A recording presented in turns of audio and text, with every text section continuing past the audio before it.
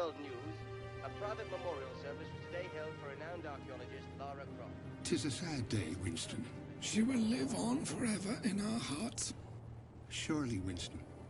And for this is but a memorial service. There may yet be news from Von Croy in Egypt. Indeed. We can only hope and pray that she may yet return to us. But I fear Von Croy, digging in the hopes of discovering her alive, may only be met with black reality. Indeed, indeed.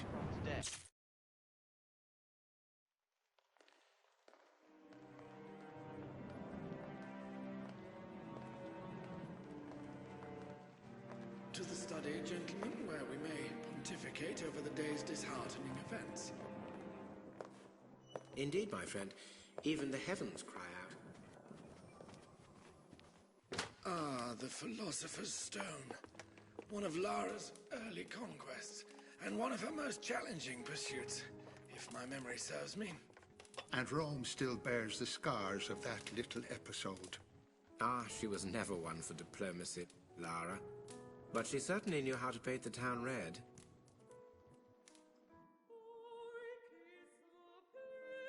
Well, god darn, ain't she just a picture? Ah, the charming Mr. Larson.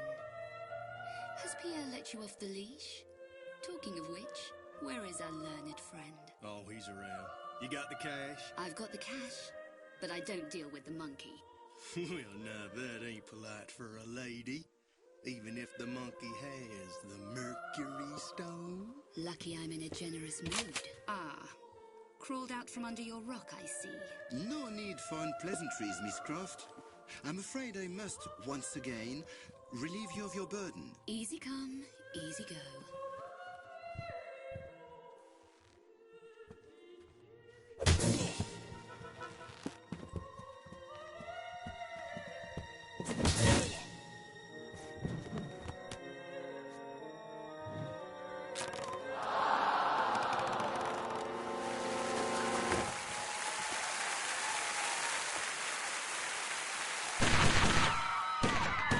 It ain't over till the fat lady sings.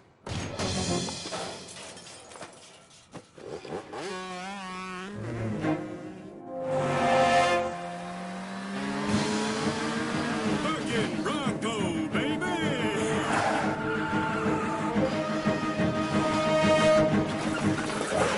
We ain't gonna make that gap, boss. We'll make it. Ain't gonna. We'll make it. What did I tell you? Mon Dieu!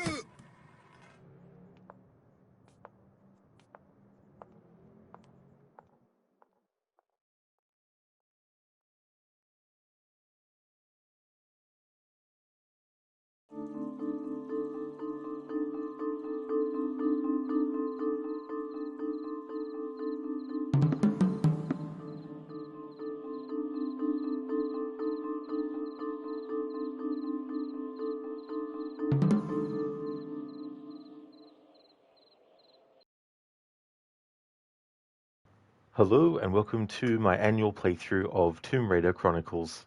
A lot of cutscenes there, but the game just jumped straight into it.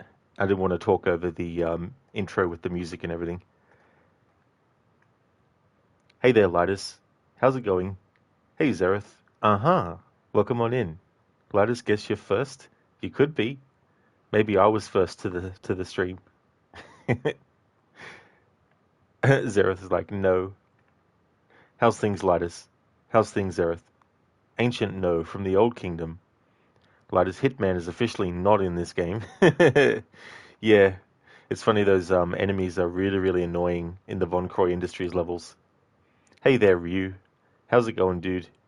Thank you, Zereth, for leaving the lurk. Thank you very much. Hey there, Fiend Zalba. Welcome on in. Good morning to you. Hope things are going well. Hey, Dr. Darling. Uh-huh. No. Hey there, Not Fry. Welcome on in. How's things? Dr. Darling, ancient aha from the Old Kingdom. Very Old Kingdom.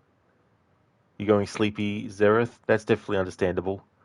Well, I hope you can get some good rest. Glad to hear that you're going well, Ryu. That's awesome, dude. Now to explain what fall hard means in the context of this playthrough. So, no safe drops from ledges, with the following exceptions. Any fall that would kill Lara, if going down a ladder is the only way to progress, or for anything that would otherwise prevent progression through a level. So if we need to safely have Lara hang over an edge to start shimmying to a spot that can't be reached without actually doing that, then we're allowed to do that. But for all other sort of like traversals, if the ledge that we're going to is lower than Lara, then she has to just basically run off the current ledge and then land on the low ledge. And health can be used. The difference in this game with the previous ones is that once you actually get through a location, meaning, for example, this first location, which is Rome, once you actually finish that, all the health and everything that you had, you lose it. So even though I can use health when I want to, there might be some points where it's really, really difficult to get through because I'll have to decide, do I use my health for this or do I wait until later? You know, things like that. So we'll see how we go. Not right. Is today Tuesday? You thought it was an Odyssey day still? Oh no, I mean, it might still be Tuesday in other places. But yeah, definitely my Wednesday game.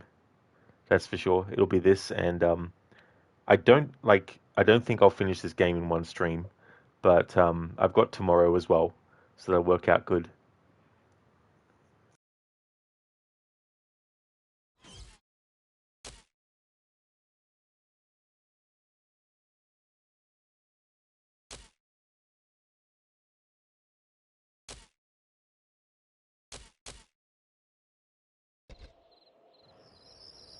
Not Fry, yeah, you figured you were just messing around. Oh, I got you, not Fry. Yeah, that's fair enough.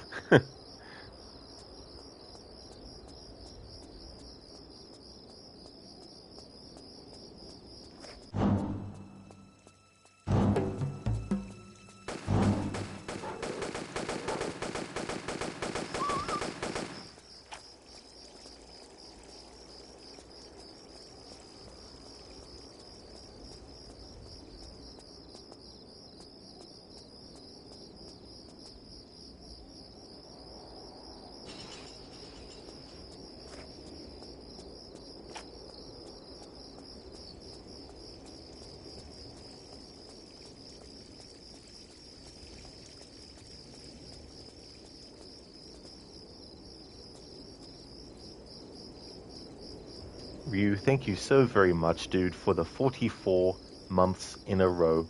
That is excellent. Thank you very much for that, dude. Muchly appreciated. 45 months, that's awesome. Thought you might share this. Thank you very much, Ryu. Absolutely. That is amazing, dude. Thank you very much. Not Fryer, the newer Tomb Raider is worth playing. You know basically nothing about the whole series lore. Well, I definitely would say so. There's definitely, and this is with any franchise, there's definitely purists that say that anything beyond, well, maybe even this game is not true Lara and stuff. Which it's fine if people have that feeling, of course. But I'm a fan of all versions of Lara. So yeah, I'm probably not the best person to ask if someone wanted to, someone wanted to know which version of Lara I think is the best. I mean, the classic Lara is definitely really, really great. I wouldn't say that the classic Lara is bad or that I wouldn't like to see that version come back or anything, but I do like the newer games as well that came out. Very different focus though, not Fry. These old ones were more focused on the maze-like areas. Obviously you have combat and all that kind of stuff, but in the later games it's really a lot of like combat scenarios. There's definitely a lot of like puzzles to solve still and all that kind of stuff. But yeah, the whole approach is just very, very different, and Lara doesn't have the dual pistols in the newer games either.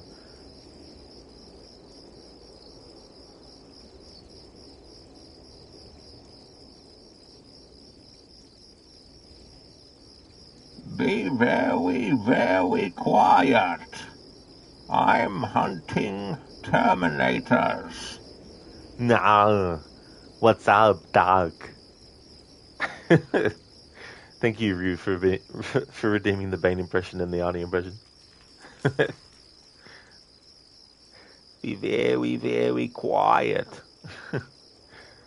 Not Fry, the newer games are on PC Game Pass, so you were wondering. Oh, that's cool. That is really, really good. Yeah, I definitely would recommend. Definitely start with the one just called Tomb Raider, because that's the first in that new trilogy, and then Rise, and then Shadow. So if you like the first one in that trilogy, then I dare say that you'll like the following two afterwards. They really add. Oh, that's the other thing. They're also stealth focused as well. Like there's stealth in the earlier games, but it was very, very primitive kind of stealth. Nothing like you would get in series like Metal Gear Solid or anything like that. They definitely tried, because this game, for example, came out in 2000, and there's a part of the game where you can knock out enemies. You obviously can't just walk up to them whenever you want and hit them. It's very specific parts and stuff. But yeah, the newer games, they give you a lot of stealth opportunities as well. Alright, Bet, thanks. You'll probably check them out soon. Oh, very nice, Not Fry. That's cool. And if you ever feel like playing the older ones, it's great that the remasters are out now as well, because it also gives the opportunity for console players who may not have actually played them at all, or if you never actually had the systems where the old school ones were on, because they weren't on like original Xbox, for example, because by the time that came out, they had already done a lot of the Tomb Raider games of this style.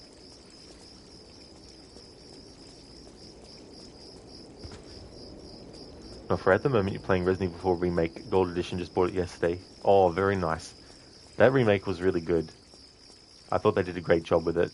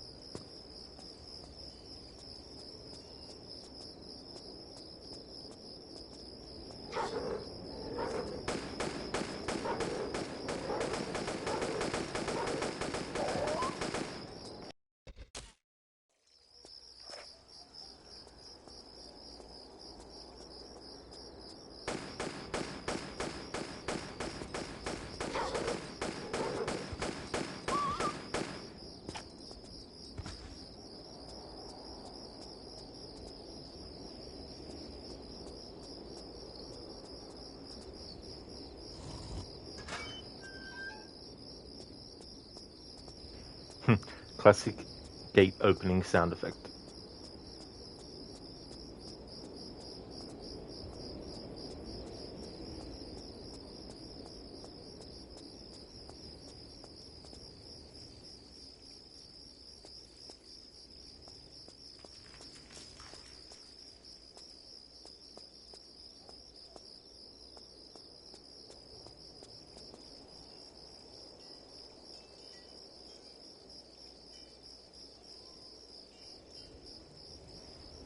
Rashid Warat, thank you so much for the follow. Thank you very much.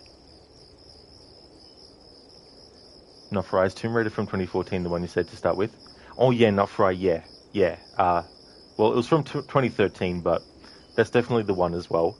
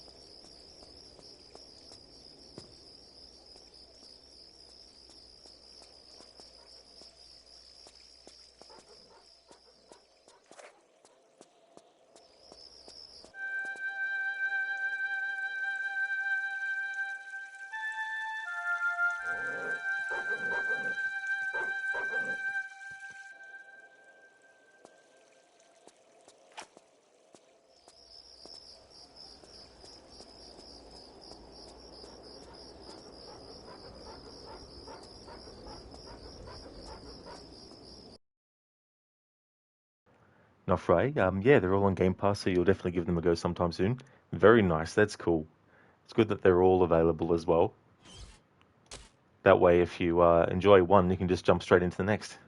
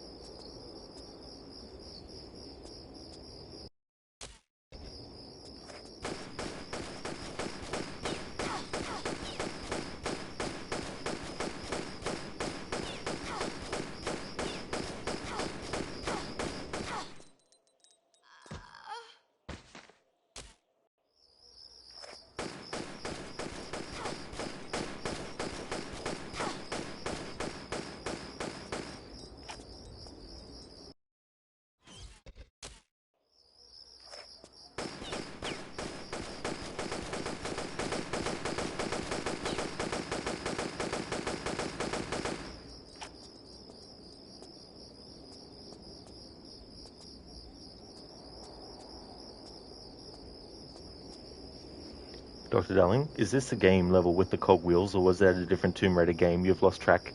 Oh yeah, Dr. Darling, so that's the original Tomb Raider, and also Tomb Raider Anniversary, the remake and prequel to Legend. Well, the remake of Tomb Raider 1 and the prequel to Legend.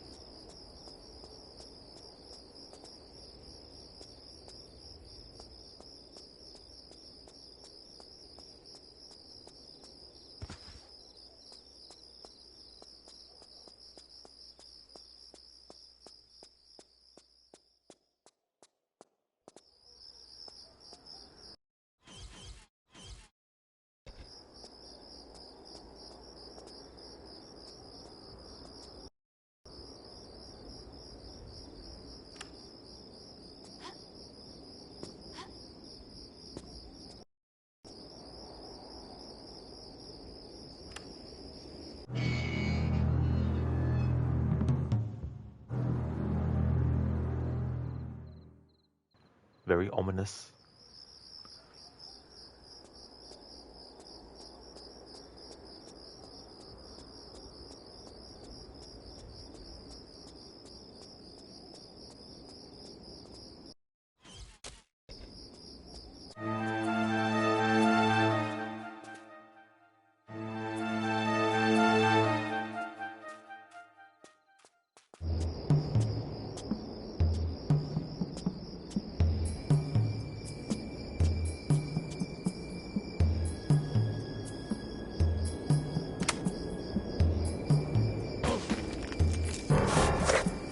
Rodents, I wouldn't wonder.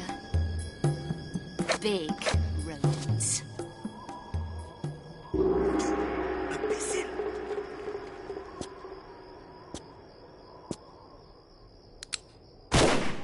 What?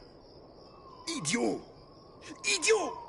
What does the cowboy hope to achieve with this mindless firing? Ain't mindless. Ain't we trying to kill her anymore then? You were kicked in the head by a horse, so the brain doesn't work correctly? How'd you know about that? Never mind. Never mind. We wait until she collects the other pieces. In this fashion, we have the full price at no extra effort. You is one clever cookie, boss. Comparatively, yes. Come, let's get off this roof, and I will buy you a milkshake. I will buy you a milkshake. The dialogue between Pierre and Larson.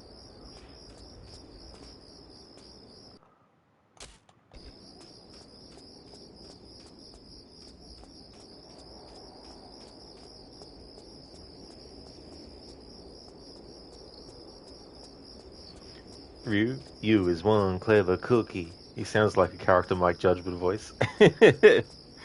Yeah, that's true, Ryu. Yeah.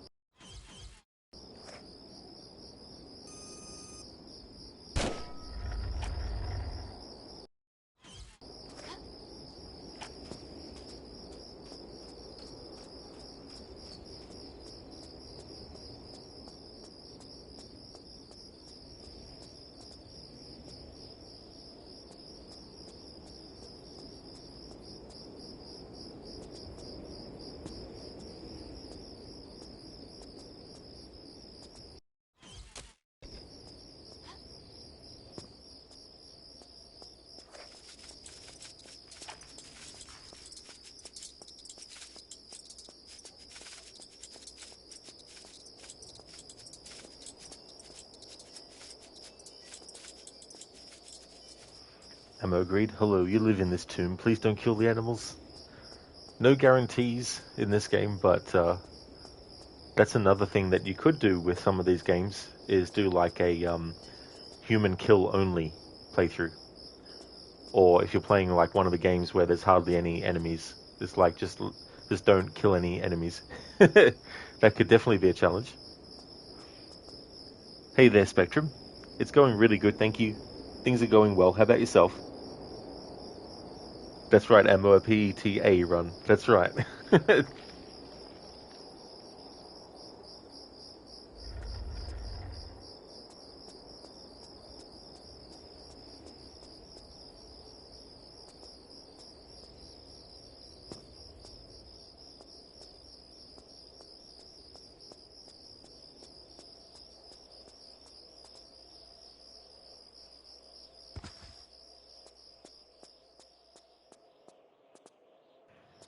Spectrum, getting late where you are, is it? I gotcha. Yeah. It's funny because, like, I was streaming Man and Medan when it was around midnight, or a little bit after was when I actually finished the playthrough. And I think you were waking up and it was morning. So it's kind of like the reverse now, although it's not morning here, but... Ammo, glad to find you live. You just came back from the bar where due too soon happened election, all conversation with political exhausting. Oh, that's fair too. Ammo, agreed, yeah. Yeah. I think it's good to be able to, you know, chill out and unwind away from things like that too when you need. It's definitely a good idea too.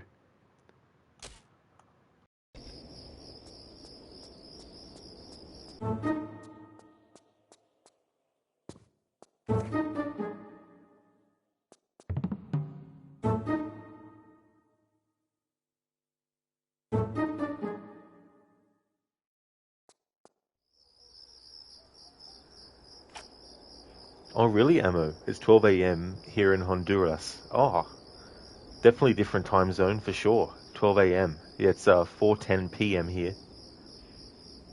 No, I honestly hate when conversations turn hella political. Yeah, you know, like I feel like there's a time and a place for certain discussions. I mean, like, it's understandable that some people like to talk about those topics as well. But I find that one of the things is it can easily turn into a argument. And I feel like arguing stuff, it can just become really sort of like antagonistic and time consuming and everything.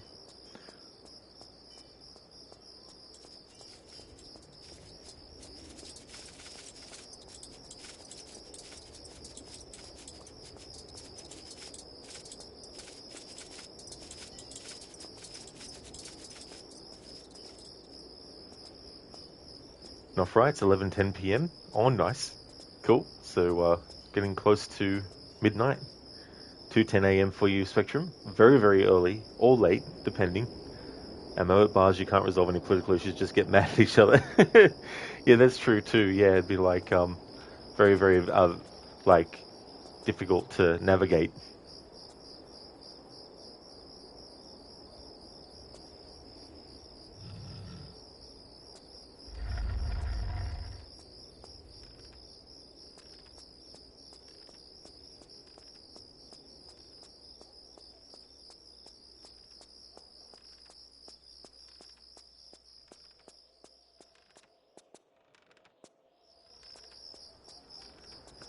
Okay, so here's an example where we can actually do the action of having Lara lower herself so that she can actually shimmy along an edge.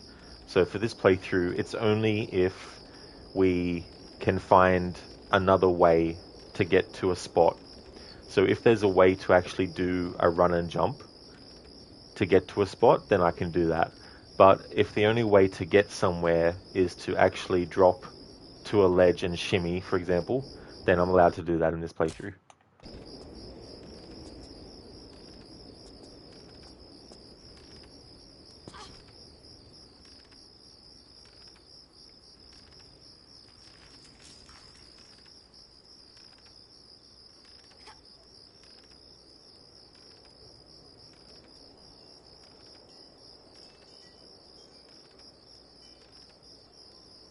It's only really if the drop would cause death instantly.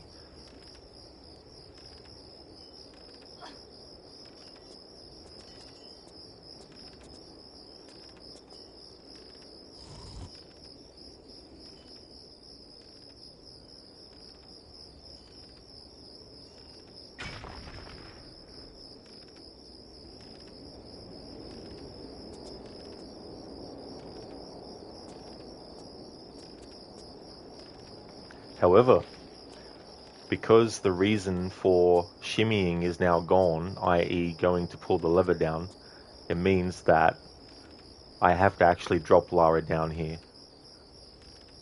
Because this is a way that I can use to actually get to where I need to go. So let's see how much health Lara loses from this drop. Not any of it. Okay, that's good.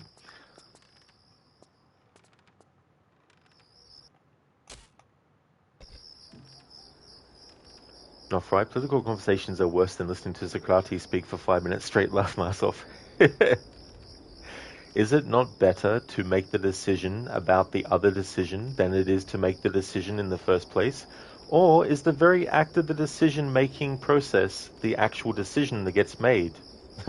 It's that kind of like talk as well that he does sometimes. Ammo, you always for film chat. Are you familiar with 28 Days Later and its sequels? How do you like zombie media?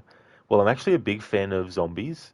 And I've only seen 28 Days Later and the 28 Weeks Later, but I haven't actually seen the new one that just came out as well.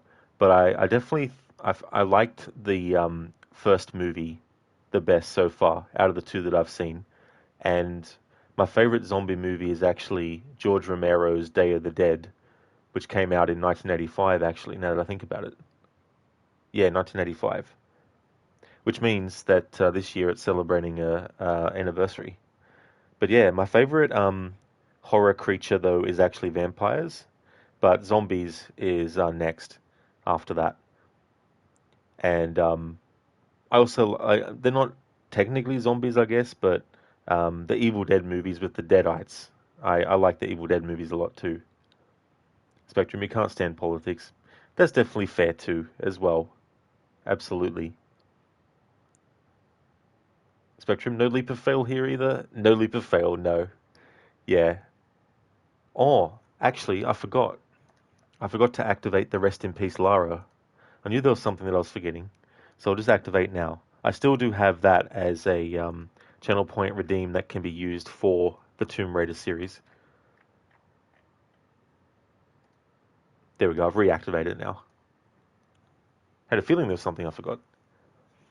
Ammo, you tend to navigate more to lyrical philosophy, which only beautifully examines the human experience, often without proposing anything. A good example is the philosophers dedicated to study the nothing and absurdism, such as Emile, is it Cioran? Cioran? The thing about absurd stuff, like, I don't know about absurdism itself, but I really do like humor that goes into the absurd. That's one of the reasons why I really like Monty Python. For example, the fact that they'll do a skit and instead of ending it with a punchline, they'll understand that the skit has gotten too ridiculous. And so to lean into how ridiculous it's gotten, they end it by having a fourth wall breaking moment where a soldier or like a general or a police officer will interrupt the skit and basically say that they're shutting down the skit because it's gotten too ridiculous. You know, I just love absurd humor in that respect too, as well.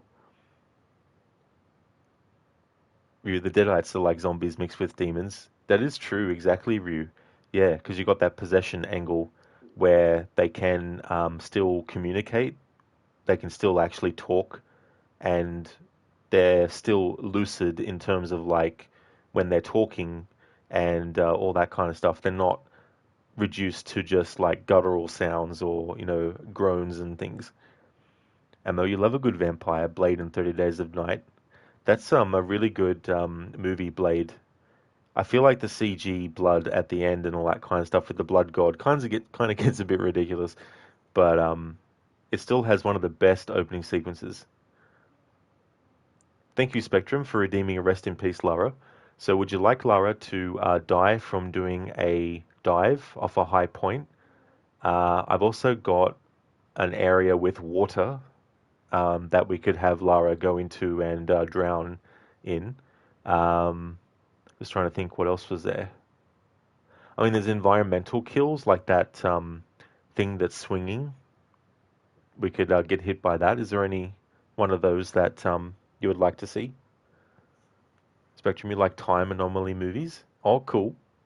Yeah, time travel is one of my interests. I love time travel in fiction.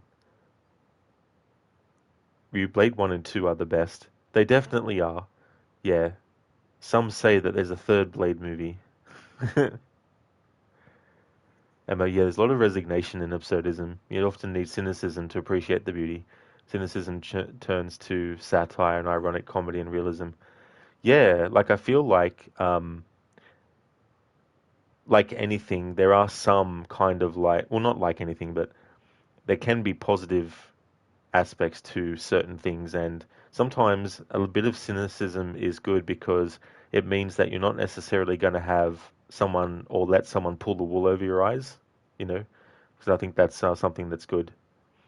The swinging thing, Spectrum, excellent. We'll get Lara back to that spot.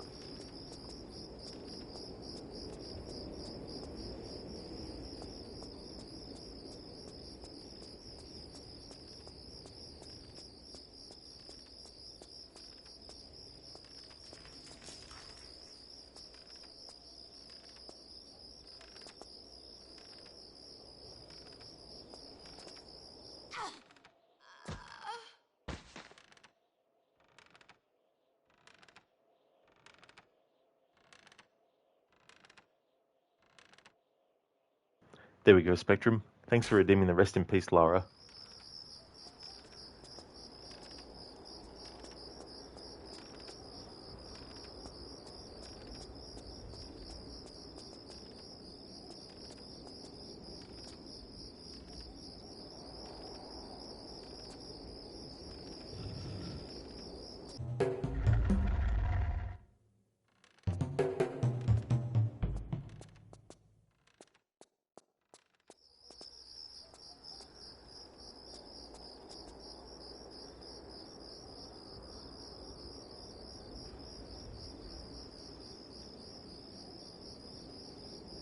Oh yes, Spectrum.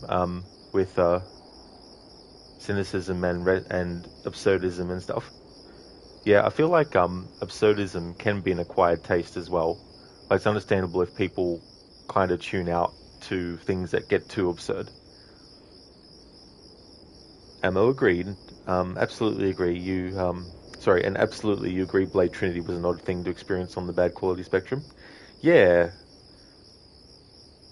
I always thought, though, they still could have actually done a Blade 3 and called it that, because, you know, Blade Trinity isn't called Blade 3. Obviously, Trinity means 3, but still. Be like, just ignore that it didn't happen and just call a new movie Blade 3. Spectrum, you thought that she was going to get squished. Oh, I can definitely do a different one. If you wanted something that was a bit more dramatic, we can definitely do, like, the dive with the neck break if you wanted.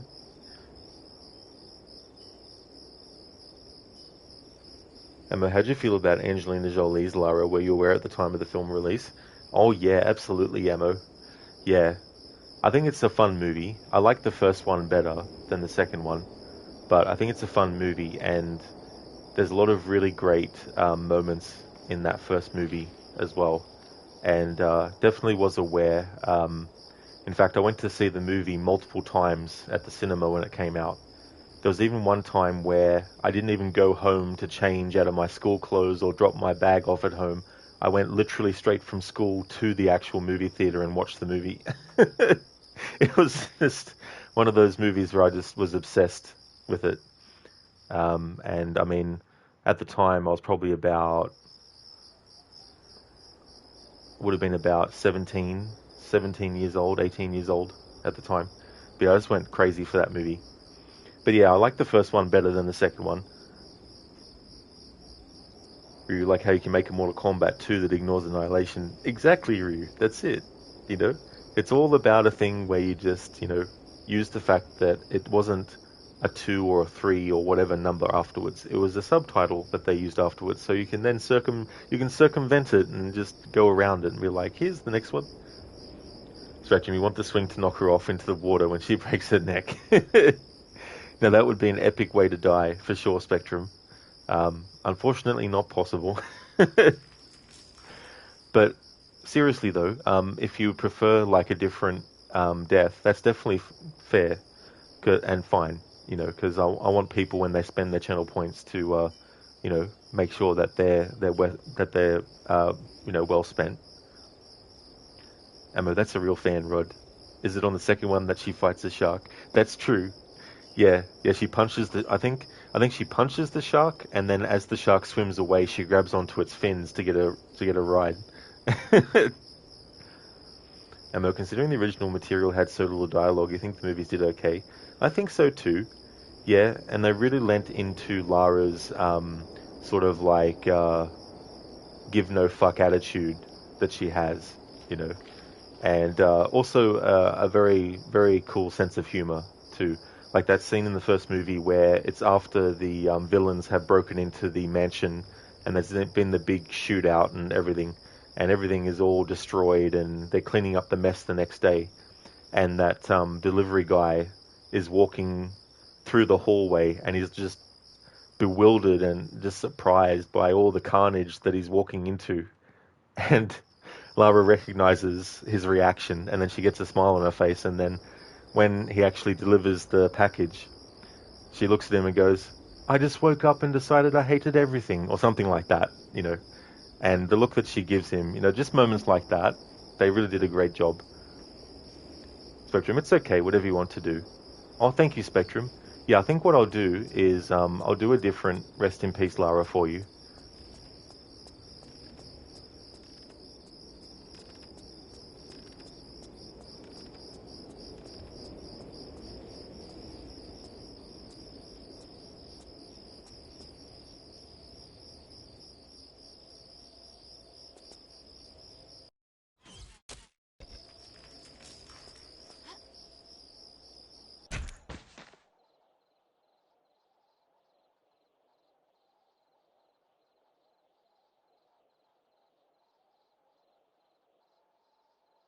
There we go, Spectrum. That one had a bit more crunch to it.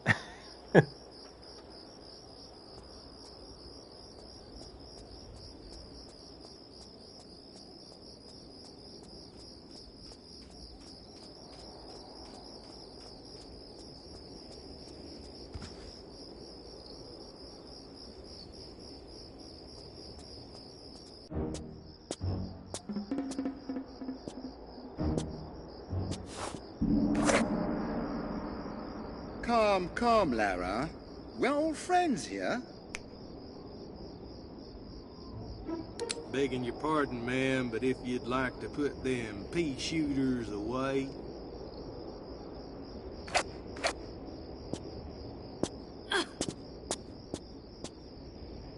Now, the second stone, if you please, Miss Croft. Come get it.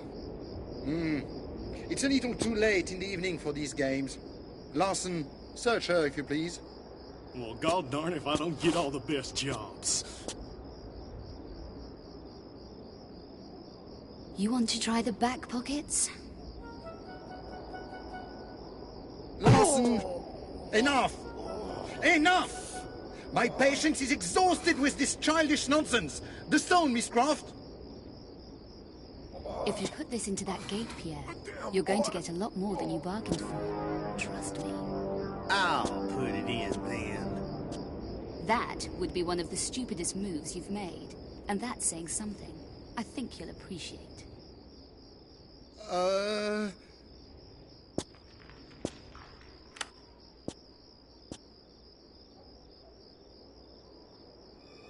A nice try as always, Miss Croft. Wait for it.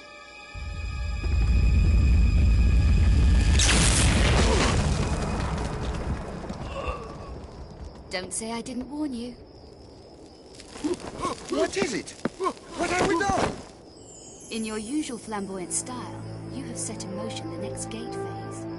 Next gate phase? If my memory serves me, the gate has realigned itself. And if it does not receive 2 stones in the next few moments... If I was you, I'd grab your Cro-Magnon cowboy over there and run as fast as your little legs can carry you. Au revoir, mon cher.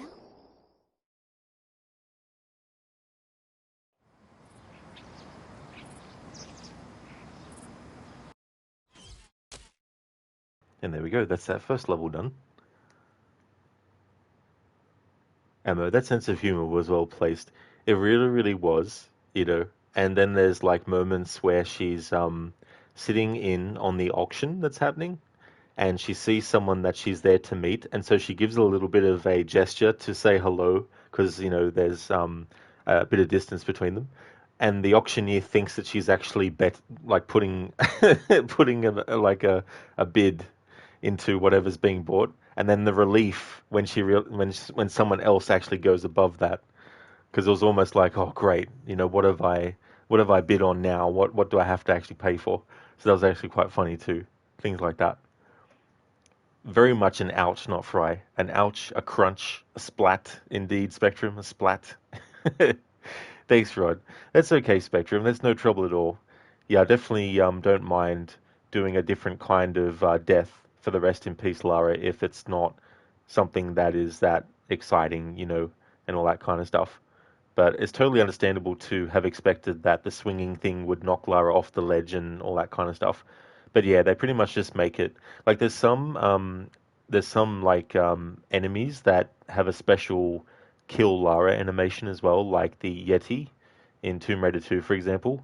They'll have a special kill that they do to Lara when she gets killed by them and stuff. But other stuff is just pretty much she just collapses in a heap.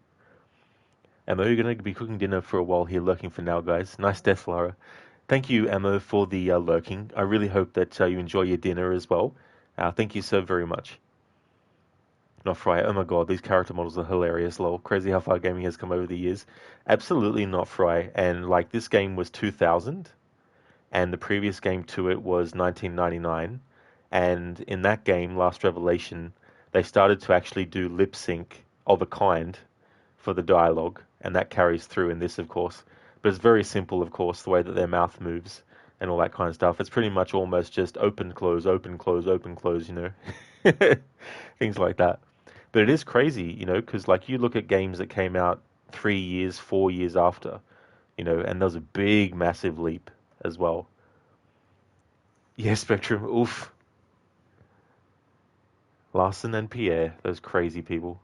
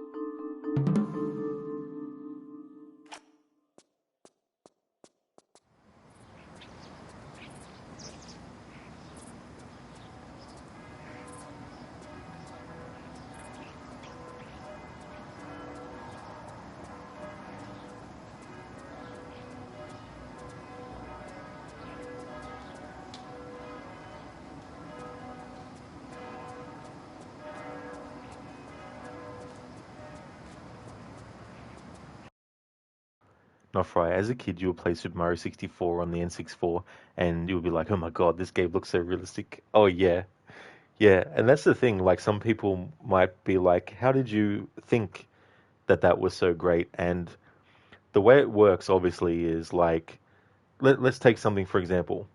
Um, when you have the best of something at any given time in present time, you don't yet have the 10, 12, 15, 20 year later tech or whatever it is at that point in time. You only have what you actually have, you know. So looking at what you have, it looks really, really great, you know. But another 20 years on, when you look back, you'll be like, oh, you know, that's very, very old style thing. But at the time, it was like very, very like great, you know, and advanced and all that kind of stuff.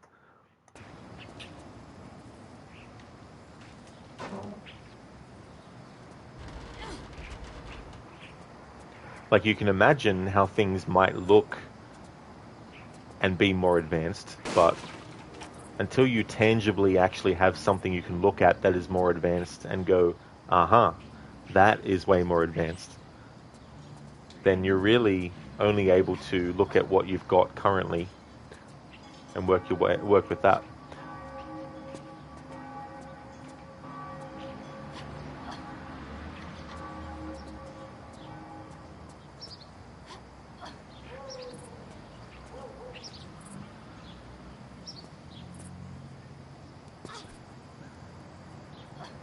Oh, it really did not fry. The N64 had some hella fun games. It really, really did. A lot of classics as well.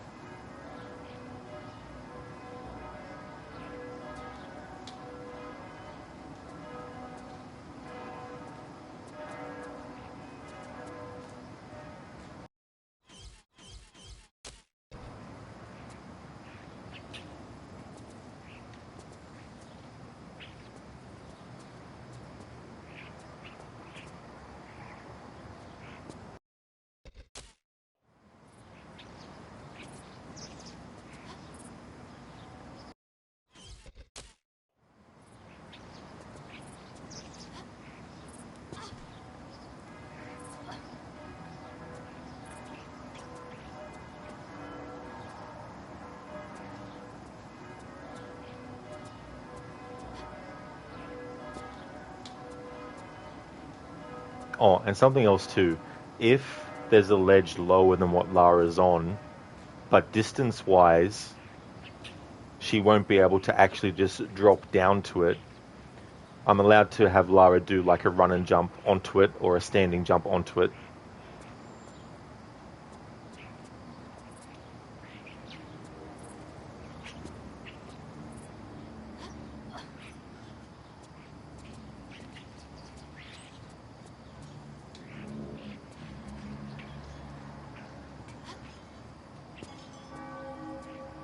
Not Friday, there was this game called Winback Covert Ops. It was the closest thing you'll get to Metal Gear Solid on the Nintendo 64. Game was fucking fire, laughed my ass off. Never heard of that one, actually. I don't know if we got that here in Australia. We might not have, because that happens too, or it did happen back in the day. Some regions would get some games, and we'd either get like another version done for us, or it would just not come out.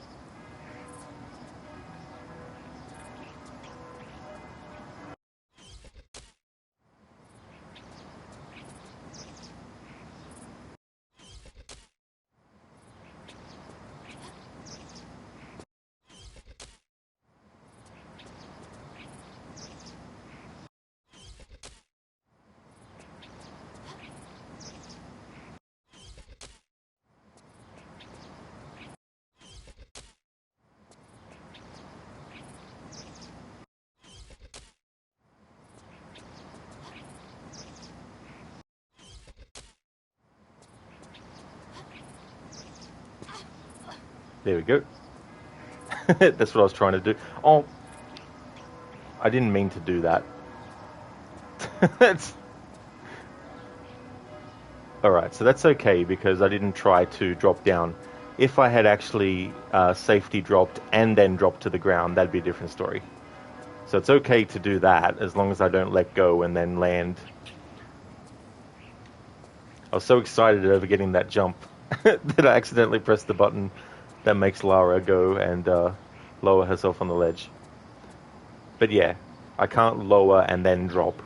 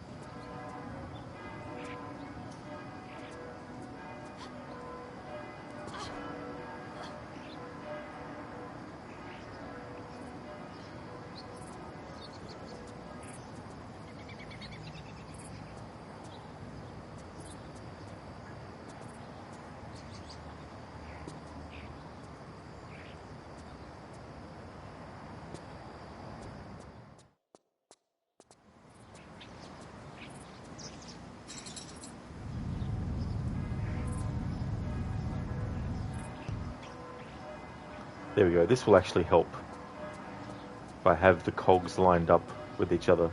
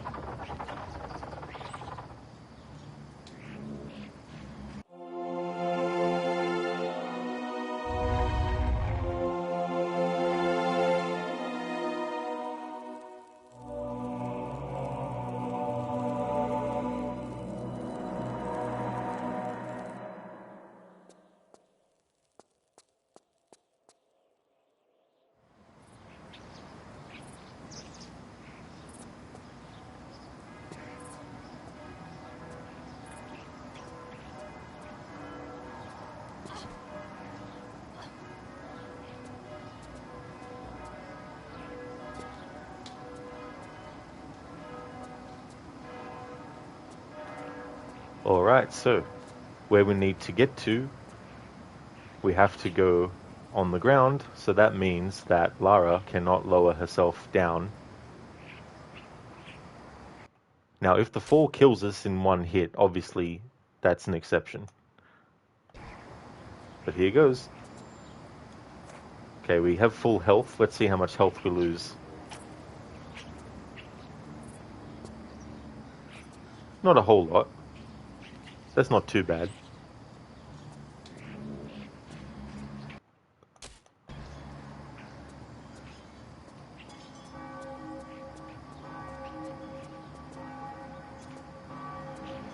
The other thing about this challenge is that on paper it might not sound that challenging, and hey, it might not even be as well.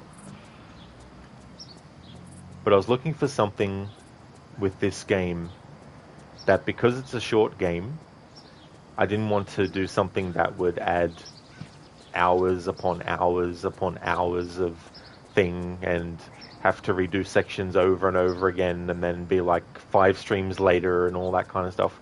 So I wanted to come up with something that was a bit casual, but it is also a experiment that I'm doing as well, because a longer game in this series with a lot more complex kind of like jumps that you need to make and progression and traversal, this type of challenge might be more difficult. So in a way, this is also like a bit of a experimentation with this kind of challenge, and also like a bit of a practice or a test of how it could be done with other games in the series.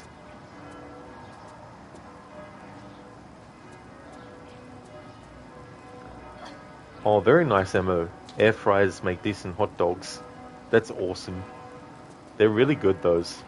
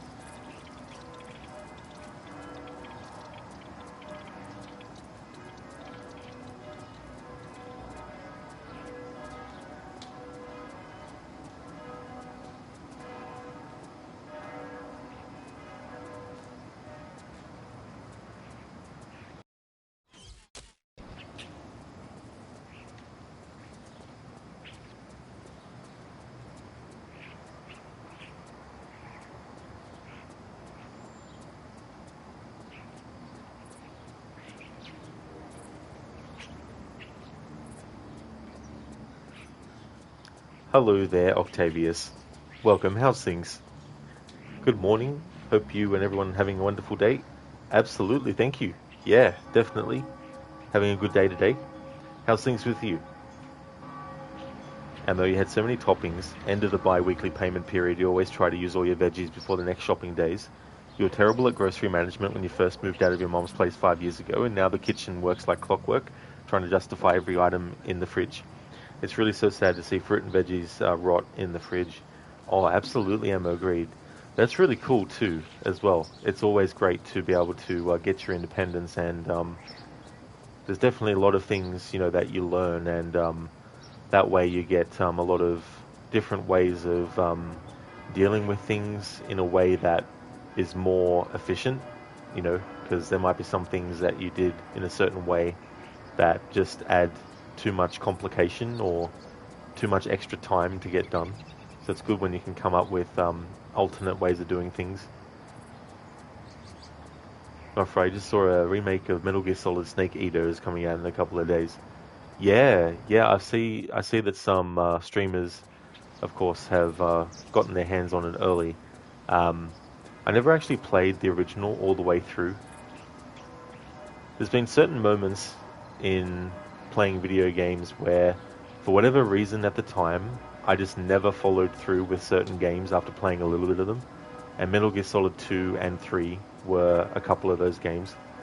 Not that I could say that they were bad games or not, but for whatever reason, back in the early 2000s, like there was just some games that I just tried, and for whatever reason, I was like, and just played something else. So I don't really have as much of a kind of like nostalgic connection for Metal Gear Solid. I mean, I really liked the first one, and it was the game that made me want to actually get a PlayStation 1 and all that kind of stuff. But I'm not really like a die-hard Metal Gear Solid fan who's been chomping at the bit for a remake of, of certain games and stuff. But I mean, hopefully it's a good one, especially if people were fans of the original.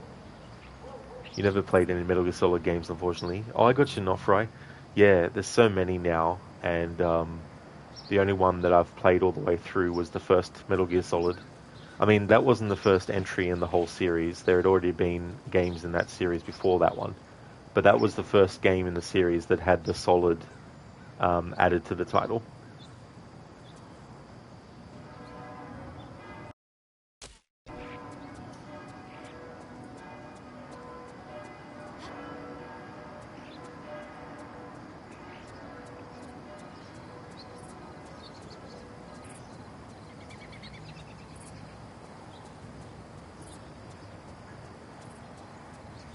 Emma, wow, that's interesting, Rod. You were subject to Metal Gear Solid 3's charm on the PS2. Oh, cool. That's good that you enjoyed it and that you played through it as well. Like, the setup seemed interesting too, being set... Wasn't it set in, like, the Cold War era as well? I mean, that spanned quite a few decades, but more the early point, I was thinking. 4 and 5 really threw you away, honestly. Kojima is an interesting director. Oh, yeah. Yeah, and he's definitely gotten a lot of recognition, not just within the video game industry these days, but also, Hollywood and all that kind of stuff. And I mean, he's definitely been a big fan of movies for a long time, and that'd be probably a dream of his to be able to, just go to events and stuff with, movie directors that did movies that he probably really enjoyed, and all that kind of stuff. And oh yeah, it's about the nuclear race. Oh yeah, yeah. So would that put it in like would that be in the 60s?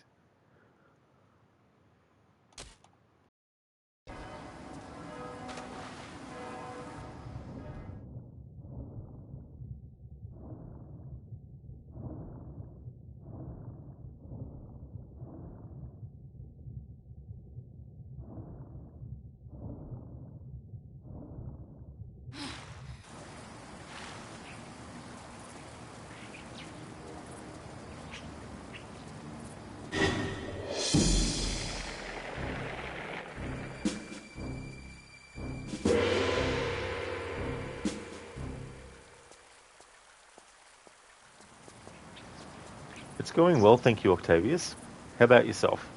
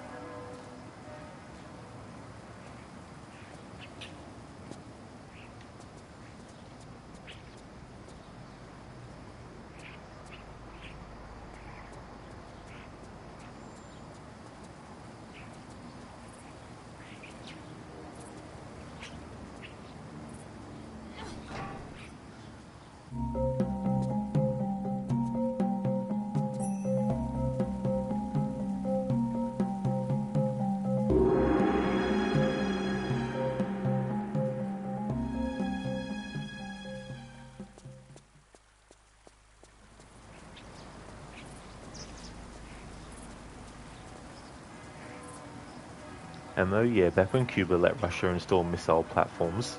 Oh yeah, so it covers all that as well. Octavius, not so good, but you're looking upon it. Sorry to hear about that, Octavius. Hopefully things improve for you soon, and quickly as well. Holy fuck, insta-kill. Absolutely, yeah. Yeah, that big floating head statue laser eye shooting... sort of like, not really a boss, but kind of like a mini-boss. And oh, indeed, you're first exposed to the Tomb Raider games way later than this game, PS3 Survival Tomb Raider Reboot. That game has extremely gruesome death scenes. You're not wrong there. Oh, absolutely. They definitely really do. A lot of the spike deaths too.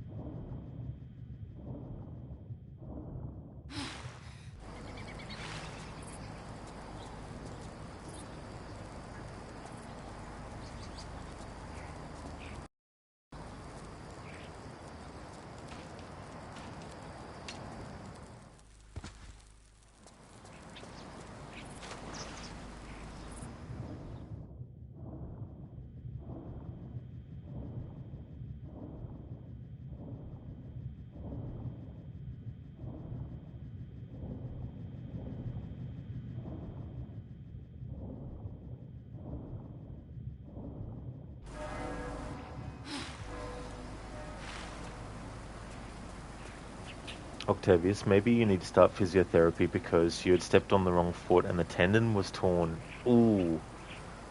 Sorry to hear about that, Octavius. Like, I hope that it'll heal well, but at the same time, like, having to go through all that, I hope you get some really good physiotherapy and that it really helps a lot. Did they give you any sort of indication of how long? Ammo, the machete deaths are the worst. Oh yeah, Ammo, like that part where you get hung upside down and then the enemies are shooting at you. Like if you let Lara just get killed by one of those dudes, it's very brutal, like slices her neck with the machete. Like that was a really, really brutal death. Octavius, big W for you. Yeah, it's really annoying when like stuff like that happens too, because you know it's not something expected, you know. And you were impressed by the similarity to Uncharted, also going paranormal at the end, but seeing the Tomb Raider original games, you can see that they were way before Uncharted's take. That is true. Yeah, and there's so much stuff that even the old school Tomb Raiders took inspiration from, and things that are in a related way.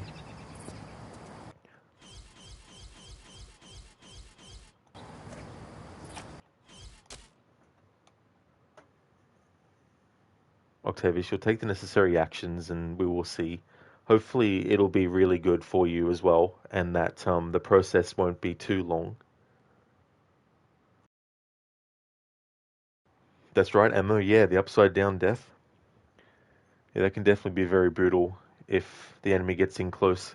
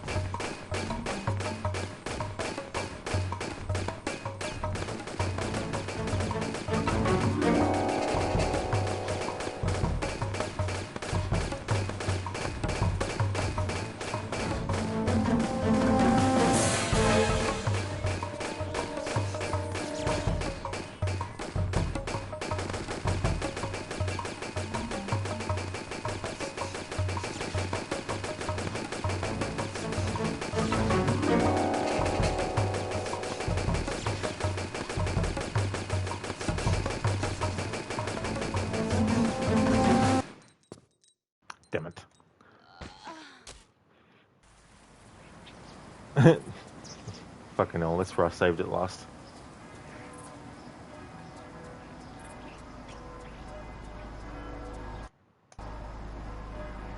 Octavius, did I have any injuries? Nothing that was like major or substantial that took me out of action for a while or anything like that. The only thing I've actually broken in my entire life is my nose. That's all. And that was when I was really young.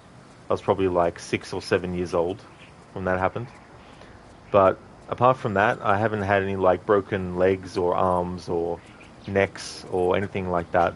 Like I've had, sprains of ankles and things like that too.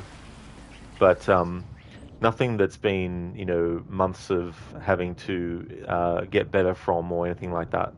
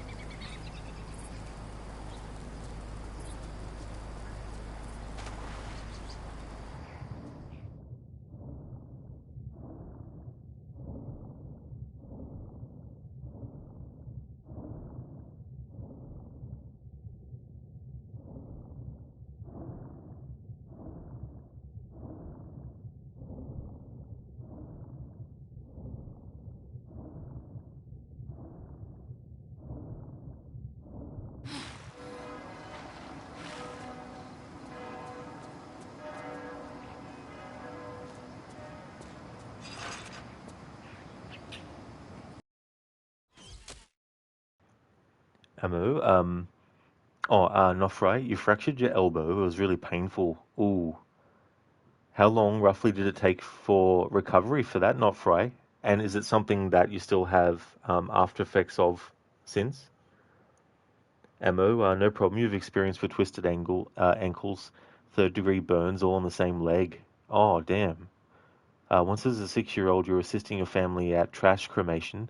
Due to living in a rural area at the time, you didn't have cleaning public service, so you would light a pit and burn the trash in a residence you inhabit as a perk of your dad's medic position.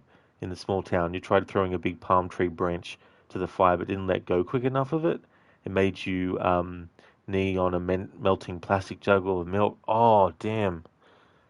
Fucking hell. Luckily your mom was a nurse, your dad a medic, got taken care of swiftly. That is really, really good. Absolutely, because that's the other thing, isn't it, with things like that? Like, having the thing happen is bad enough, but it would be terrible to have on top of that not being able to get help in a amount of time that will actually, be very, very helpful. And the second time you crashed your motorcycle a year ago and you burned yourself with the exhaust pipe. Oh, damn. I hope that, you've been able to recover as well as you can from something like that. Like, I've never actually crashed a vehicle or anything, so I don't know what that would be like, apart from imagining how painful it might be, but never had experienced. Not afraid. I don't remember exactly how long recovery took. It happened when you were like 16, lol. But yeah, you still get aches when it's like really cold or something. That's totally fair too. And so much can happen in those many years since as well. And yeah, but that's still annoying, I imagine, getting the aches and everything when it's really cold.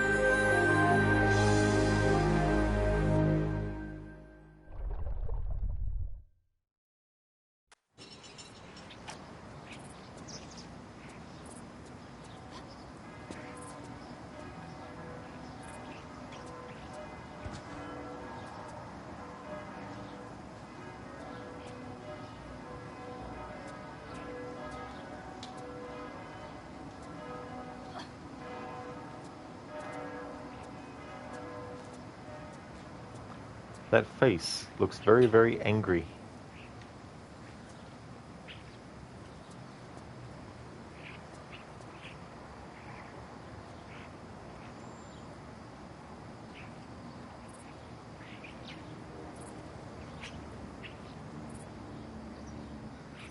Not right. Oh, and you can pop your elbow just by stretching your arm out. Oh, can you? I wonder how that would feel like. Ammo you have. There's a lot of flinching when you first go as a passenger in a car.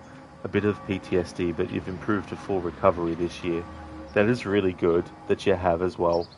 It's always good to get those results.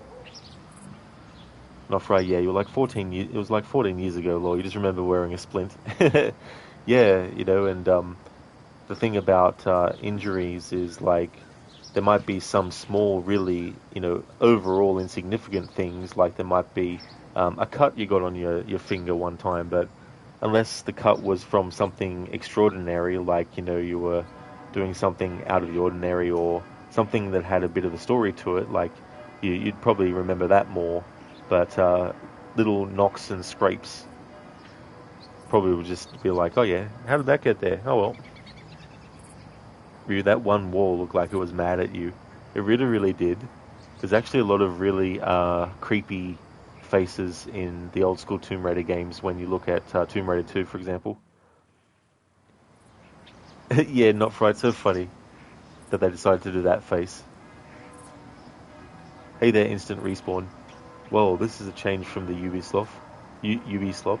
That's true, instant respawn. Yeah, yeah. No, not just Ubisoft games on the channel. Big fan of Tomb Raider. So I like to do an annual series run of all the main ones anyway, of which there's 12 main games in total. So this is the 5th one out of all that. So making the progress. But I do need to get through all the games before the year ends, because that's kind of my own personal deadline I put on myself for my annual playthroughs. Not afraid, yeah, you crashed hard as fuck off your bike and it hurt hella bad to move your arm normally. Ooh. Yeah, that's the thing too. Like sometimes these things just, you know, happen because it's not always because a mistake was made when doing something. It can just be some random extra element can come into play that causes things.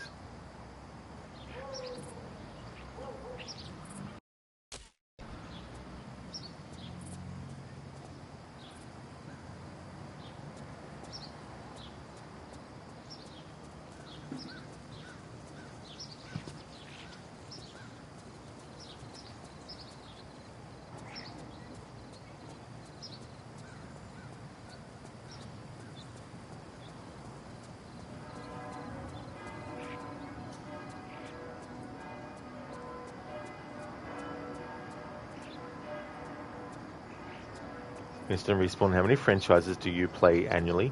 Sometimes it's maybe only some games in the series, or it might just be if there's only like, you know, one game, I might do some annual playthroughs and stuff. For example, GTA 5, like I don't do annual playthroughs of GTA 4 or the other games in the series, but I do have GTA 5 as one that I like to do, make sure I do annually. But you've got Assassin's Creed, Watch Dogs, Tomb Raider. I like to do them annually. It's not all the games in the series, but I like to do Deus Ex, Human Revolution, and Mankind Divided annually as well. Alien Isolation, definitely like to do an annual playthrough of that. Sometimes I don't call them that, but technically they are, because, you know, it's taking place in the current year. But there are a few, and Red Dead Redemption 1 and 2, definitely like to do annual playthroughs of those. But I don't do Red Dead Revolver annually, though, for example.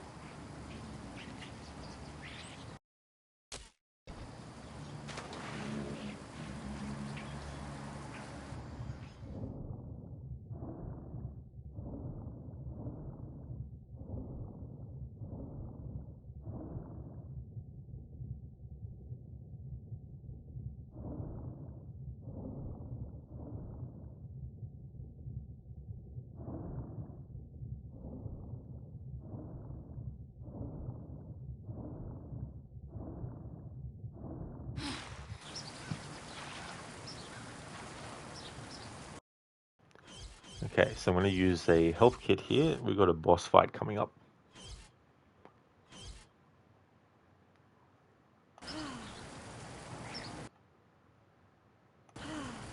Use 2 of those.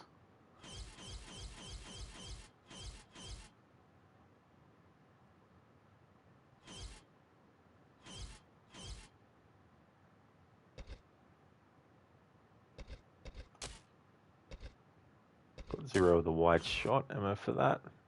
No. Okay. Alright. Make a save. Ammo, you love the system, Rod. Hope you don't compromise your gaming desire and actually replay the franchises that you deem worth it. Thank you, Ammo. Yeah. Yeah. There's definitely games in a franchise that I don't do annual playthroughs of that I'd like to, especially if I end up liking it. Like, for example, Deus Ex, the original. I've never actually played that before. I definitely want to get to it eventually. It's actually been something I wanted to play for at least the last couple of years. Hey, Ben Darren. Welcome. Oh no, I forgot to mention Splinter Cell. Yeah. And speaking of that, I want to do that next month. Do my annual Splinter Cell playthroughs. But you're right, Ben Darren. Splinter Cell's another franchise that I like to do annual playthroughs for. How's things? Instant Respawn. Damn, you picked all the big games. That list would give you anxiety if you had to do them all every year. Yeah, it can be like trying to figure out what kind of playthrough to do too, as well.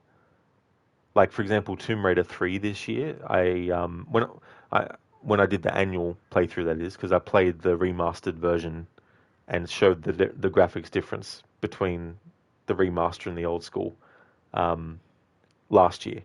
But with that game this year, I just basically played through normally. I didn't have a challenge or any focus on it because I knew that it would take a while. It's pretty difficult game at times, so I thought, nah, the game itself is difficult enough. For the time I had, like if I had more time up my sleeve, then I could have done something for that too. But that's also another thing, just trying to pick my battles as well with what I'm doing with the games, what I'm deciding to focus on or not. Oh, glad to hear that, Ben Darren. That's awesome that you're going well. And Tomb Raider's going well too. Yeah, we're in the second level of the game, but we're almost out of it. We've got a bit of a boss fight coming up with this 3-headed dragon thing. But yeah, it's going really good. The plan is to finish this game tomorrow. It'll probably take me 2 streams. Ammo, is it everything stopping on its track at GTA 6 release? I mean, maybe. There's probably going to be a lot of people that will call in sick to their jobs when GTA 6 comes out and all that kind of stuff. But I think a lot of other, game companies and stuff are probably thinking, we should wait until GTA 6 comes out before we decide if we want to release ours around then. Ben Darren, unfortunately, there are probably more good games than we have time for, but a good problem to have. Imagine the opposite. That is true too, absolutely, And then there's some games that we'd rather just rush through as well, or some aspects of them that we would rather just quickly get over and done with, even if everything else we like. Like, for example, this game, I like it, but I think it's the weakest. It's even one of those games where I don't really like to play it more than once a year. I think that's enough. However, this year I might make an exception because it celebrates its 25th anniversary. Ammo, what about your regular content? Will it be impacted by GTA 6? Not really, Ammo. Yeah, I mean, most likely when that game comes out here in Australia, like the base game will probably be $120, $130 or something. I wouldn't be surprised. A lot of games now are coming up to that price when they first come out here in Australia, so yeah. Which will make it tough to avoid spoilers, but I mean, it is what it is. It might take me, 6 months to a year after it comes out before I actually play it. Because I think when I got to GTA 5, it was about 2016, because I also wanted to wait for the Xbox One to get the Xbox One version, and all I had at the time was the Xbox 360. So I was like, nah, GTA 5 is a game worth waiting until I had an Xbox One for. And Nintendo already went 80 USD for Donkey Kong. Yeah, they've definitely been expensive here too. I mean, it's not just Nintendo as well. Like $100 was really the maximum for a long time, except when they started doing special editions of games. Then it would be even more than that. But now they're getting to the point where some of the prices for special editions years ago are now for the base game price. And you also think Mario Kart, oh yeah, those games definitely will cost. And I think stores and everything like to still sell them relatively at full price as well.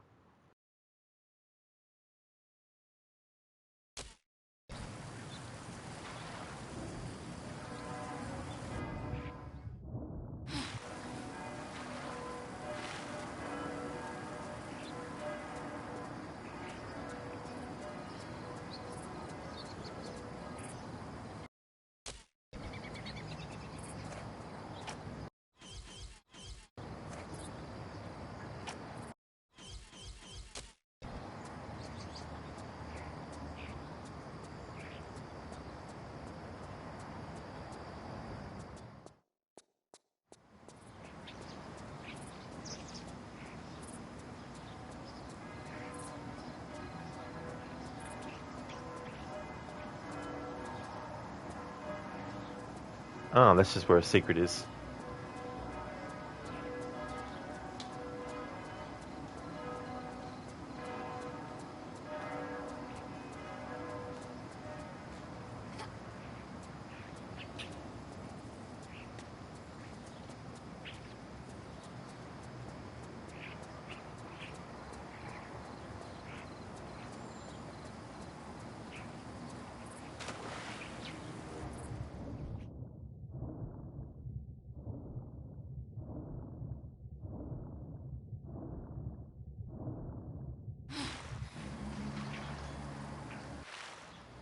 Come out, wherever you are.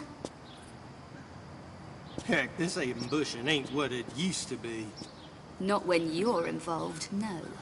Practice makes perfect, I'm reckoning. Whatever. We seem to be missing someone. If you's talking about Frenchie, he's kinda indisposed. And you thought you might just help yourself to his share of what's behind that gate? Unless, of course, this is just a social visit. Well, you know I's always pleased to see a little belle like you, Lara. Be more pleased to see that last stone, though, if you'll be wanting to hand it over.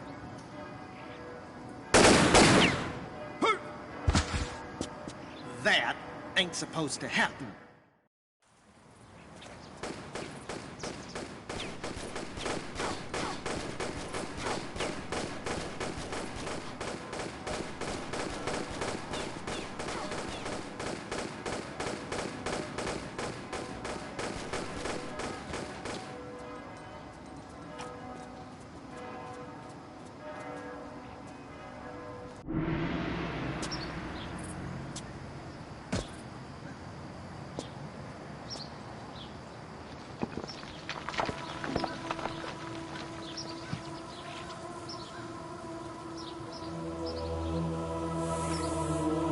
Larson, behind you.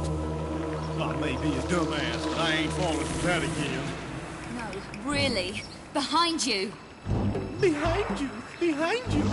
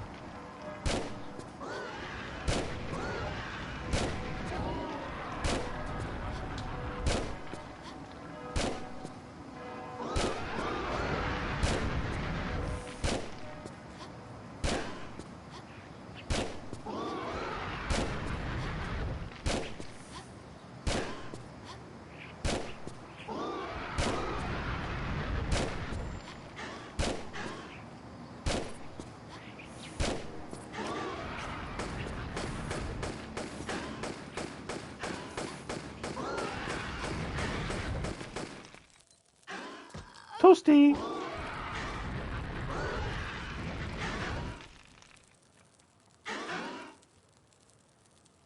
Instant Respawn, you haven't bought a new release game for myself since AC Odyssey?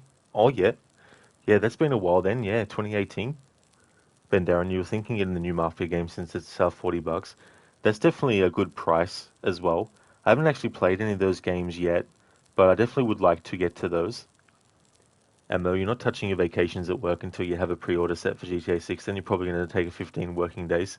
Oh yeah, they'll definitely give you a lot of time to play the game and maybe do the story, but also explore the game world, because I imagine there's going to be a lot of things that you can do as side content as well. Instant Respawn, most of the time you just rather let all the bugs get cooked out, tired of being a tester if you're paying full price for a game. That's definitely understandable. It's a good idea to do that. And in the meantime, it can also be cheaper when you get around to buying it. Bendarren, true, buying a game at release now means you will most likely not have the most optimal experience. You always wait 3 to 6 months for the patches, lol. Yeah, it is a shame that those patches don't get done before the game gets released, you know what I mean? But yeah, that's a good amount of time to wait. Ammo, you don't think that there was ever a case for a Rockstar game, always fully cooked games? Yeah, and there was a certain point where they really, really went in for very detailed environments and all that kind of stuff too, as well. Hey there, Extreme. Good morning. How's things going?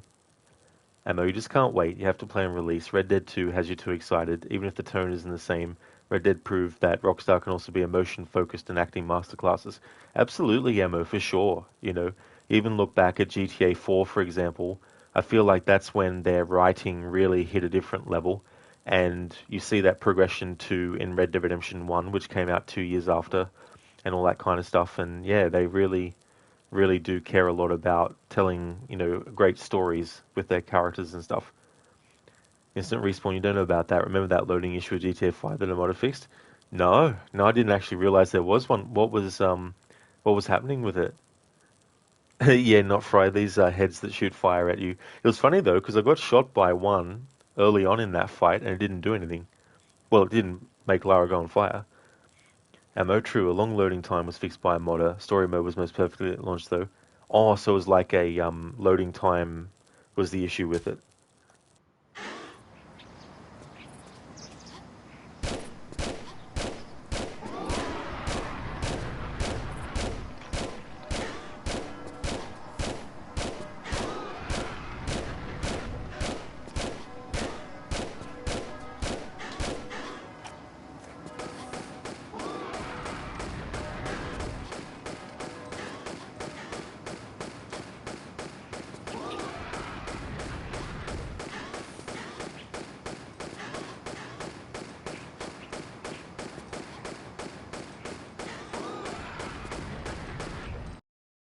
Actually, I might not bother using the revolver for this fight.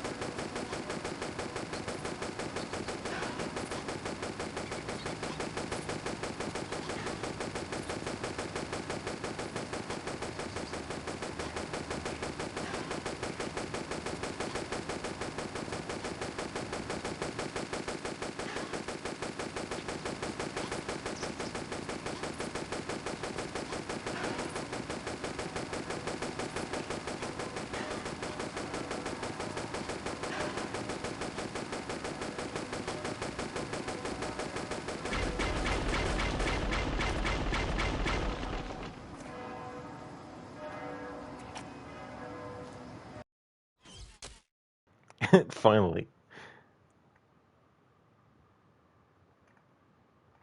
Ammo, the Rockstar launcher was prioritizing loading stuff that made the load times extremely long. Even today, GTA 5 Online loads extremely long. That is certainly a weak point. Hope Online comes with the PC version so you have some time to dedicate to the story mode only. Yeah, that'd be the big thing too. Like, especially online, you want the loading to be as quick as possible so that you can just jump straight into it. Ben Darren, what is the opinion here? Play Red Dead 1 first, then Red Dead 2, even though Red Dead 2 is a prequel?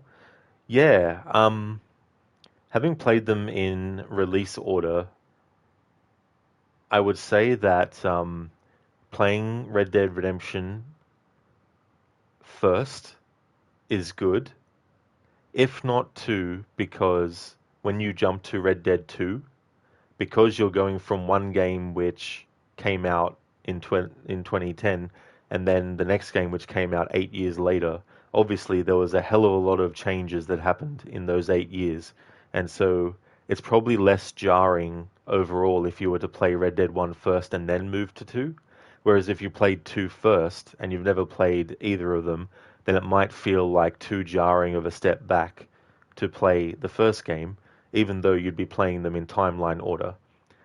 But I like to play them in timeline order when I'm doing playthroughs of both games. Ever since I tried it that way, I really enjoyed it.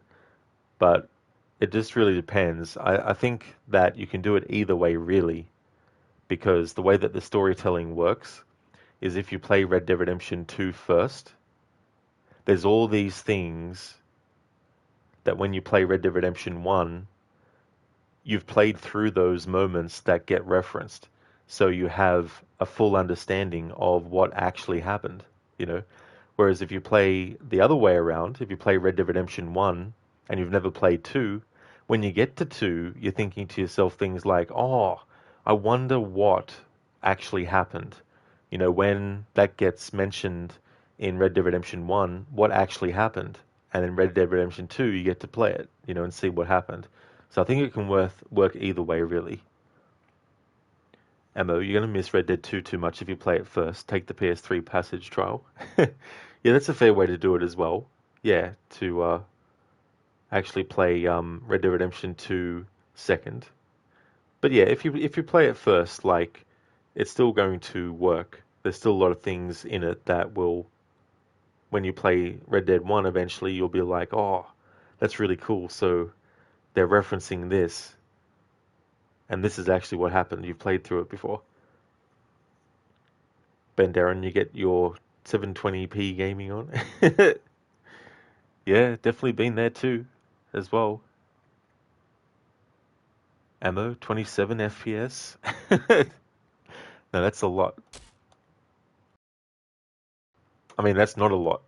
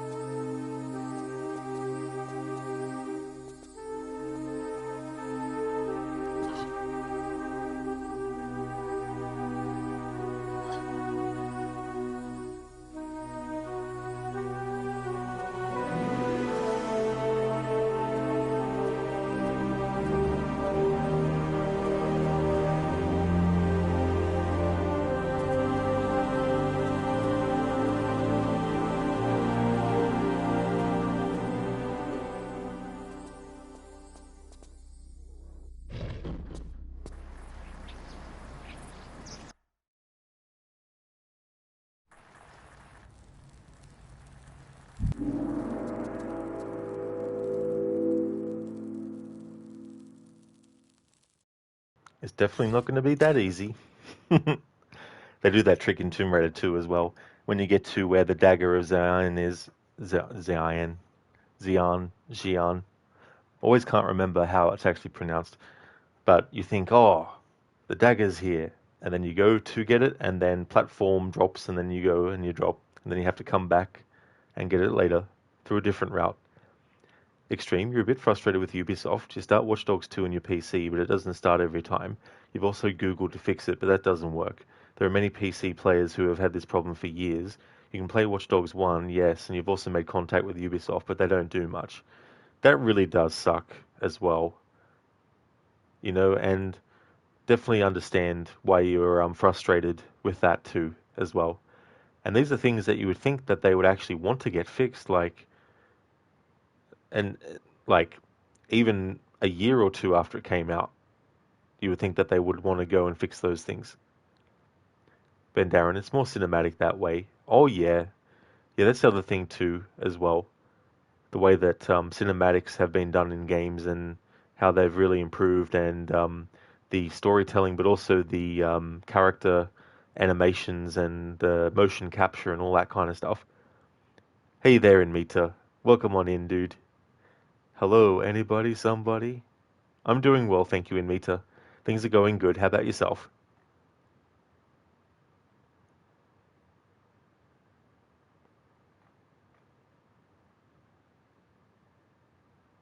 Emma, yeah, playing Red Dead 2, one makes a few characters in Red Dead 1 more exciting. You think it's retroactive.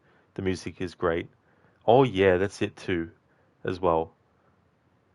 Also characters that you get to see in a very different perspective in one game versus the other. Yeah, the music is great for sure. Absolutely. Antagonists wise. Oh yeah. Micah Bell is such a piece of shit. Ben Darren, you think Remember doing a soundtrack playthrough of Tomb Raider games pretty cool? Yeah, I've done it so far for Tomb Raider 2013, as well as Rise of the Tomb Raider, for their anniversaries. Let me see. I don't know if I've done it for any of the earlier games, although maybe I might have done. Because the earlier games in any series that I want to do music-only playthroughs are pretty tricky, because not all games gave you the option to isolate the music separately from the sound effects and dialogue.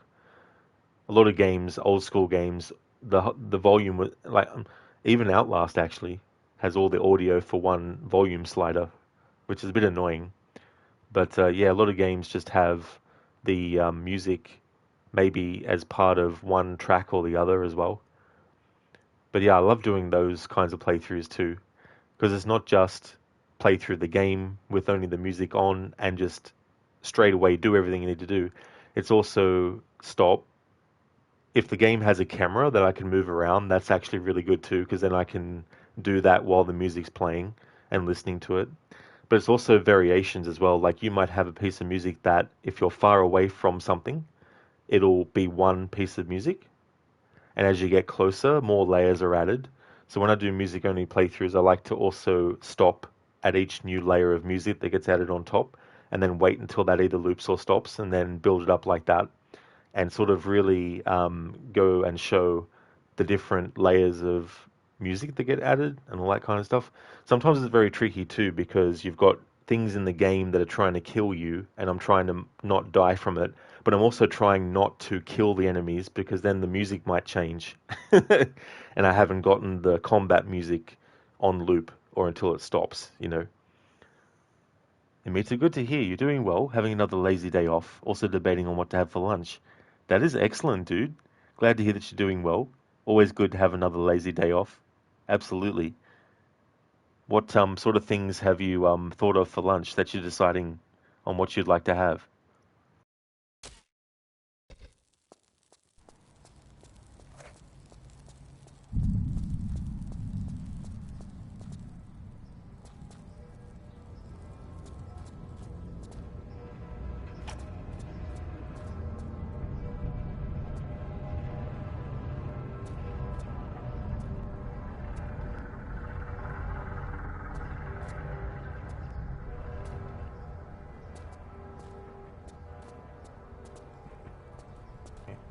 That's just a secret.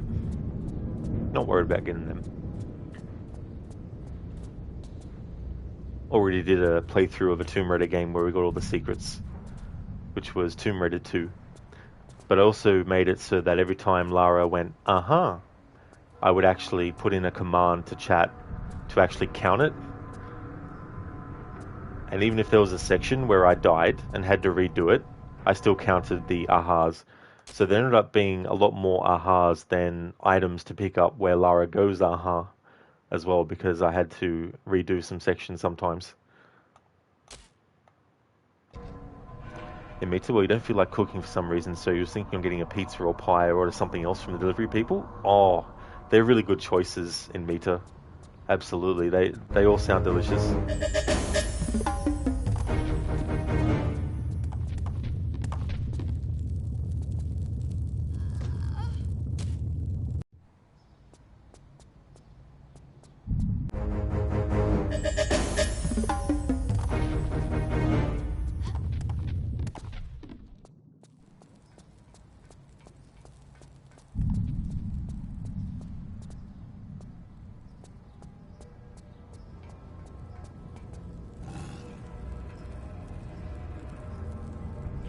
Hey there, Kesmond. How's things?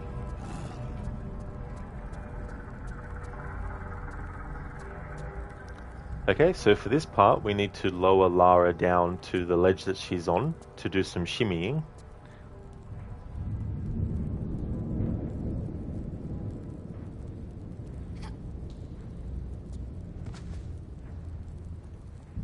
Alright, so I didn't actually consider this, but I'm going to make it that in alcoves like this, where you have to get down, I'm just going to do the roll out and not the spin Lara around and then lower herself down.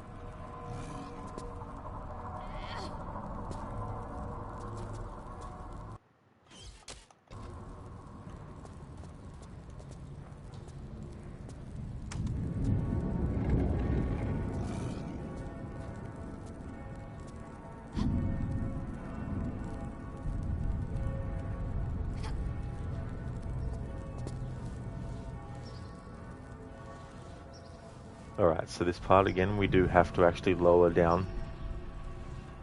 But it's really can't lower down and then drop.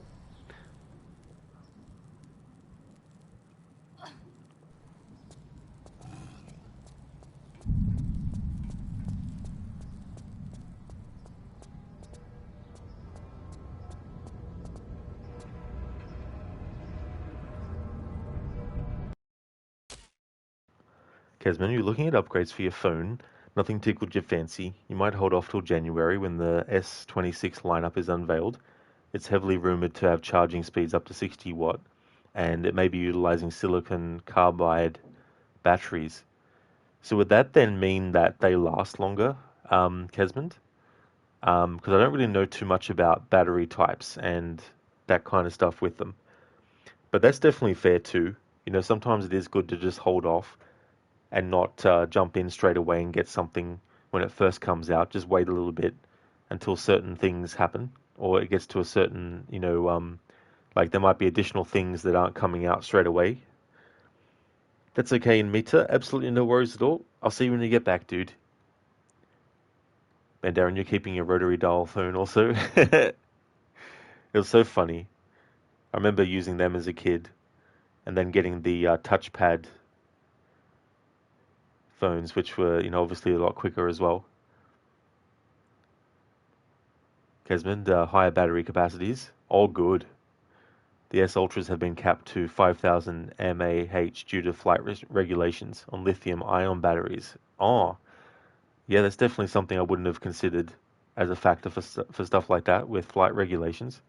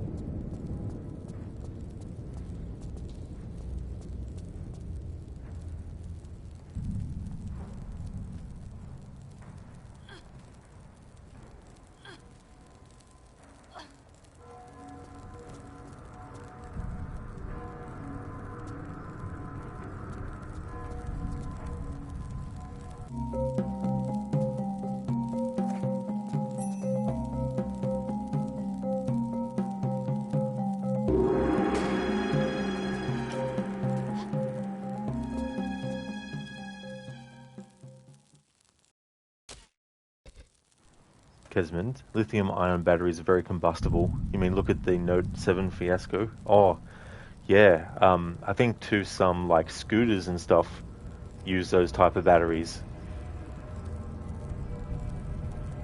Ammo, first-person shooter, Lara. Absolutely. I think there may even be mods for the old school games to do that. I think. Maybe. I'm not too sure though.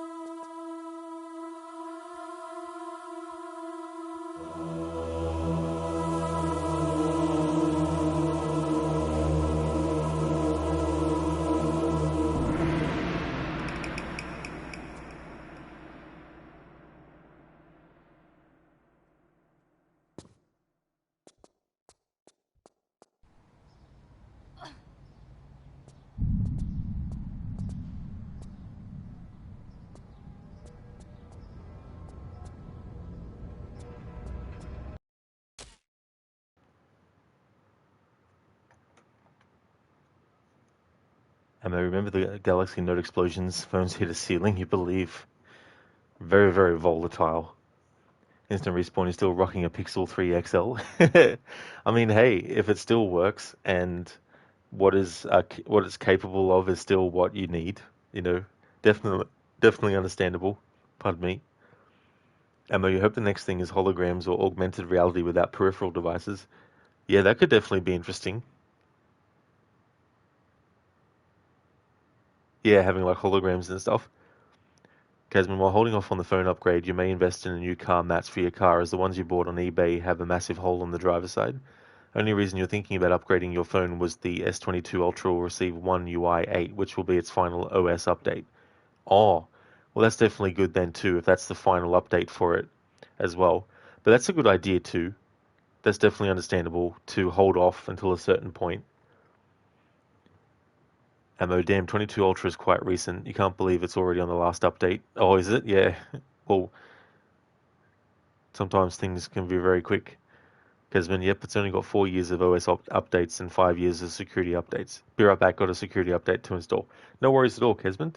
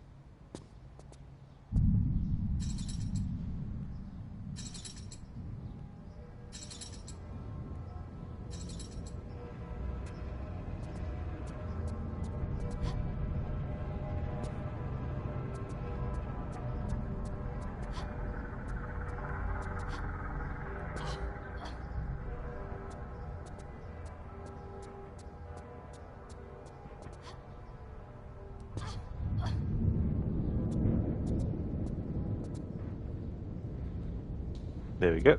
Got to get to that before the pedestal lowers itself again.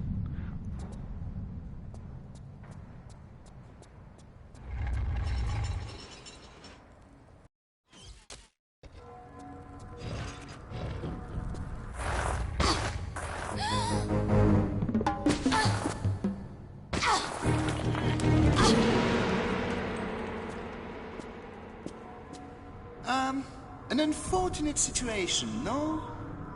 I've had worse. Indeed, indeed. This is a very deep pit, and in this such a historic venue, I feel sure there may be valuable artifacts lurking in its depths. I can't tempt you to jump down and look. Well, this is my point. I feel you may be better qualified to examine its secret, unless you perish the thought, expired in the fall. Perhaps if you lighten your load a little, it may lessen the impact. The stone you carry? Wondered when you'd get to that. Pull me up, and the stone's yours. And we all live happily ever after? I think not. Give me your word that once you leave the pit, you will not lay a finger on me. You have my word.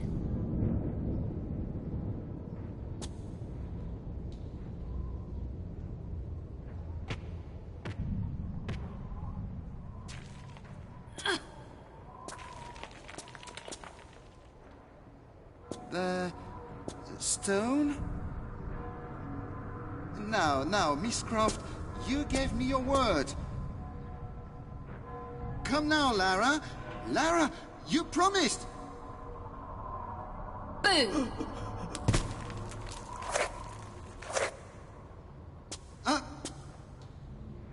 Could you find it in your heart to help me up? I appear to be slipping. Pierre, you know nothing would please me more, but we have an agreement. Agreement? Not to lay a finger on you, remember, silly? Anyway, busy girl, got to go. But I...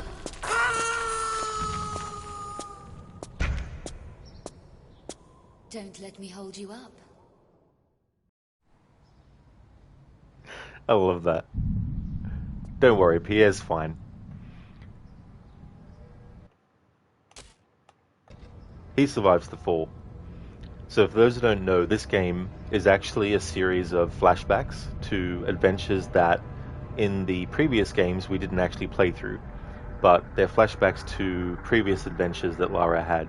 And so this whole scenario actually takes place before the events in the first Tomb Raider game, in which Pierre and Larsen are still very much alive at the start of that game story. So Pierre, he'll be fine. He lives after this point.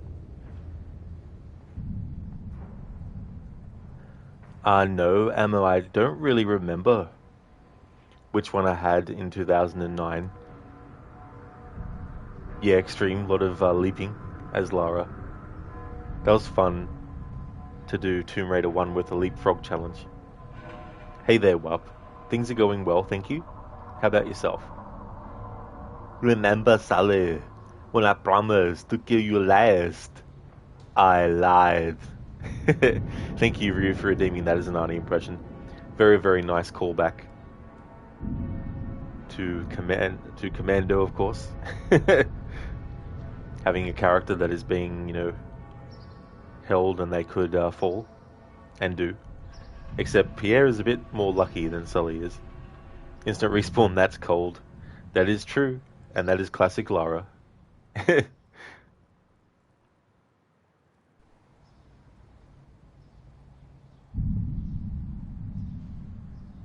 Don't let me hold you up.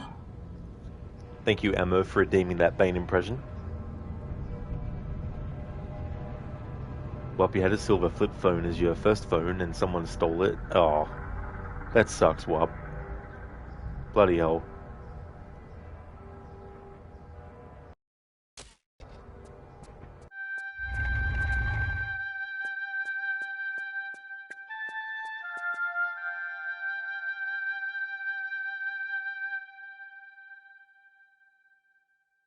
No.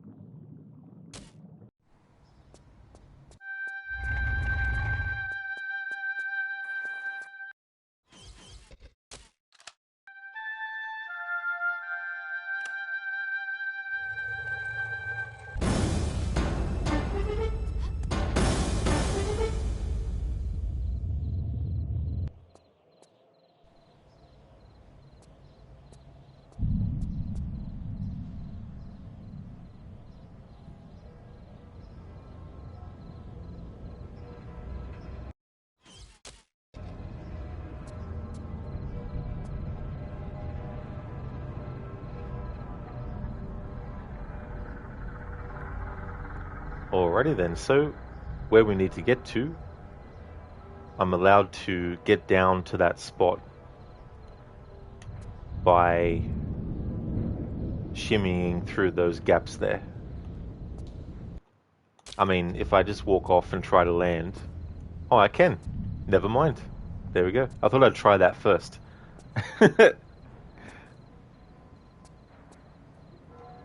Alright, never mind. We could just drop off like that and actually land in this spot.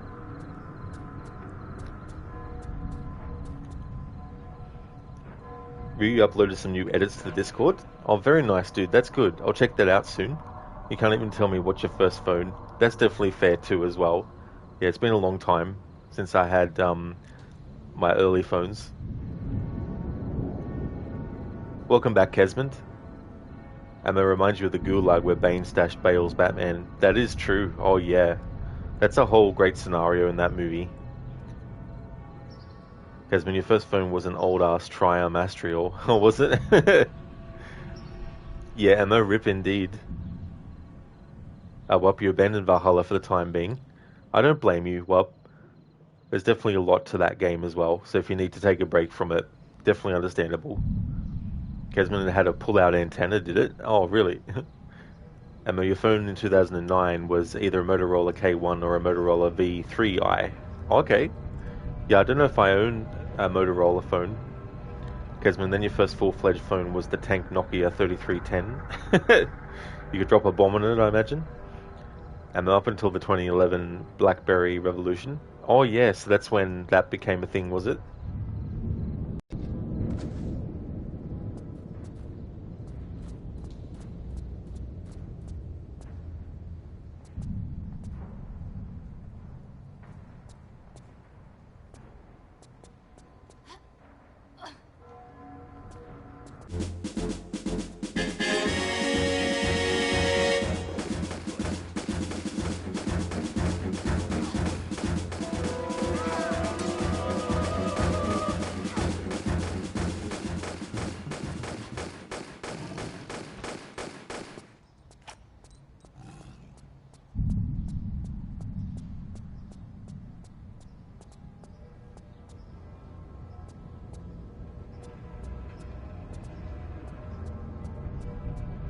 Well, you remember you never finished Ghost of Tsushima, and let's be honest, it has better combat, so you'll probably pick up Valhalla after that. Oh, cool, Wub. Yeah, Ghost of Tsushima was great.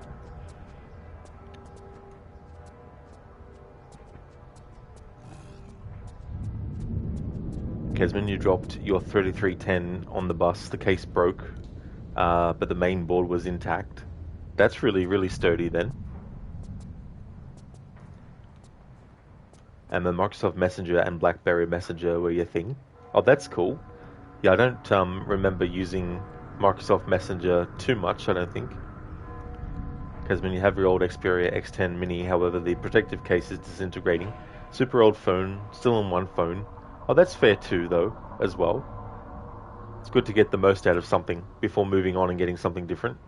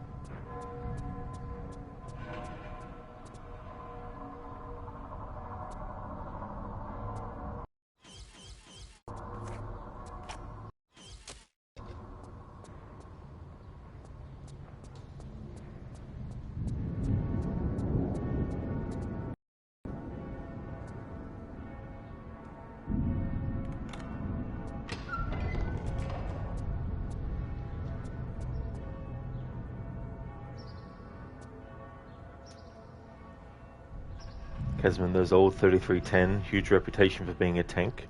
There was a pay-as-you-go phone. You couldn't afford a contract phone back then.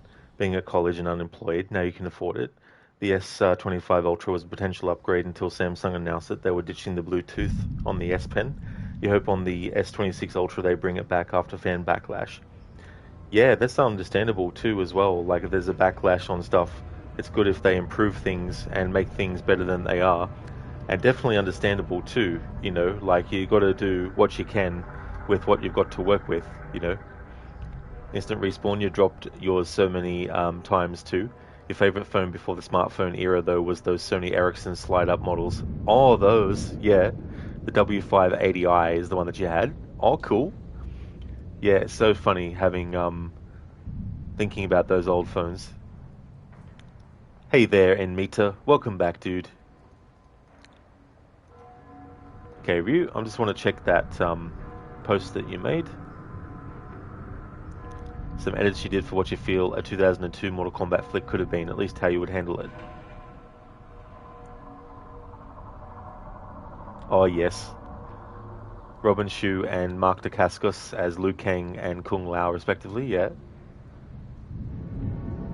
That shot of the sun in the background reminds me of the poster for Dragon, the Bruce Lee story.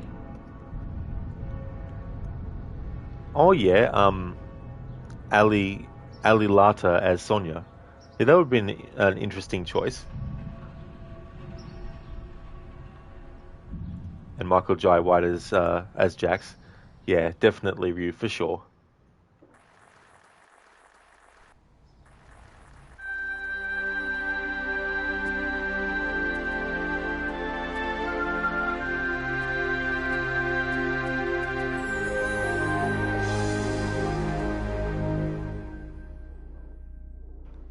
That's all good, Ryu. No worries at all, dude. It's like, just ignore the Annihilation movie and just do a direct sequel to the first movie, even though that technically is a direct sequel already.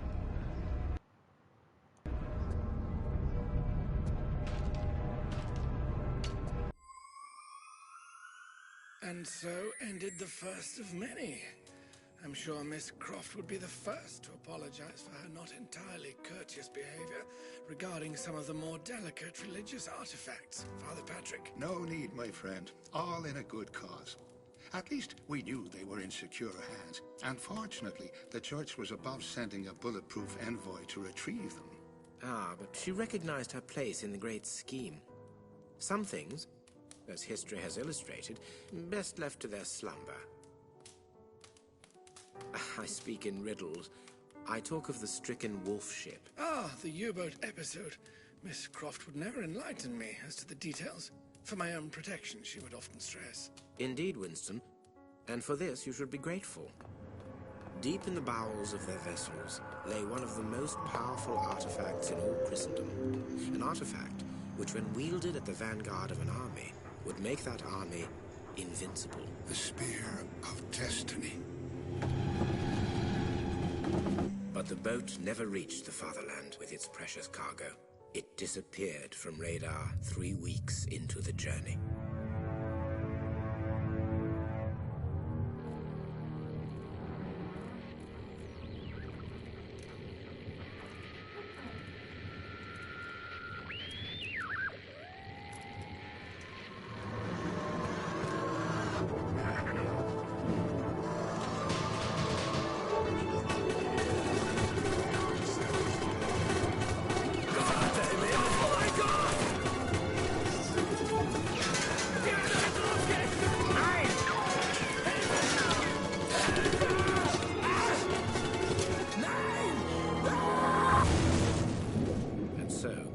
This was the resting place of the 52 seamen, and also something much more sinister.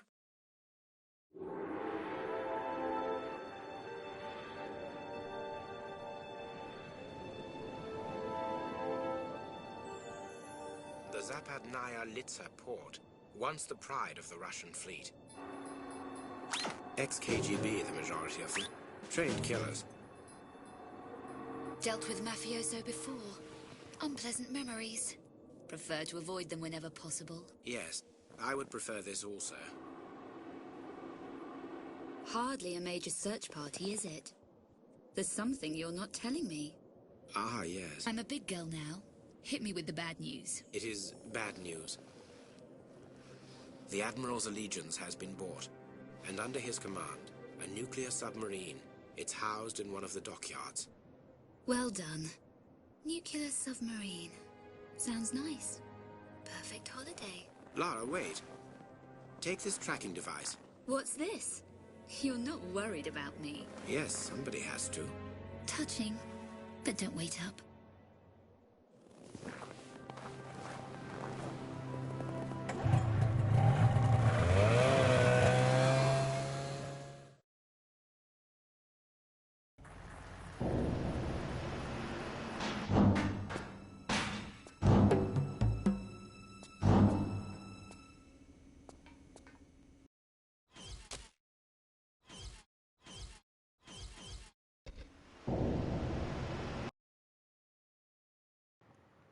Hey there, Keone. Welcome on in. I hope things are going well. Instant Respawn, you ever think about playing those digital Eclipse editions where they compile everything about a game franchise's history? You think they did an Atari one and an early Mortal Kombat one? Oh yeah, Instant Respawn. As Ryu says, with the upcoming Mortal Kombat Legacy Collection, for a while now I've wanted to do a marathon of the Mortal Kombat games, starting of course with the very first game in the series. So with that collection coming out, definitely going to be very helpful in being able to do that and getting a compilation of all the games and stuff like that. So that's really cool. But yeah, I've got like the I think it was the Streets of Rage collection,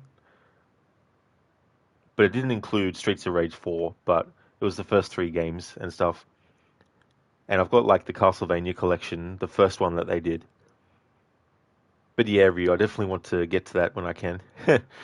Instant Respawn, nice. Yeah, you just saw the Mortal Kombat 1 isn't out yet. Not yet, no. Yeah. But I don't know when I would get to it, but definitely would like to use that as the way to play all the games for my marathon.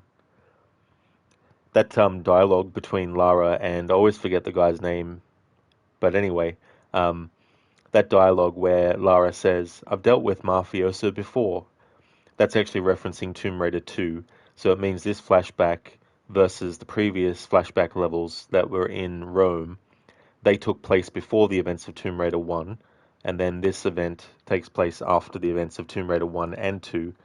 And then it jumps back even further in time to after the events of Last Revelation, the prologue, set in 1984, and then the last few levels take place before Lara goes to Egypt in the previous game to this one. So there's a lot of jumping around the timeline with this game. So it's definitely one that can get confusing as to what takes place where and all that kind of stuff.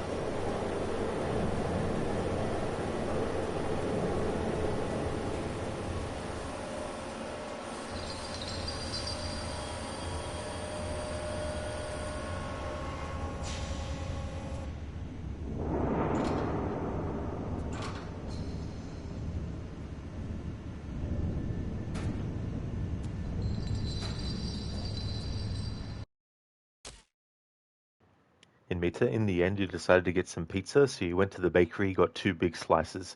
You didn't want to get a full pizza, so you thought 2 big slices would be good. That's definitely sounding good too, as well in Meta. And that's good to do that when you can. And if they're big enough pieces, then you can still get a really decent sized meal out of that too. So that's cool.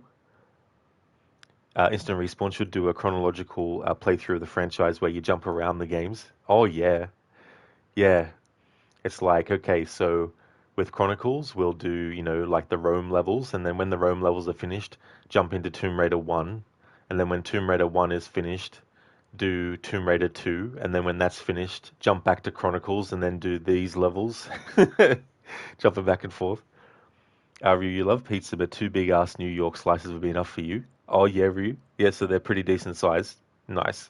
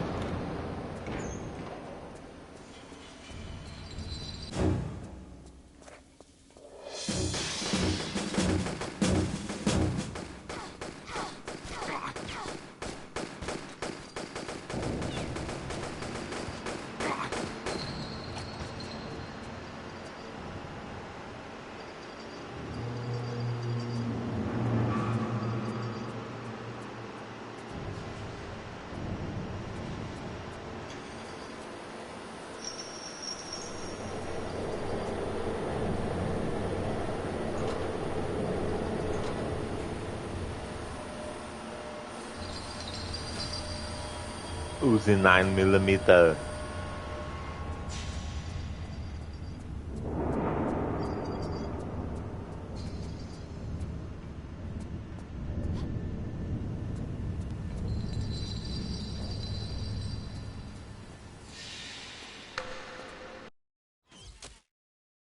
Ammo, why is Lara doing all this? So in this part of the game, with this flashback, basically Lara is after the artifact, the Spear of Destiny, which is supposed to be the spear that was used by the Roman soldier when Jesus was on the cross.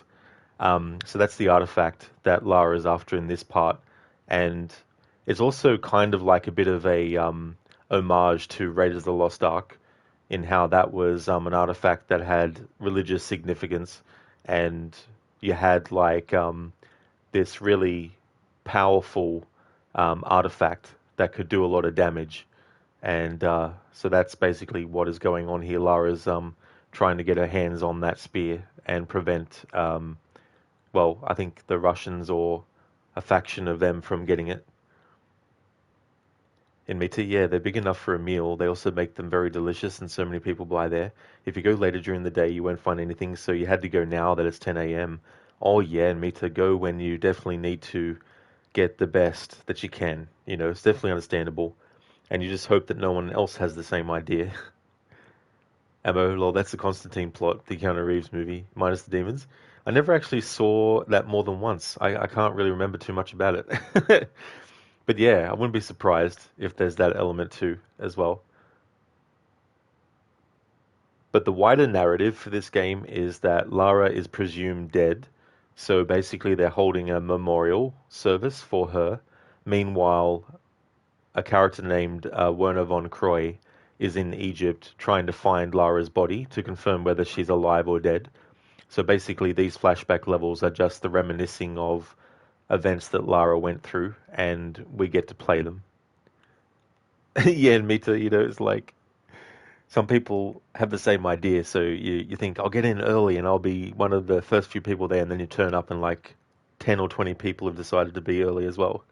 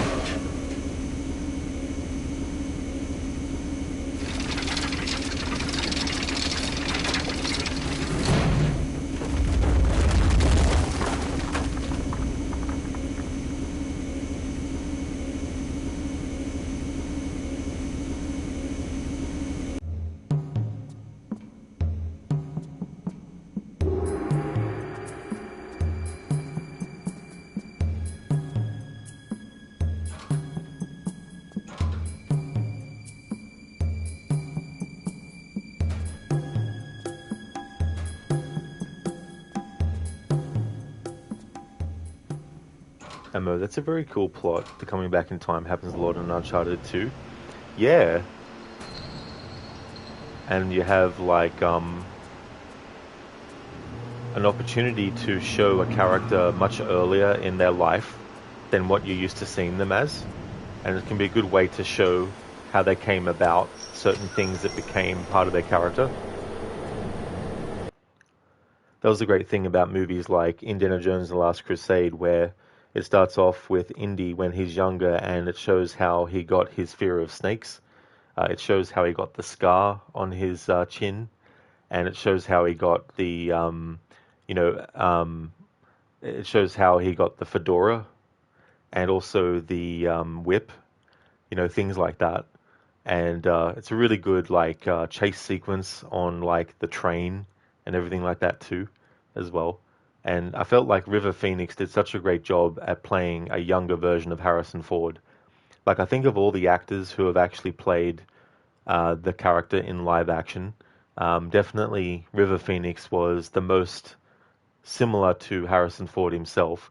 But there's definitely been actors that have come out since who played the character. Even actors like Sean Patrick Flannery played him in the Indiana Jones Chronicles, well, the young Indiana Jones Chronicles. I haven't played the whole game, but Troy Baker seems to have done a great job as Indiana Jones as well in the Great Circle game. But yeah, the first Tomb Raider game to do like a flashback thing was The Last Revelation. It starts off in 1984 when Lara was 16 years old and she was going on an expedition with Werner von Croy, who was a renowned archaeologist. I think the backstory was that her parents felt that Lara needed to experience different, parts of the world, and so they saw an opportunity to. I think they may have even commissioned the expedition or something like that. But yeah, it shows how she got her backpack, the iconic backpack, and then it sets up the antagonist, like the antagonism with her and Von Croy as well.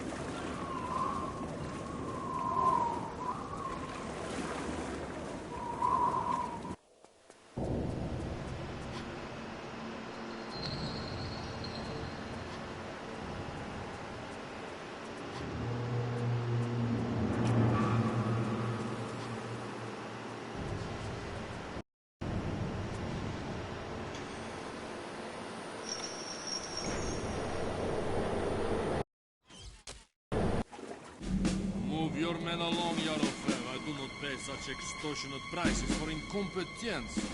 You forget, Mikhailov. I am still an admiral of the Russian Navy, and as such, demand respect. While you accept my bribes for use of the submarine, you are under my employ, and will follow my instructions without complaint. If I deal with the like of you to keep my men in bread, it does not make me one of you. Ha ha! Relax, my friend. We are two sides of the same coin. Mafioso filth. Khrushchev, hurry on with that box. Our new commander demands efficiency. Enough, enough! Board and seal hatches.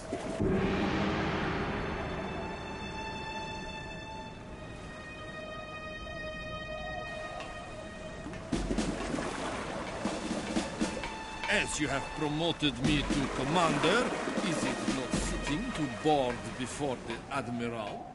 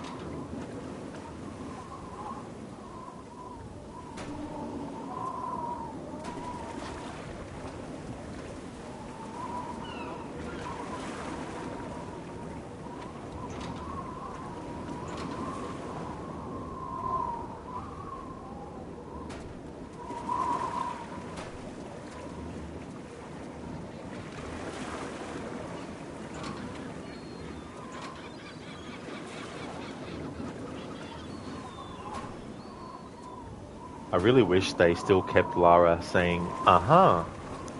If not for every single item that she picks up, at least for key items.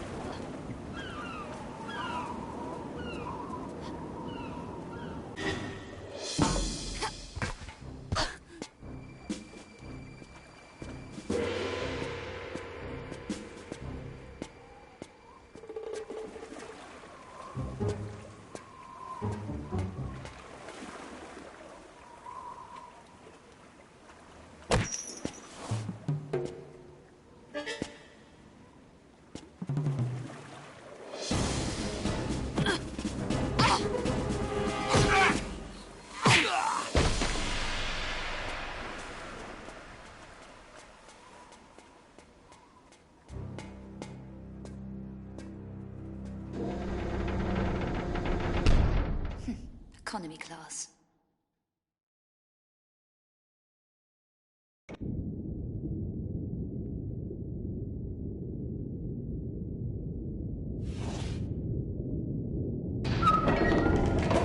An unwelcome addition to our little assignment. Leonid, if you would escort this lady to the brig. Your little assignment?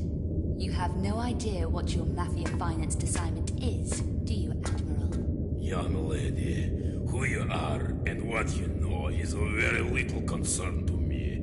If I was captain of my ship, I might listen to you, but unfortunately the situation I find myself in doesn't allow me that privilege. So if you would be quiet and hurry along like a good little girl.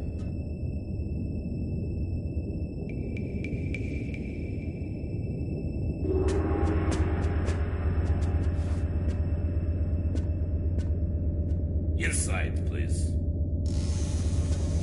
You're making a grave mistake. You know that? Under no circumstances open this door. Do you understand?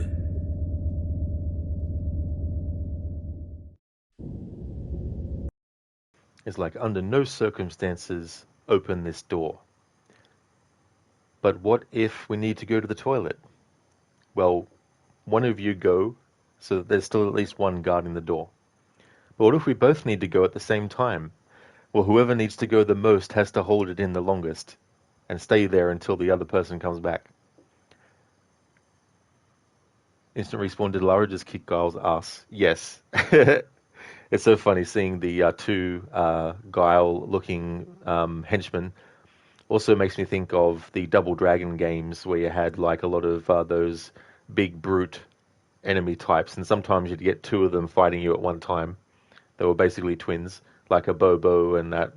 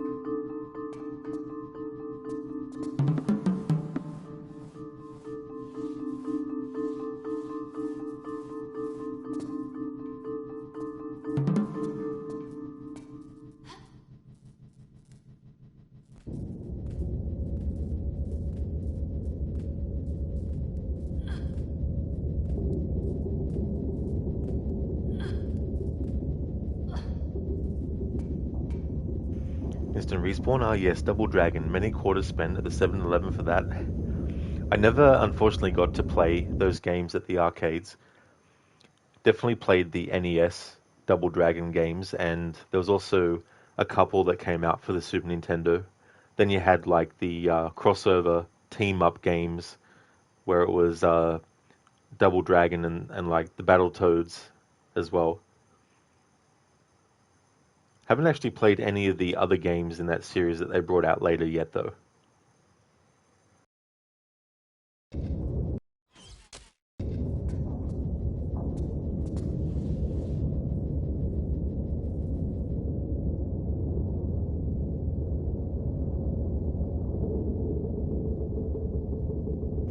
Alright, so for this part here, I'm allowed to have Lara shimmy across because we don't drop down to that spot.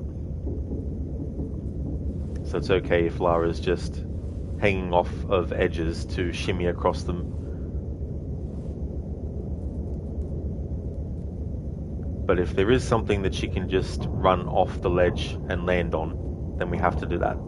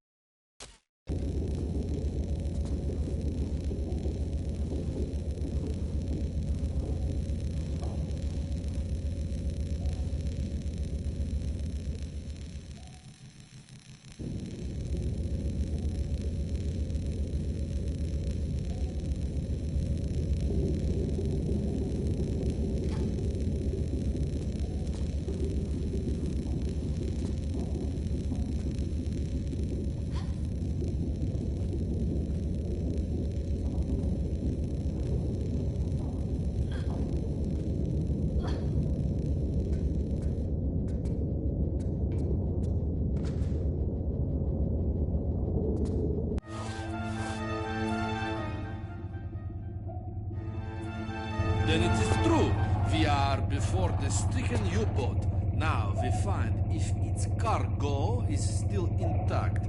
Prepare your divers. And are we to be told what we search for? Enough to locate it, but beyond that, I fear it may be too much for your limited intellect to grasp. Perhaps too much for my trusted comrade, but perhaps not for this spy we have located on board. A spy? I trust you disposed of him. Not him, her. Yes, we are forced to run with the wolves, but we shall not kill indiscriminately like they. Fool! I shall dispose of her when I return. Move the sub to position, quickly, comrade. Take her 5 degrees astern, quarter power, and bring her to a full stop. Attention all dive crews! Report to your stations immediately!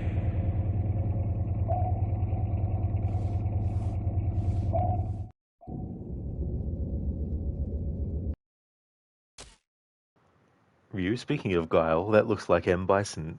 That is true, Ryu. Yeah, it definitely does.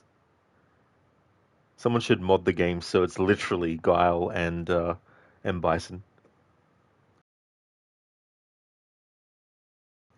In Mita, you're playing some Elder Scrolls Online while watching the stream, and there was one NPC who had a quest for you. He was complaining before you interacted with him, but as soon as you interacted, all he said was, "Hmm?" Really? That's a very short response. Ryu with Lara as Chun-Li. Oh, yeah. Yeah, or even Cammy as well, because they're both British. Cammy is, isn't she? Yeah.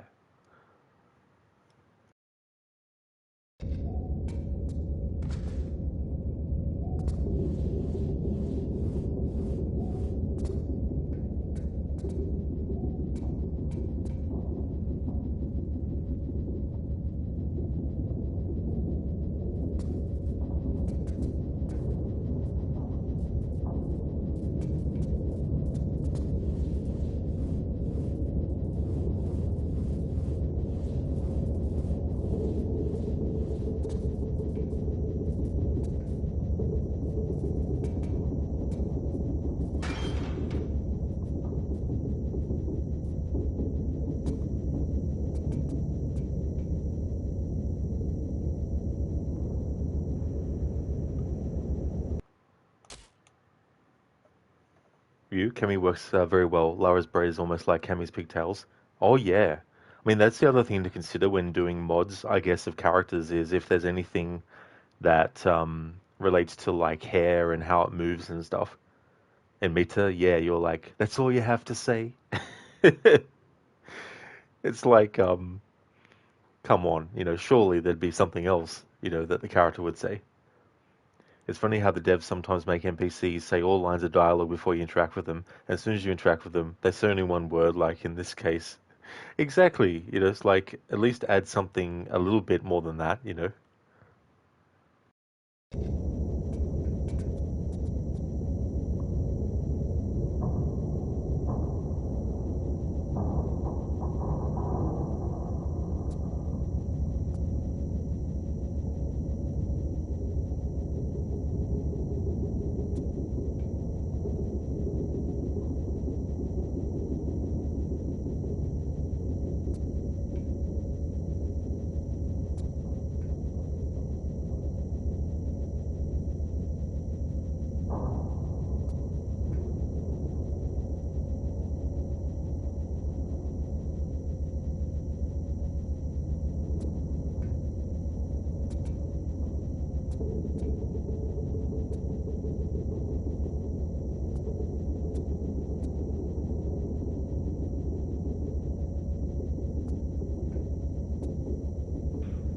It's so funny how that enemy is like alert like that. Like he's doing a little dance.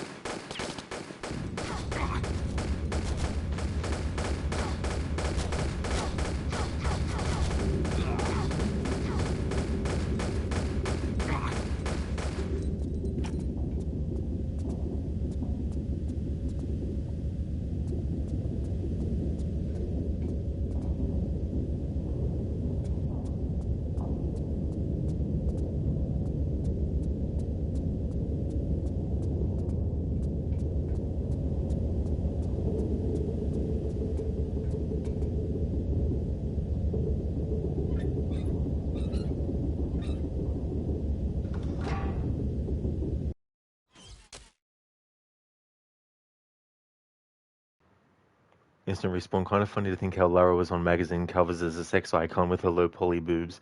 Yeah, that's the other side of the franchise too, as well, with the impact that Lara as a character had on various different forms of media, you know, and all that kind of stuff. Ryu, oh god, you listen to Eminem while Lara's bobbing up and down and you swear the music kind of fits? Oh, very nice, Ryu, that's cool. Yeah, that can be funny when you're watching someone play a game and something you're listening to has the timing right with some action in the game that you're watching. Keone, uh-huh. Ryu, video game logic, when someone is knocked out or defeated, he fades from the scene. Exactly. I mean, that always happens in real life too, isn't it? Like, when someone gets knocked out, they just disappear from the area. Instant respawn. Nice bathtub sinks. That is so true. It's funny in these older games, the scale of certain things in the environment versus the character. You definitely get a thing where, like, you have these oversized square, like, locks with the big keyhole, yet the key is very small when you pick it up, you know, things like that.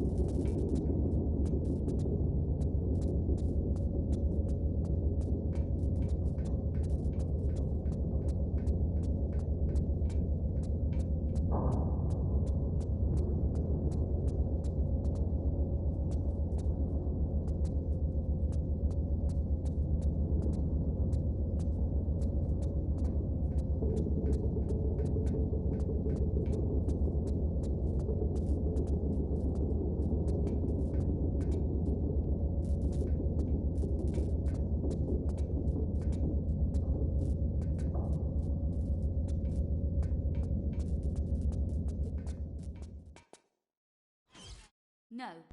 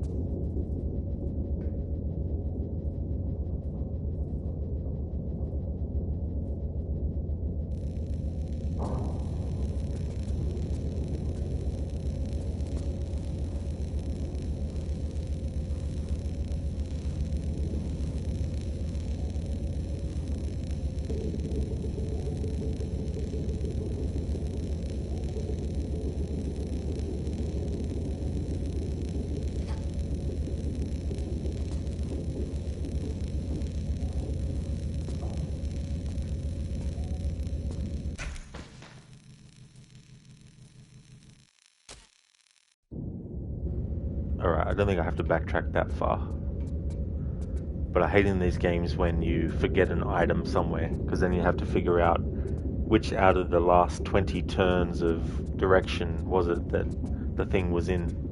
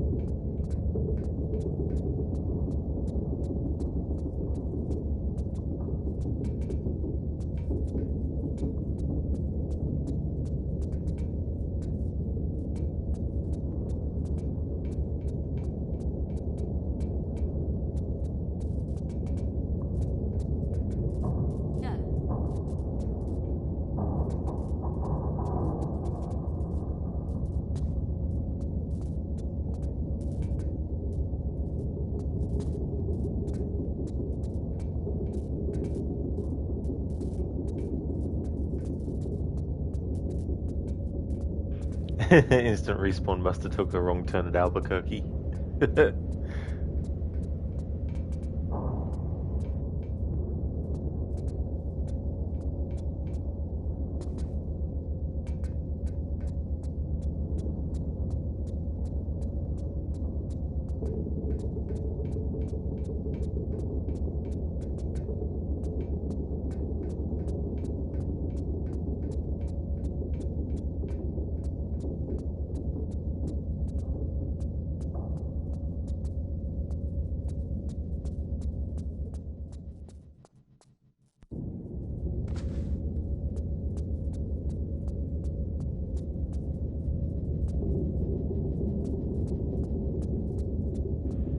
Instant respawn, glad you got the dated Bugs Bunny reference. Oh yeah.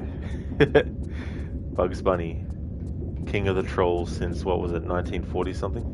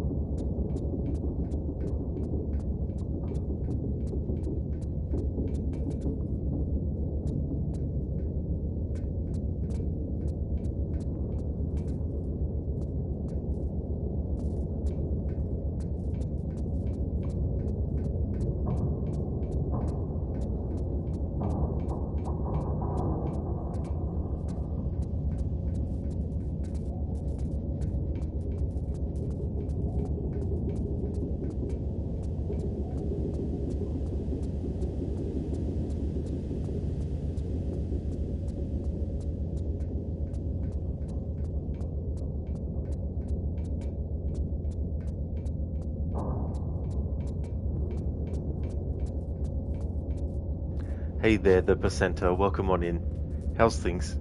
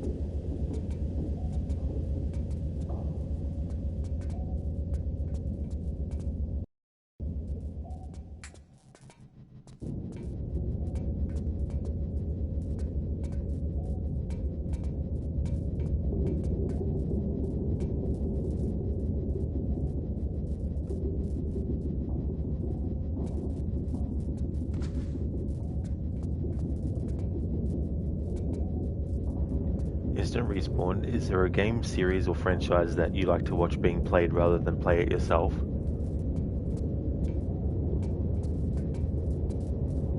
Nothing really comes to mind, to be honest. It really depends too, as well. Like, I can watch someone stream a game that I don't like, but still watch the stream because I like the streamer. But in terms of like any games where I'm like, I can only watch it and can't play it, even if it was just like to watch it without anyone making commentary, nothing really comes to mind.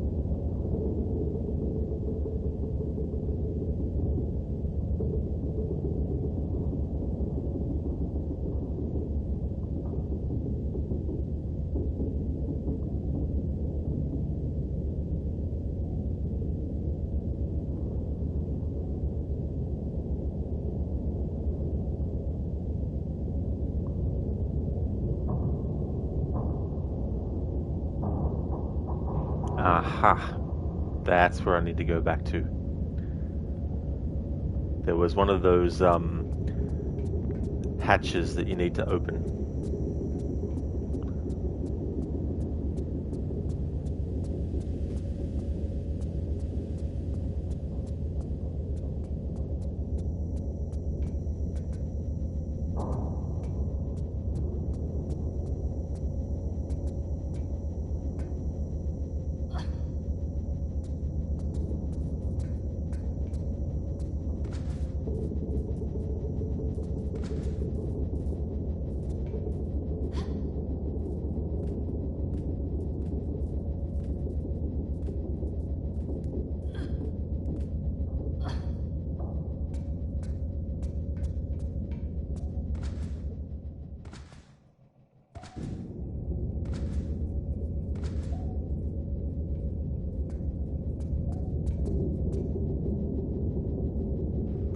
I'm allowed to use health. There we go.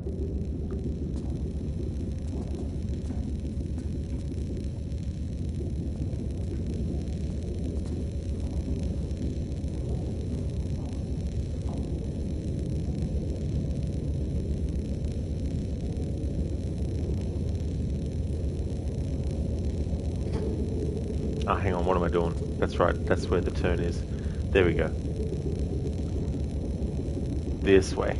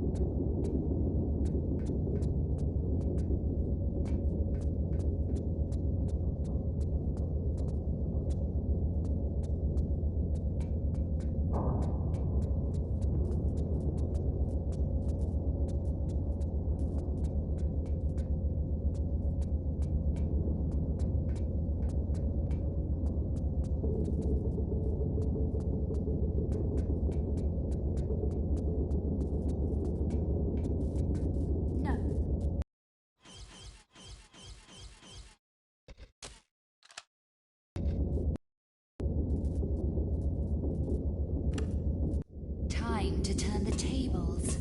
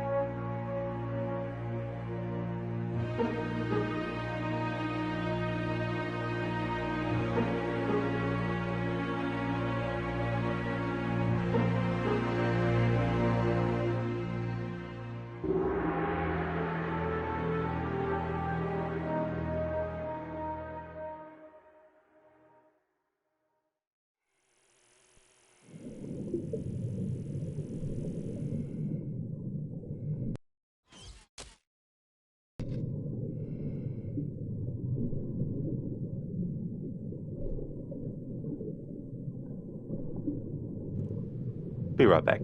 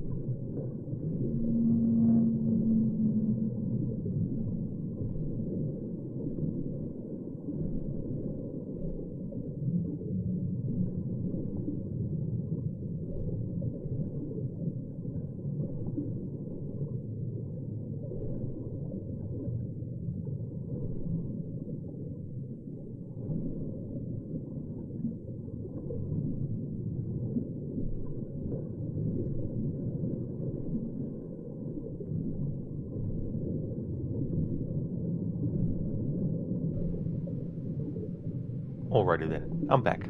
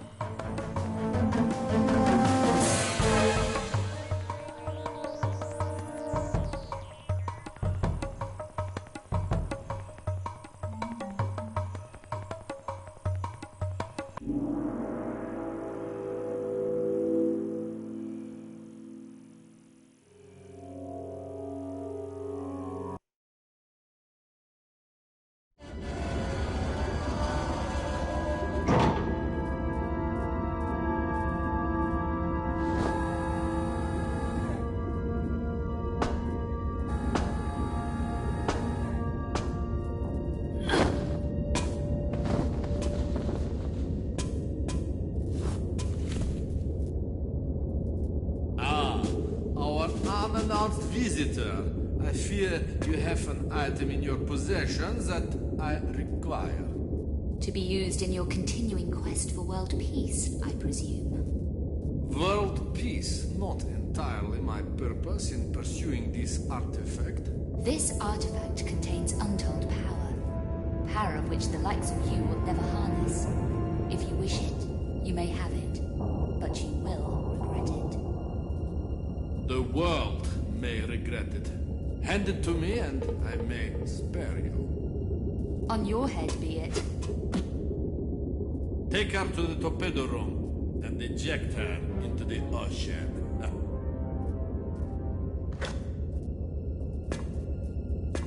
Sergei, listen to me. You don't know what you're dealing with.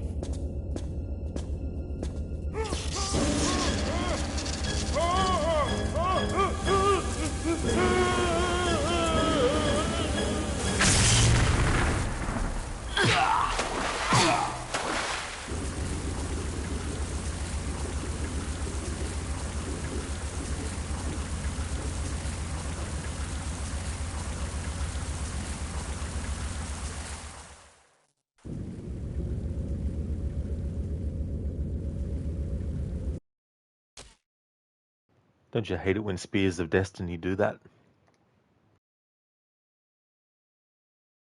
Hey, yeah, Keone and Extreme, that piece of music. A lot is recycled from the other games in the series, but this game was kind of rushed because when they actually did this game, they were also working on what would become the Angel of Darkness, and the team who had been working on all the Tomb Raider games weren't actually put onto that game straight away. They were instead given this project to do, because the thinking was if they got another team started on Tomb Raider Angel of Darkness, then they'd get a bit of a head start, I guess, in development of it. But what ended up happening was when they finished Chronicles and they went over to the Angel of Darkness, there was still, work to be done and all that kind of stuff, and it didn't really help because Eidos wanted to have the game Angel of Darkness come out to coincide with the second Tomb Raider movie, which was The Cradle of Life, the second movie with Angelina Jolie in it. And so there are all these forces at work on the Angel of Darkness, which kind of led to it becoming the game that almost sunk the entire franchise. But yeah, this game is pretty much a filler game, really. Eidos wanted to have another Tomb Raider game to come out while they were working on the other one to keep the yearly release cycle at the time going as well. So from 1996 up until 2000, all the games in the series were being released annually. So there's a lot of pressure on the team who had been working on the game since the first one.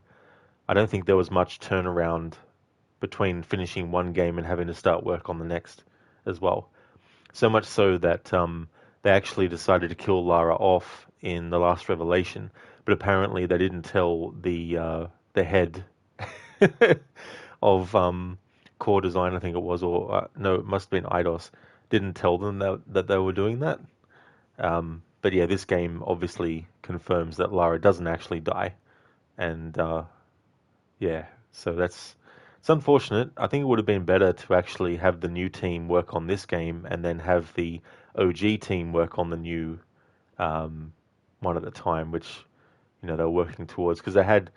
But then again, they also had like a new console to work with, the PS2, so it was a upgrade from what they'd been doing with the PlayStation 1. Thank you, Demon Shaggy, for the look. Instant Respawn, pretty much a game to pay the bills. That's true. Yeah.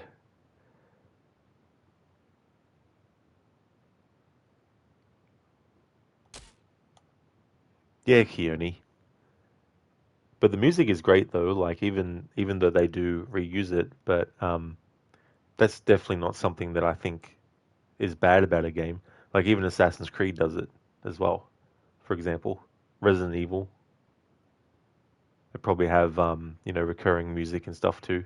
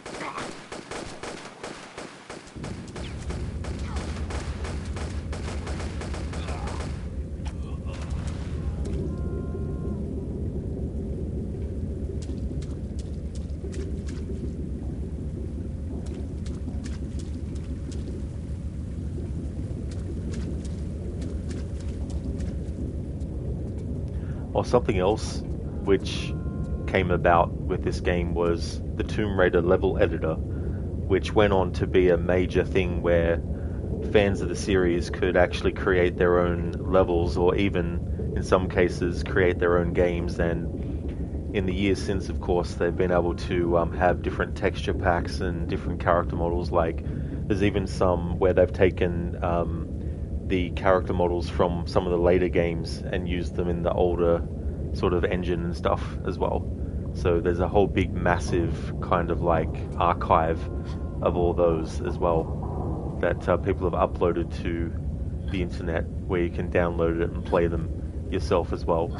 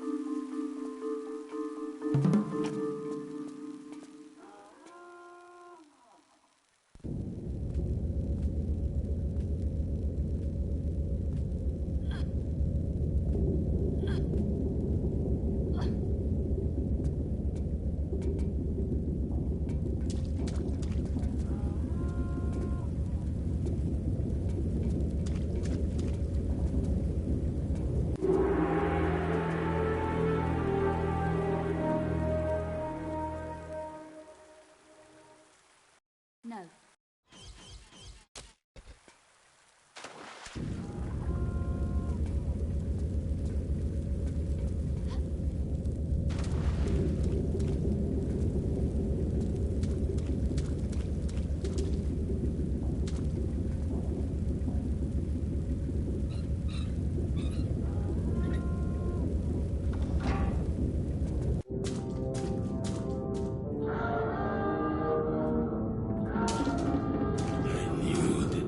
Sergei would be the end of us all. He infects my ship with his greed, and now we are all doomed. We have a chance. The escape pod, come on. I'll help you.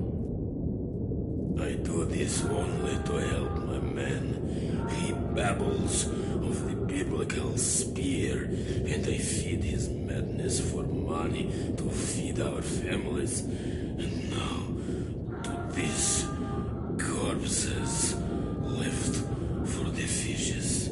Yarofem, I can help you. But you must help me. The ship is about to impact into the ocean bed, and then our time is up. We must hurry. The escape pods have no internal air supply. You will find oxygen tanks in my stateroom. I hear my ship dying. The internal seams are splintering.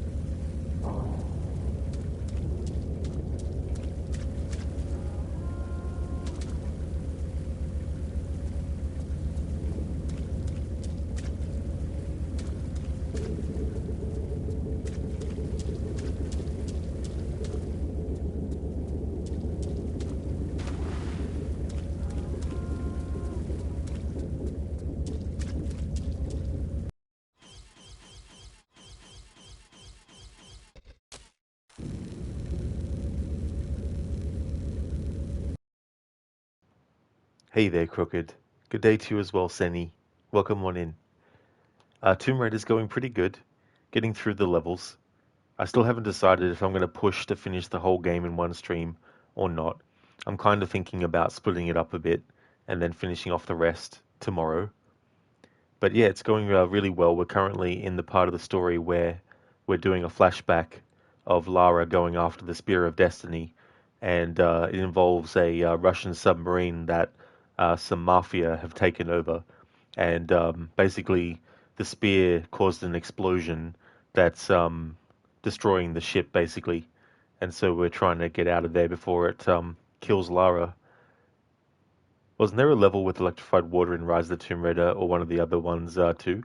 Uh, yeah, think, I think so. Yeah, there definitely is. Yeah, in the 2013 game, there's some like challenge tombs as well that have it, and same with Rise of the Tomb Raider as well. How's things going with you today, Crooked? MT, you about to say the same thing. You think that one is in the 2013 game? That is true. Yeah. You can get electrified by the water.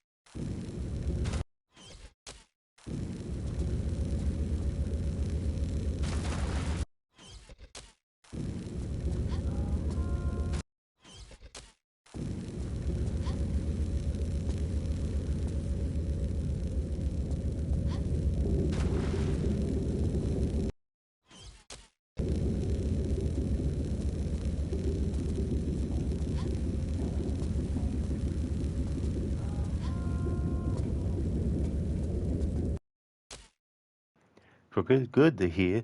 I have to say the audio design is really good in this level. Definitely gives you that claustrophobic feeling of wanting to get out, and the dull underwater sounds that are bashing against the ship occasionally. That is true, yeah. Very atmospheric.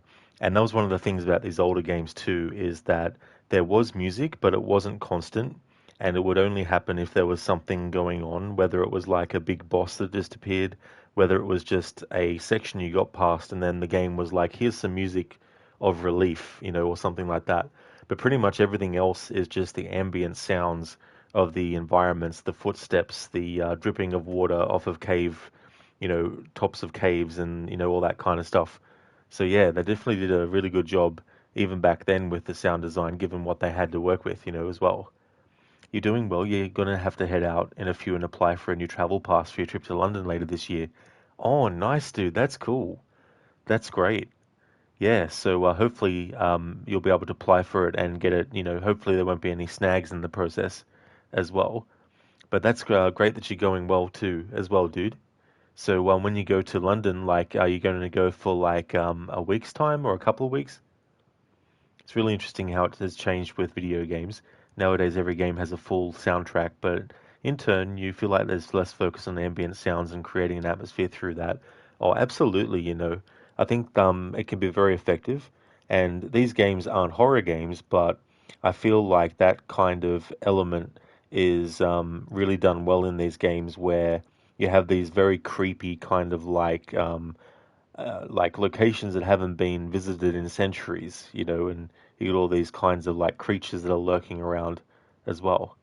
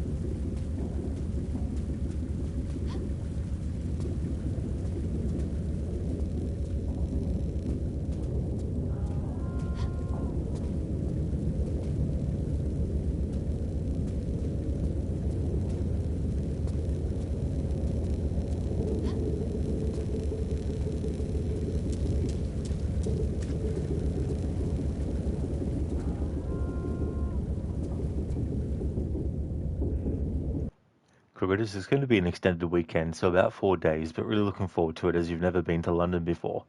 Oh, very nice, dude. That's cool. That's going to be a great experience, especially if you haven't been there before as well. That is really, really cool. That'll be great fun. Hopefully, you'll have a great time.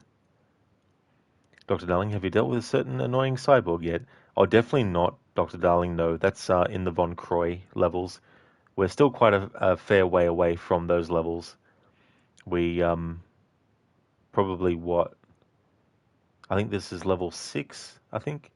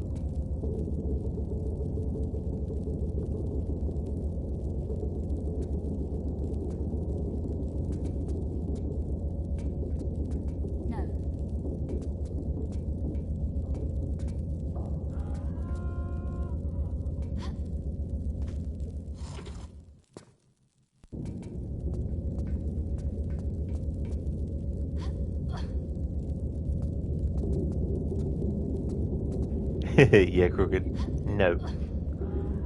No. Nope. No. Nope.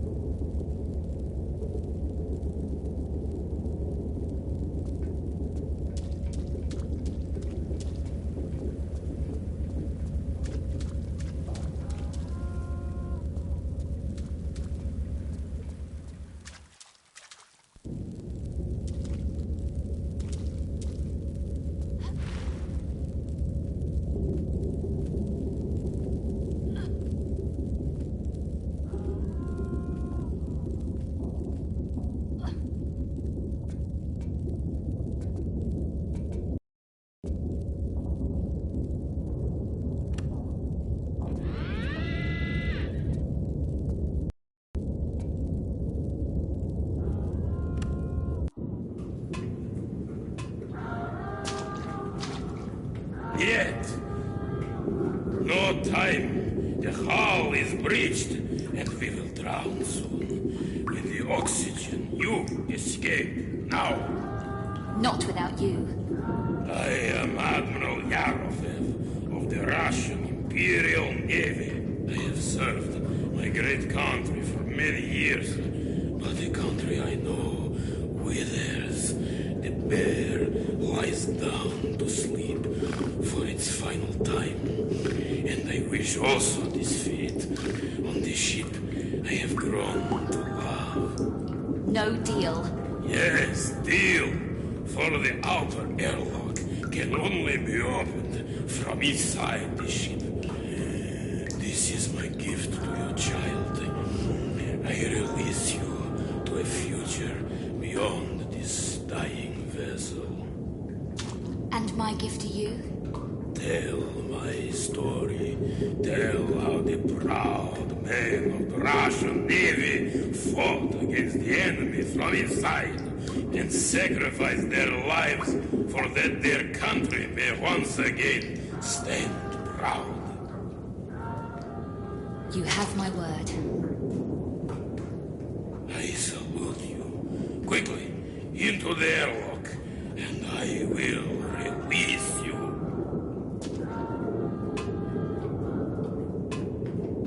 Goodbye, Admiral.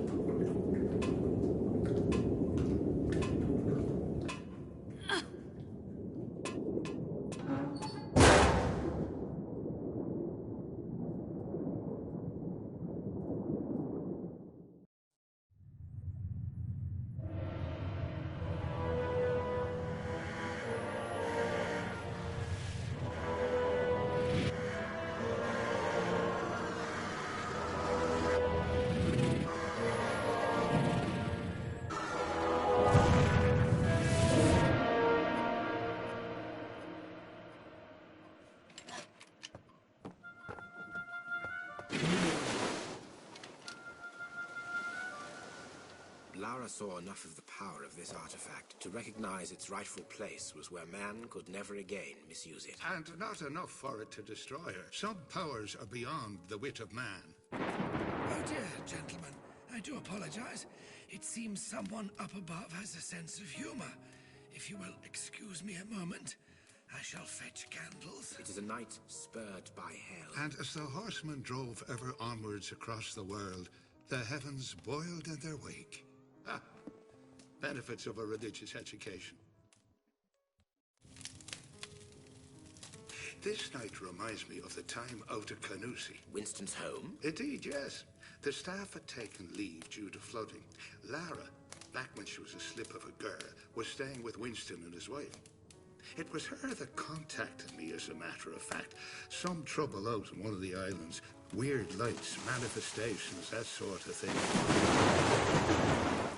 Thought I might be able to help. It was on a hellish night like this when I arrived.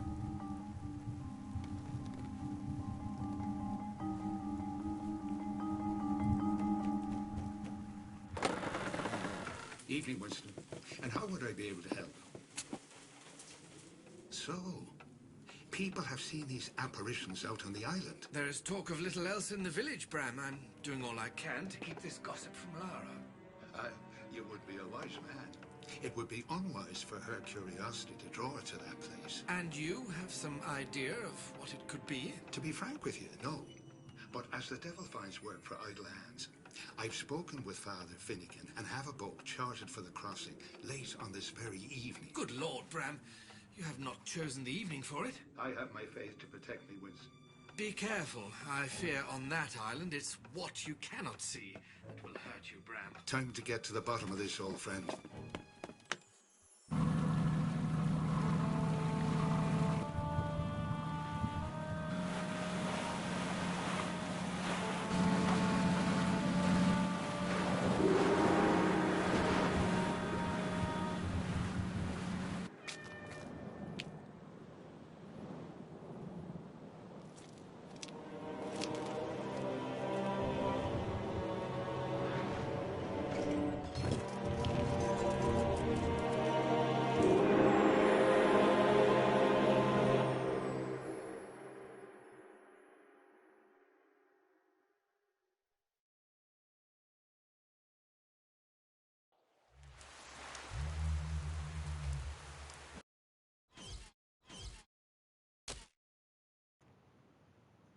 Crooked, deal or no deal?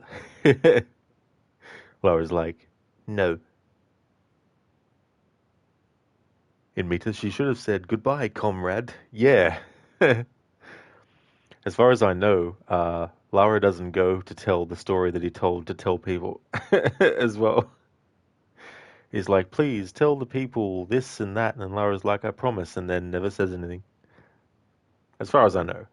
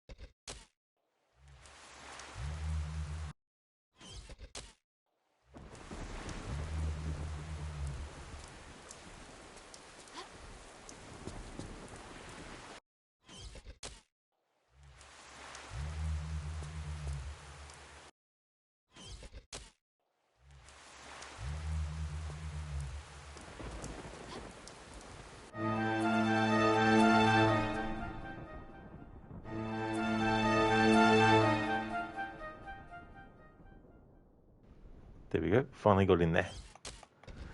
Thank you, Dr. Darling, for redeeming the rest in peace Lara. You think it would be very, very unfortunate if Lara broke her neck. Alrighty then, we can definitely arrange that.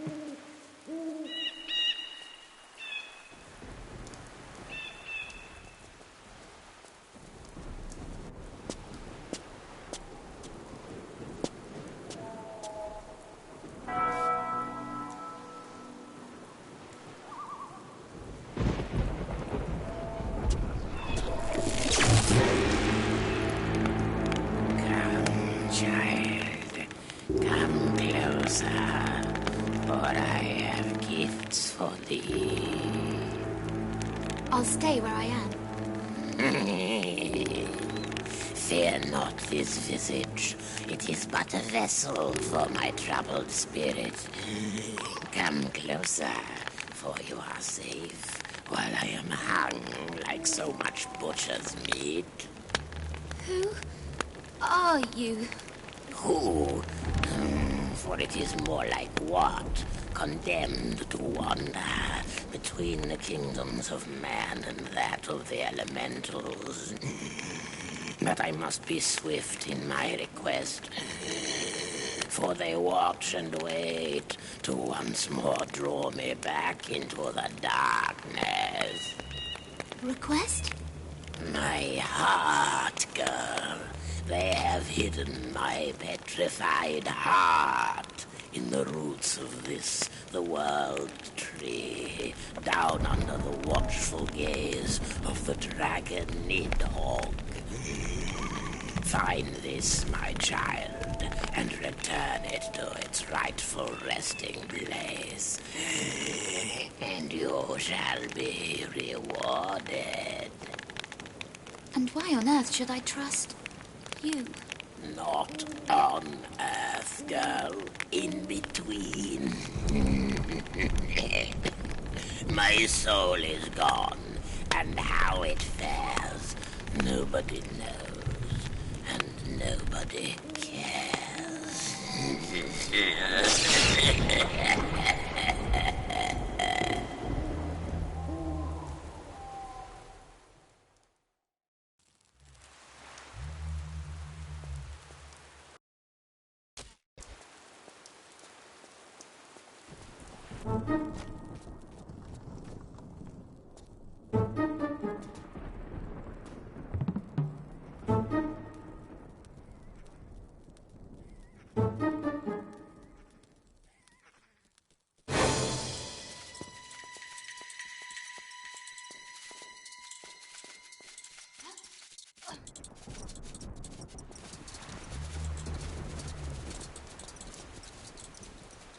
Alright, Dr. Darling, it is time for a neck break.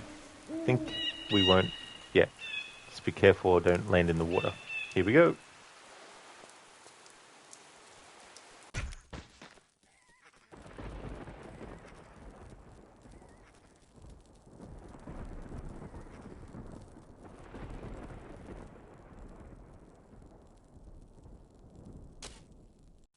Thank you for redeeming that, Dr. Darling. Keone, damn, she sounds like she smokes 12 packs a day. And then add another 12 on top. Hey, Arctic Troika. I'm doing well, thank you. Things are good. Things are going good. How about yourself? You're hanging up some pictures, so in to say hi and leaving a lurk. Oh, thank you very much. Thank you for the lurk. Muchly appreciated. I hope that the hanging up of your pictures go well, that you're able to get them in places that you want and that they look good as well. Dr. Darling, so close yet so far. Very, very close. Missed it by that much.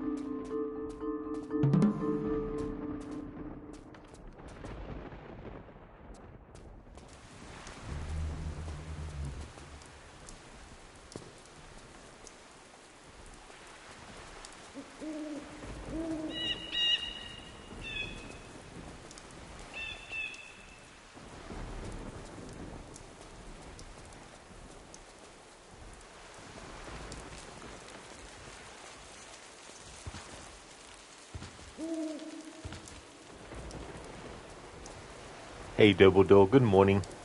How's things?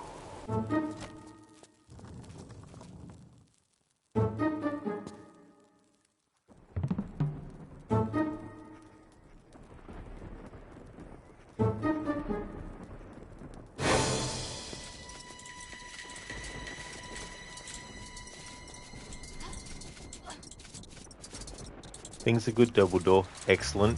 That's really good.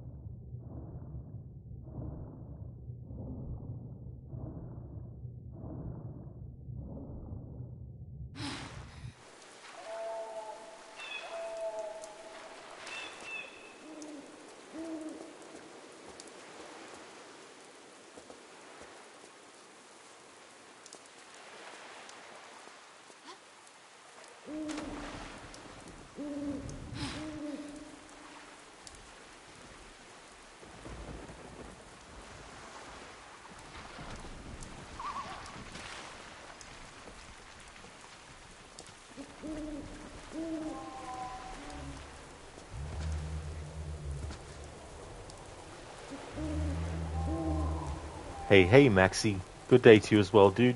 Welcome.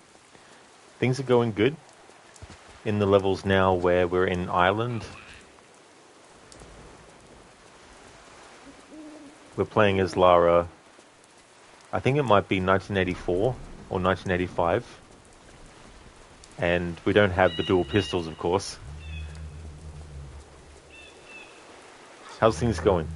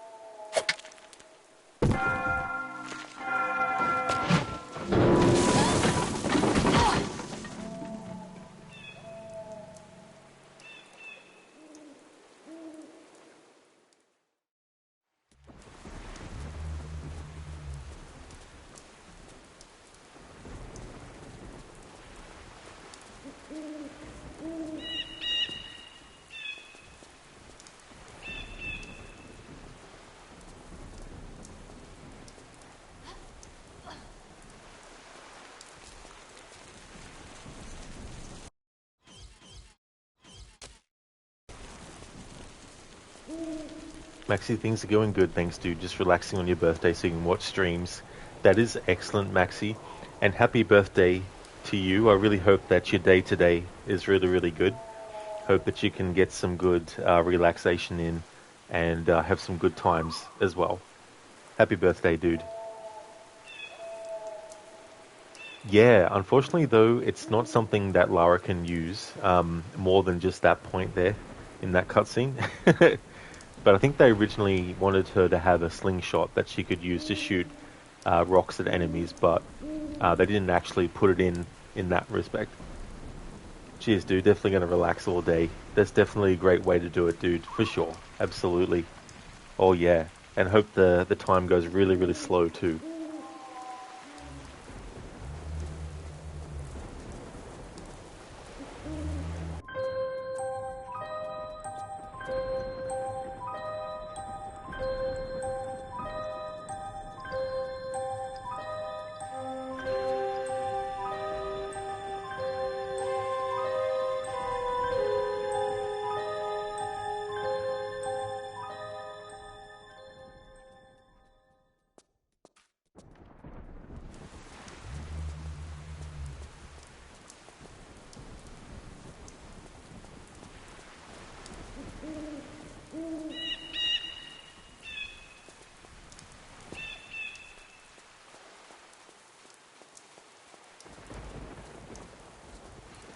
Maxi will be playing up until Shadow of the Tomb Raider.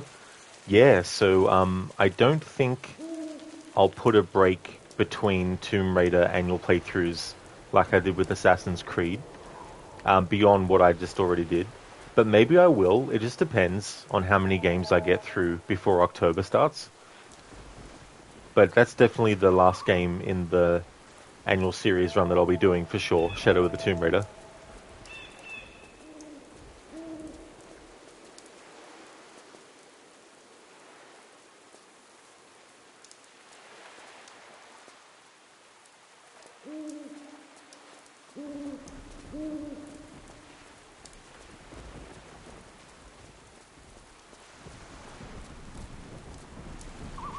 Yeah, I mean, if I were to have a break between Tomb Raider games, it would probably be a very, very short one.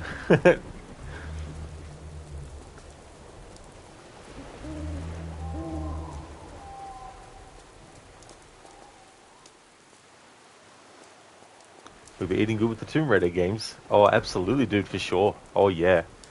Yeah, in total with the main entries, there's 12. So I like to do all 12 of those. Some years I've actually added some of the other games in the series that are more like side games. For example, there's 2 Lara Croft games that are like top-down isometric perspective shooters. Like they're single player, or you can play them co-op or multiplayer. One is called The Temple of Osiris, and then the other one is called Guardian of Light.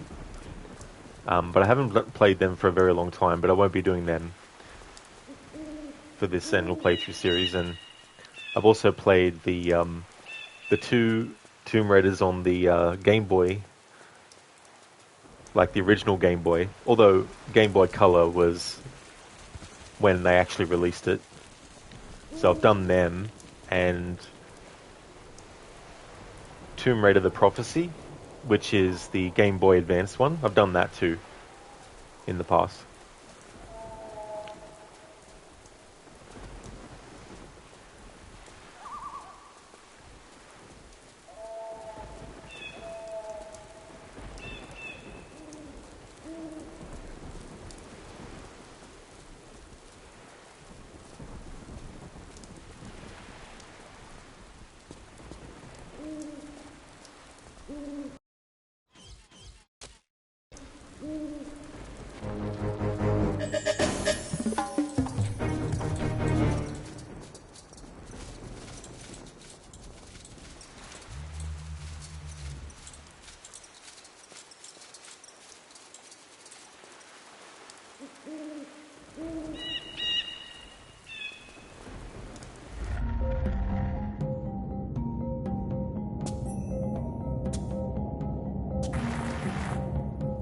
Go back to your slumberings.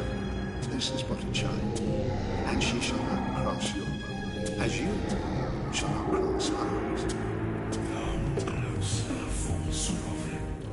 It is easy to be brave from a distance. I am here now, and I have a gift for you. You cantaquous old world.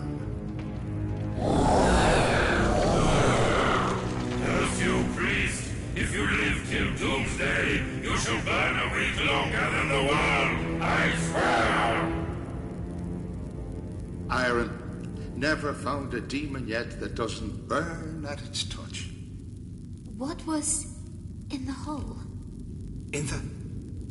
Never mind that. What on earth are you doing here? No, don't bother. We'll get onto that later.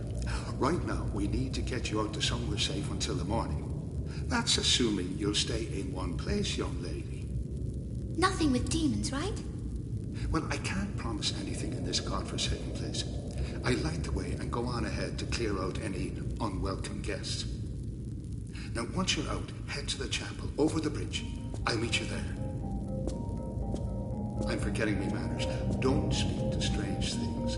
And if there's anything around, and trusting your skills in this area, there shouldn't be. Iron girl, use iron to repel him. See you up top. Keep your wits about you.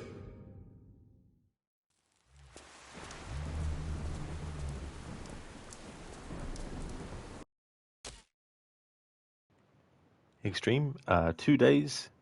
2 days of... What's that? Maxi, are those ones? You never played them? There was a mobile game called Lara Croft Go, you believe. You never even looked at the gameplay for that. Yeah, I think I've seen a little bit of the gameplay for that game. I think I saw it on PlayStation Store, actually. I mean, I wouldn't mind giving it a playthrough at some point in the future, especially if it ends up being a fun game as well. And there was also a lot of other mobile games as well. There was some other Tomb Raider games on the handheld systems that were actually ports of games, or not necessarily ports, but versions of games like Tomb Raider Legend, for example. There was a Nintendo, I think there was a Game Boy Advance version of that. Actually, the body differences look weird. That is true, yeah. Yeah. It's so funny too, because with the remastered graphics on, all the characters look like they've been given makeovers, or that they're like fashion models and stuff. Hey there, Lucinda. Good morning. Welcome on in. How's your morning going? Chronicles is going well. We're definitely a few levels in. I think this is level 6 or 7, I think.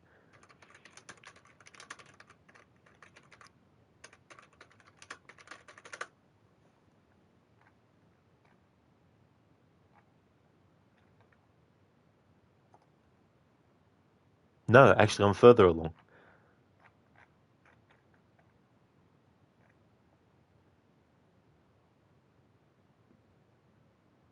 Level 8. Yeah, this is level 8 out of 13.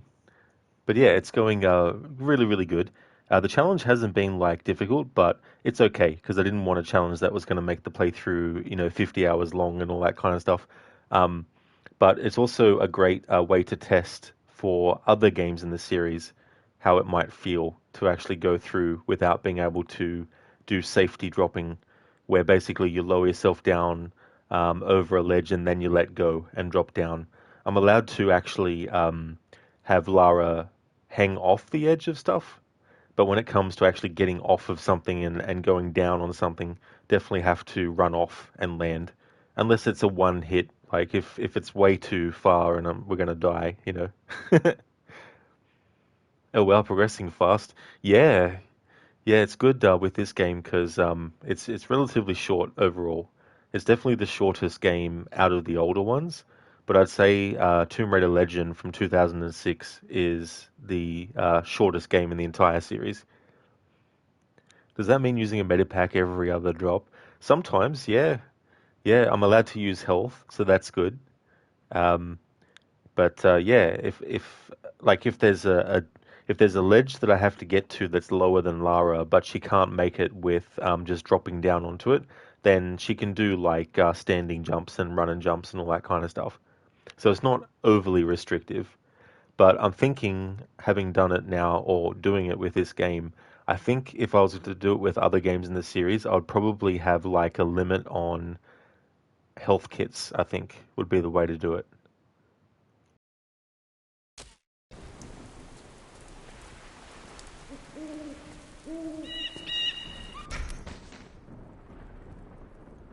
That's an example of a drop where if you actually just drop off, you'll die. There's no demon. There's supposed to be a demon down there.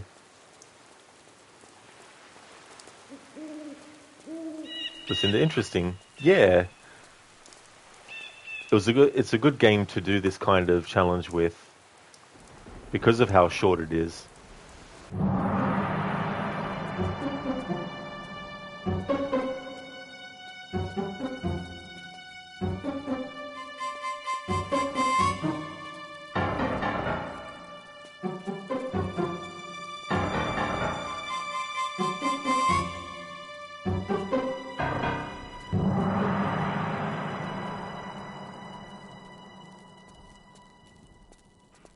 Yeah, Maxi, Demon's gonna enjoy some cracked ribs.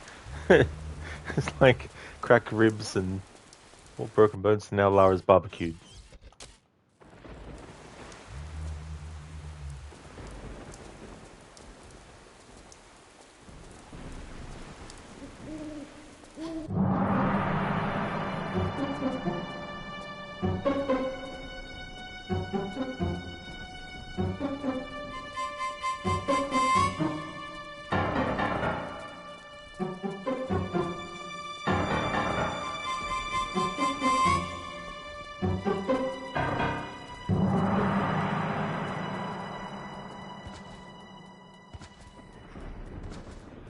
Yeah, Maxi, barbecued cracked ribs.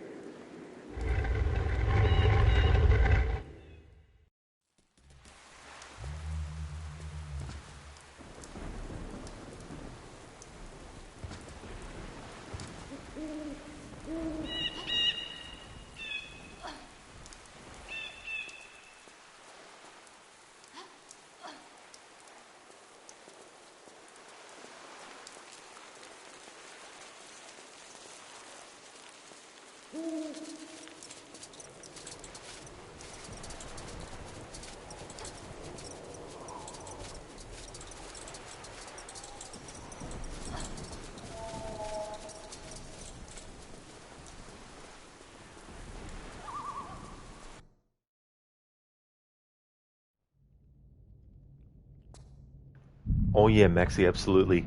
Yeah, those little creatures can definitely hurt you if you just let them. And they also throw shit at you at a certain point in these levels too. Little pieces of shit.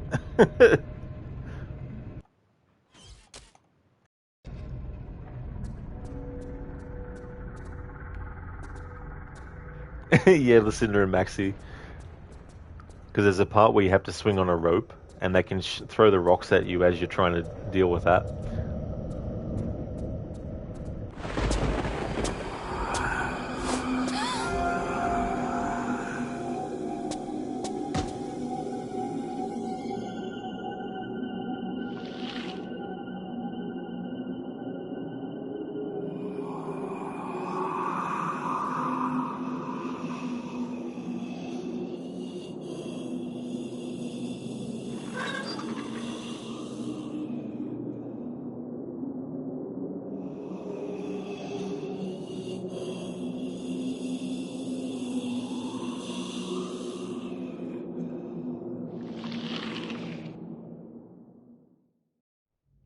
It's funny, that sound effects reminded me of when you slurp something like a drink.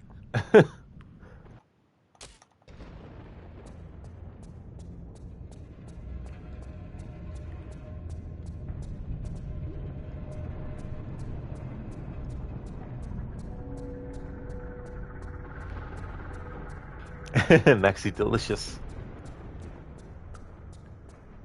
No. I guess it's not delicious.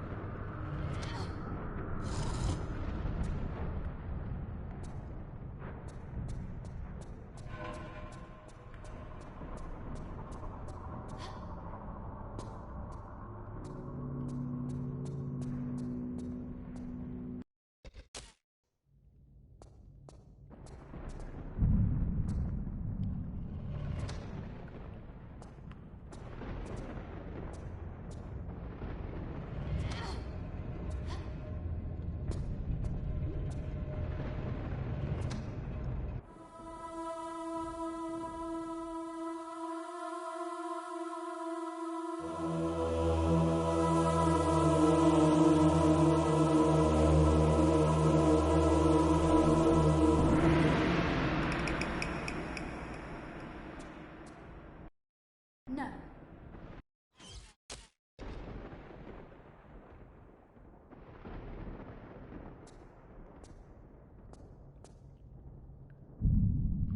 I see in the remastered version of the old graphics, they've actually made the transparency on the skeletons not as well. It was much harder to actually see them in the original version from memory.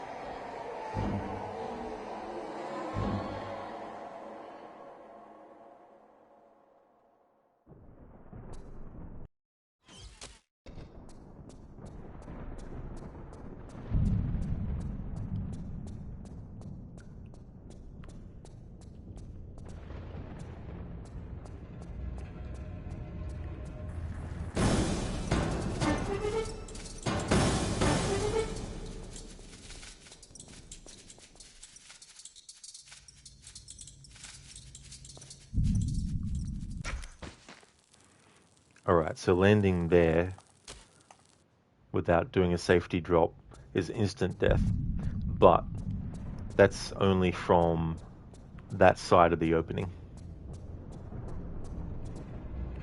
There's a bit of a slope that I noticed, so if I actually fall from a different side,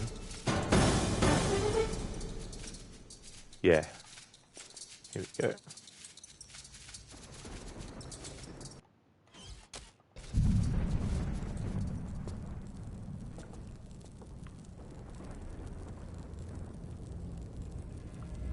Yeah, there we go.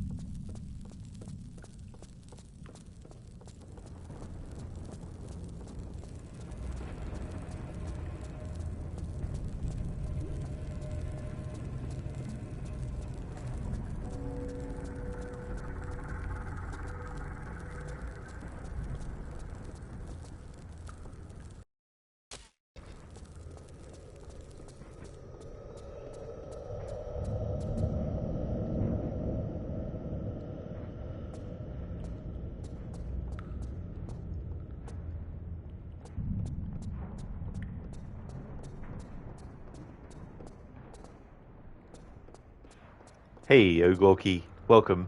How's things?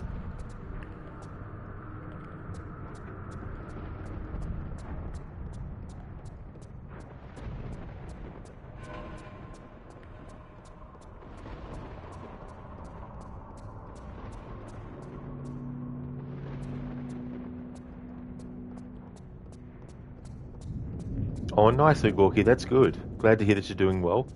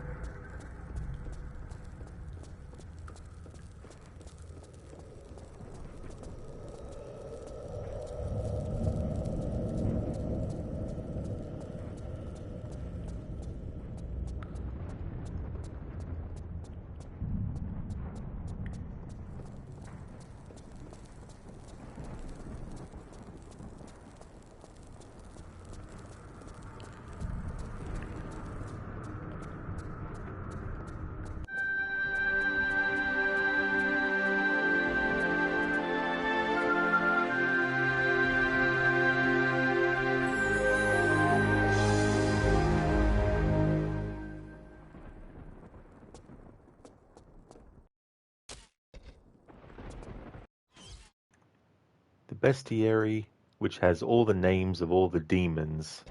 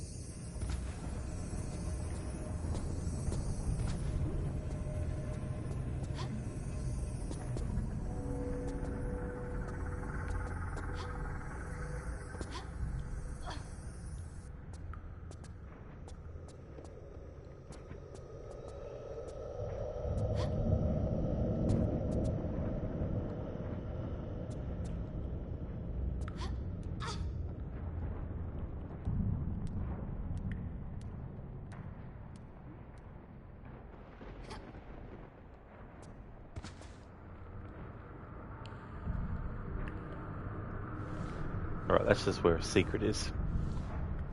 Not worried about secrets.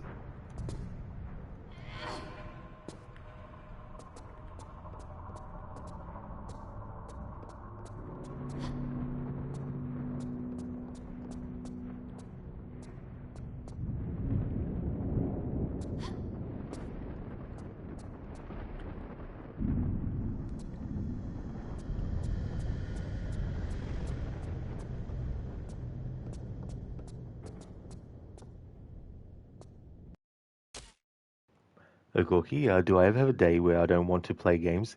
Sometimes, yeah, for sure. Oh, yeah, absolutely. Also, it might be like when I want to actually start as well. Sometimes I might not feel like starting at a certain time and just decide maybe, to start a session later or something like that as well. But yeah, I definitely don't force myself. If I don't feel like playing anything, I definitely wouldn't. And there has been like some stream days where I've just taken a stream day off because I, didn't feel like streaming on a certain day. I would imagine not playing games.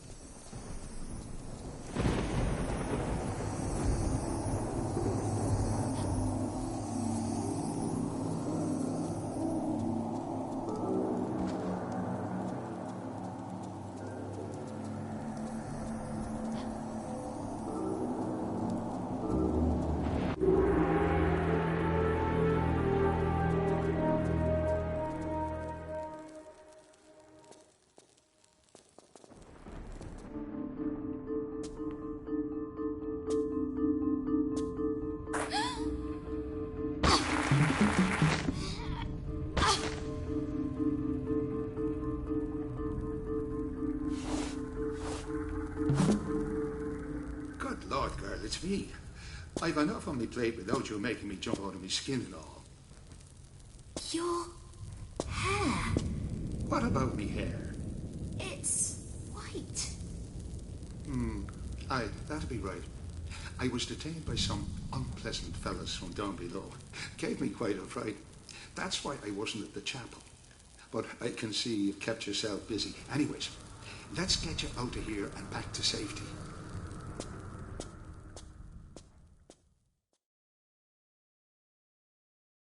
Right, young lady.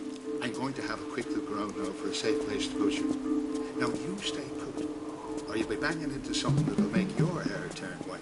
And we wouldn't be wanting that now, would we? Father, I found a book in the labyrinth. You've been sightseeing in there as well. Good Lord almighty, girl. I've been needing to chain you to something. It has protective symbols. Maybe you could use them. Bless you for the thought, but I've enough protection from him above. And for that diagram to be any good, you'd have to draw it out and be sitting in the middle of it. And you know something? I've left all my colouring pens at home tonight. Now, you'd be doing me a big favour if you were to stay put before you bang into something bigger than you. Stay put. Right.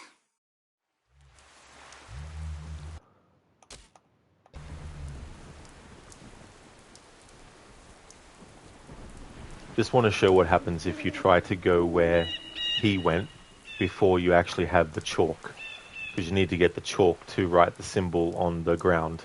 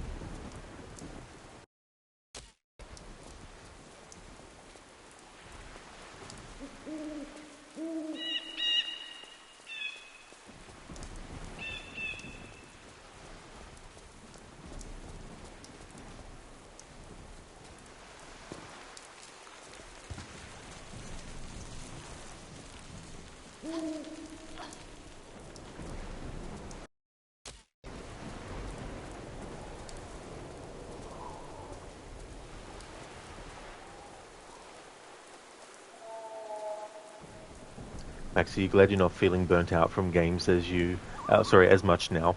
Playing Watch Dogs and then Alien Isolation, you're even more excited to play Mankind Divided. That is really cool, Maxi, that you've got to that point too, as well. It's understandable though when you need to sort of take a break and go and play other stuff as well if you're not feeling just focusing on one particular game until completion. But that's really cool, dude. Mankind Divided is a really good game.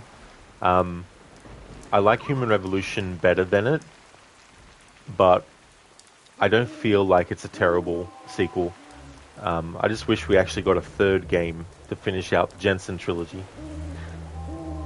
Thank you, Maxi, for redeeming a Rest in Peace, Lara. So, we've got some options.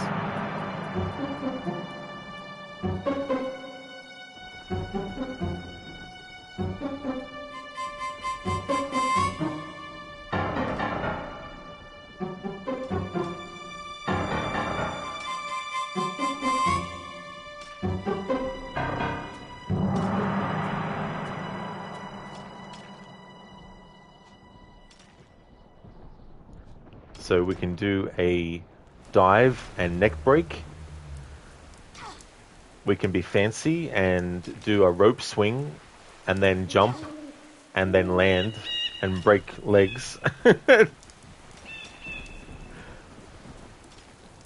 If we just stand here and get killed by these creatures throwing stuff, Lara will just pretty much just collapse. Like that. I won't do that as the Rest in Peace Lara though. Up to me, Maxi? Nice. Awesome, dude. We'll do one with the rope swing. Yeah, I don't blame you for having that as your favorite, Maxi. That is such a really good game. So many different ways you can approach stuff and different dialogue choices and different ways of getting the same outcome too as well. Not every single dialogue choice pattern always leads to the same result. You could literally reload your save and choose the same options again, and you might get a completely different outcome to what you did the last time you chose those choices. Whether the previous outcome was a negative one, you might still make the same choices in dialogue tree and get a good result next time.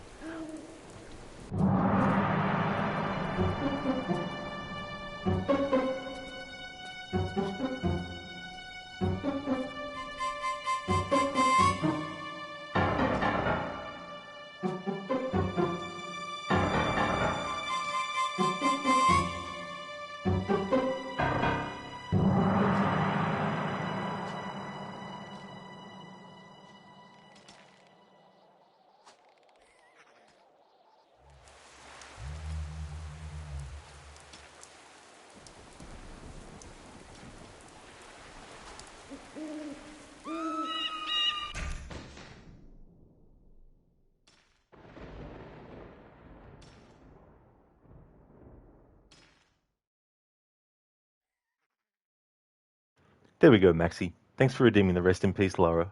Yeah, rip.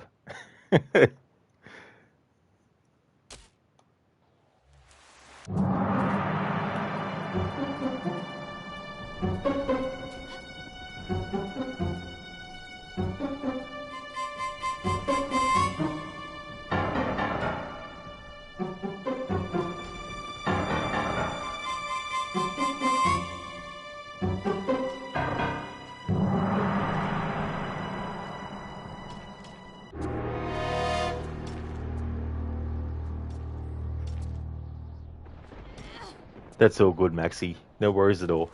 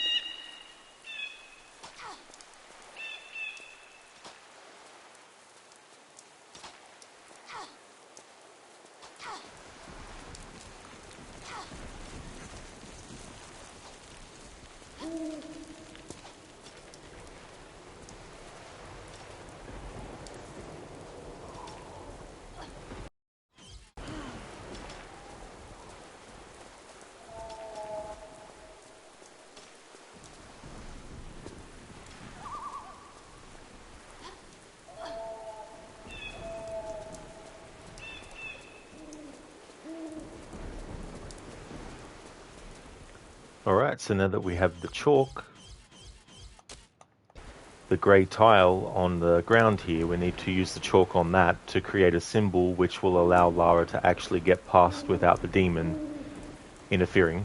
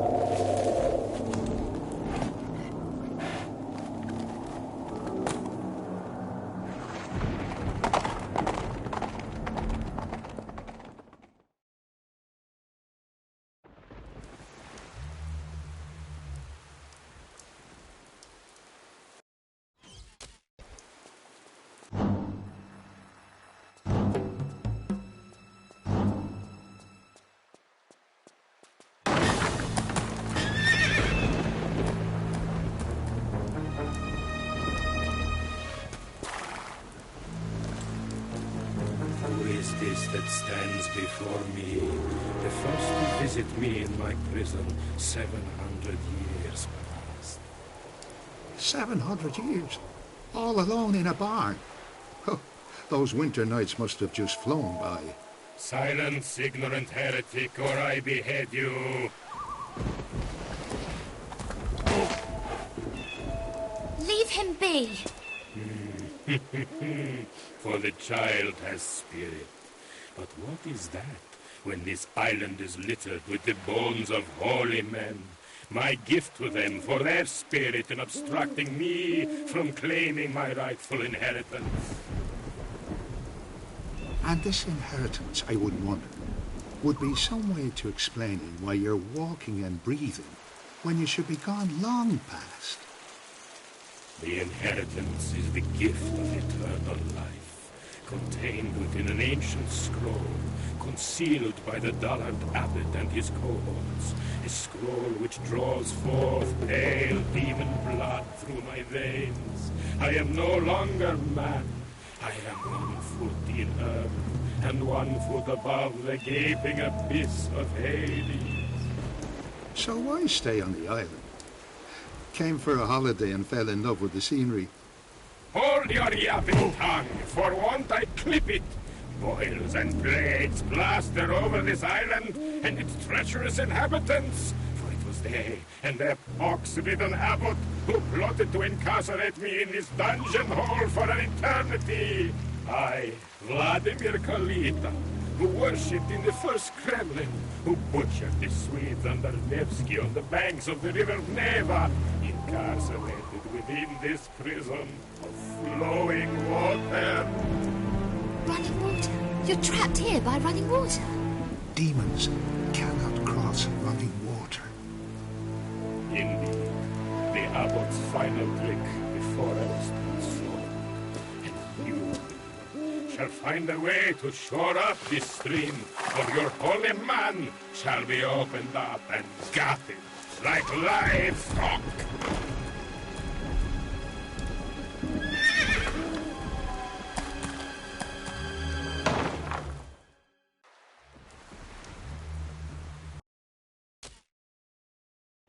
Maxi, he sounds like Werner, but with a filter on his voice, the horseman. That is true, yeah. I definitely suspect it's the same actor who plays Von Croy. Same with a lot of the other characters in this game.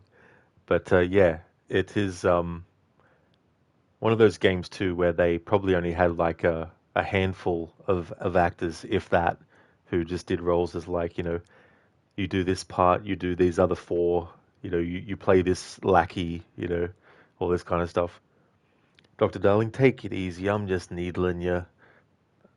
That's all the demon had to say. Yeah, Lucinda, that's pretty creepy. The effect that they have on his voice is pretty creepy too, as well. I don't know if I could... It's sort of like got that thing to it. Dr. Darling, the ringwraiths couldn't cross water either. That is true. Yeah, that's a great moment in the movie. If you want him, come and claim him. Getting chills now just thinking about it. But yeah, it's funny because in the novel, it's not, I don't think, yeah, in the novel, it's not actually Arwen who takes Frodo on horseback. It's Glorfindel, I think, another elf. But he's not in the movie version.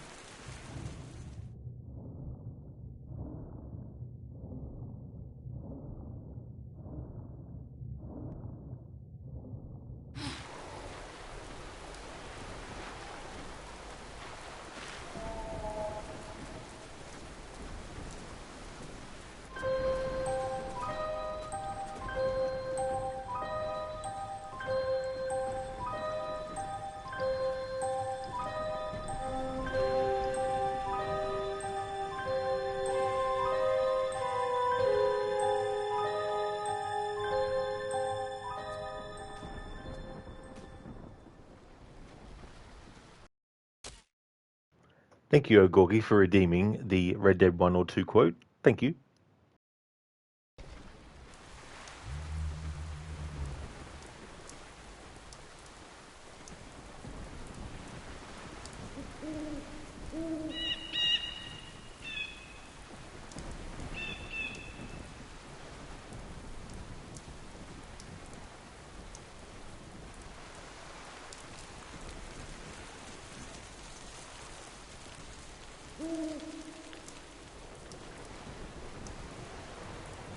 Alright, so I've got one.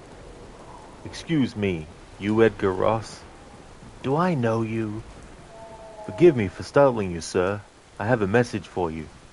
My name is Jack Marston. You knew my father. Huh. I see. I remember your father.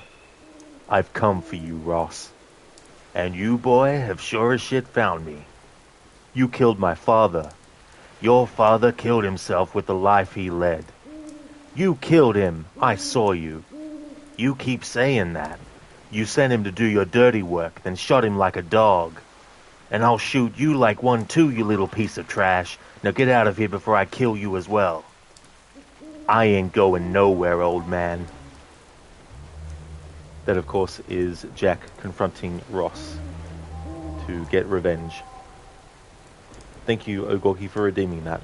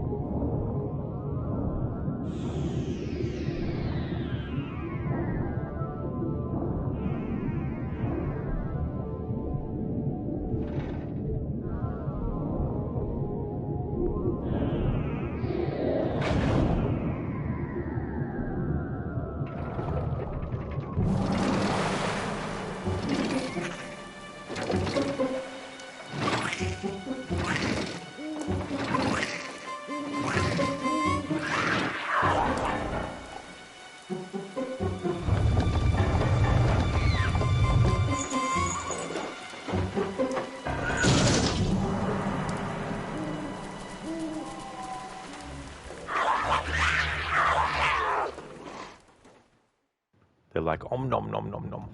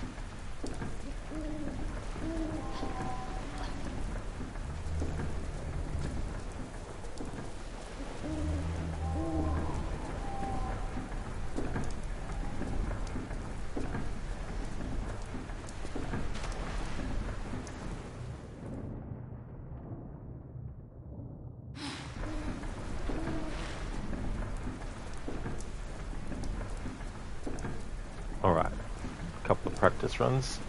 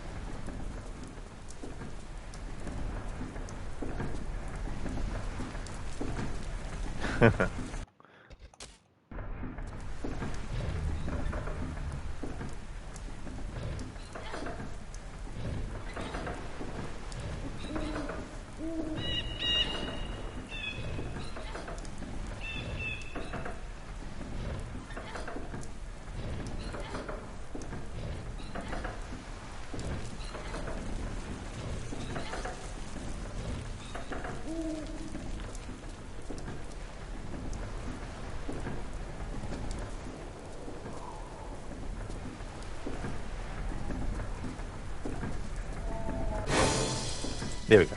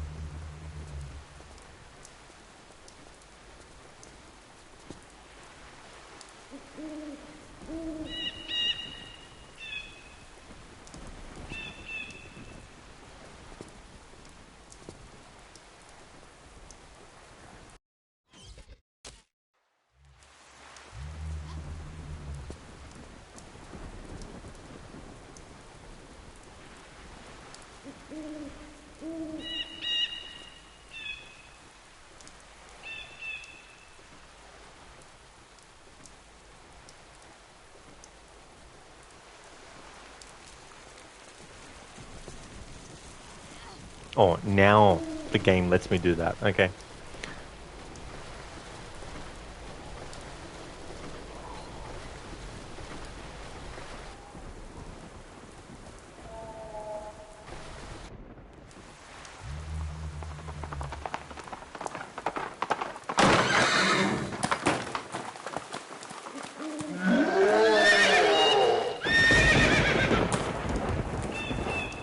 Your child has done her job well, and I taste freedom for the first time in an aeon.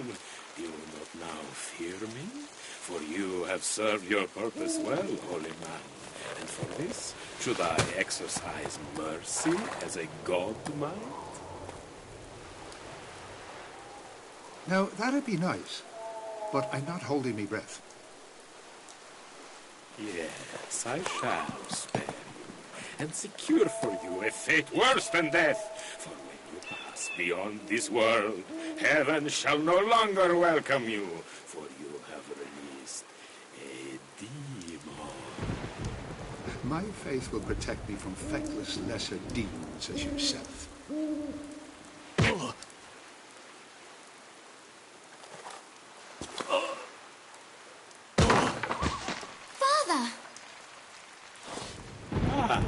The child, I shall snuff out her life as a candle.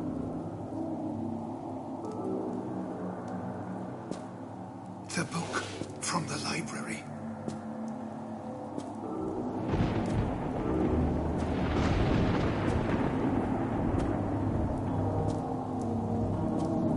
The names. Read out the names.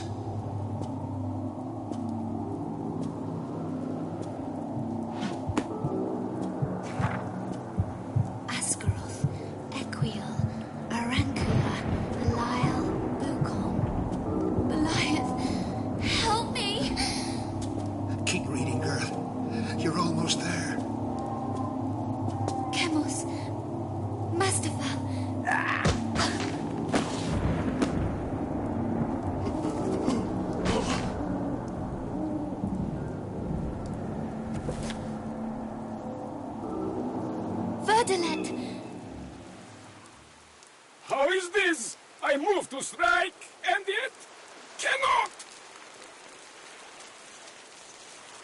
You've done well, girl. And before you ask, I'll tell you.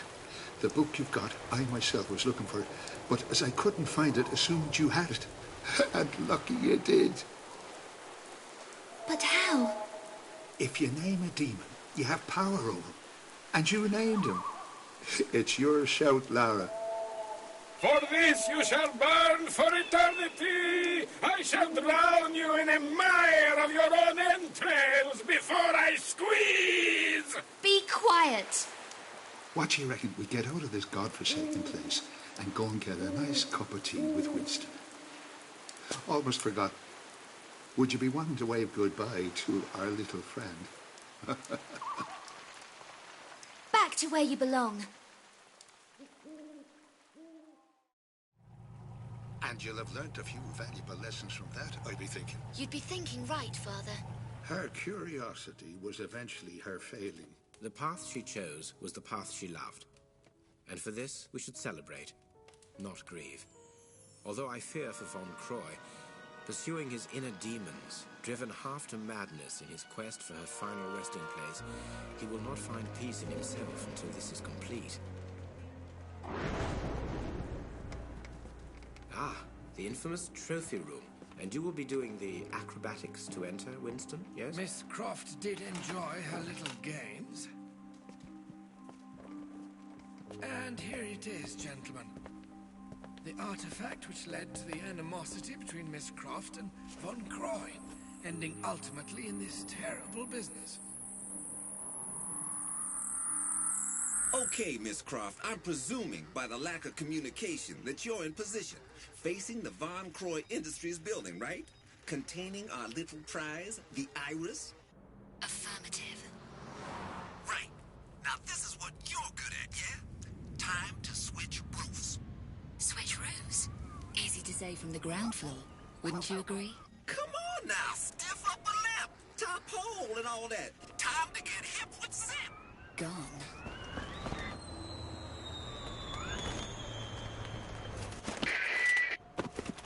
Yo! Jimi Hendrix is back! Laura! You there, Laura? Croft! You getting this? Limey. Jeez, now that was a blast. What the hell happened? Never mind, Yankee. I'm going in.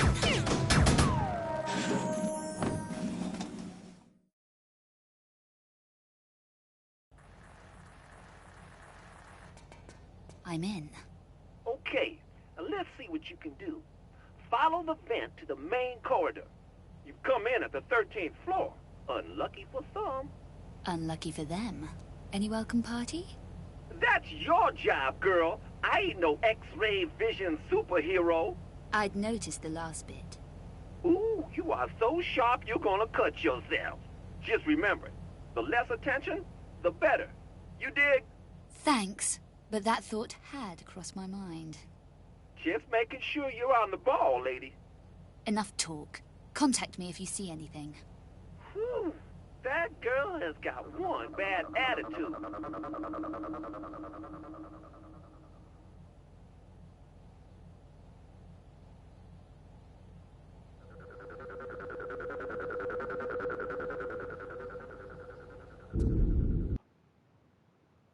Yeah, listeners, like, whatever game. It's so annoying when that happens. You do the same thing over and over again, and the game doesn't accept it, but then the next minute when you do, the game is like, now I'm going to let it happen. He definitely got wrecked there. Like, that demon was like, it was like a wrestling match, just picking him up and throwing him around and all that kind of stuff. But yeah, naming the demon gave control over the demon, and that was the end of him. Yeah, the suit was like, no. Yeah, he was just like, I'll grab you now and throw you over this way, then pick you up and then throw you over here. Alright, so including this level, we have 3 levels left, and I may as well keep going and finish the game in one stream. But I hate these levels. These are, for me, the worst fucking levels in the game.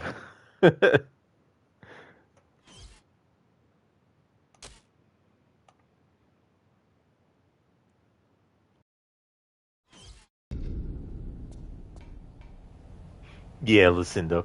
Yeah, these 3 final levels are such a damn pain. You got these androids that take a lot of gunfire to kill, and they fixed it up for this remastered version.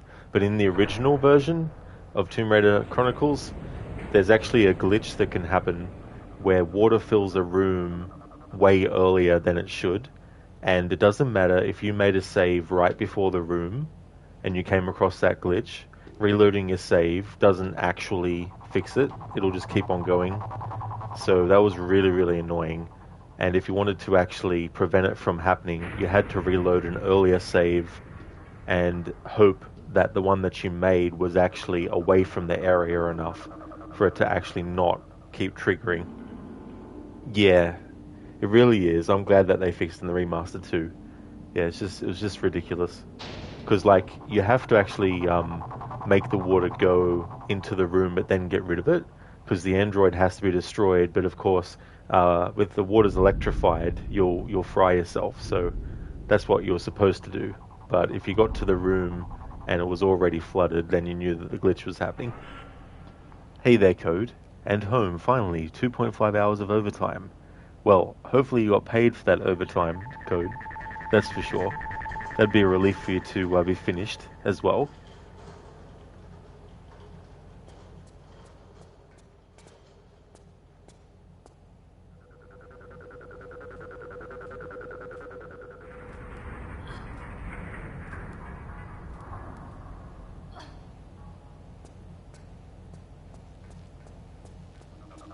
Woo! You get a spider drop in there, and it's toast. Find me some way to turn this off. Don't get your knickers in a twist. I'm on the case. What I have to work with. Don't knock it, lady. I'm your eyes and ears. More of those and less of the lip would be preferable.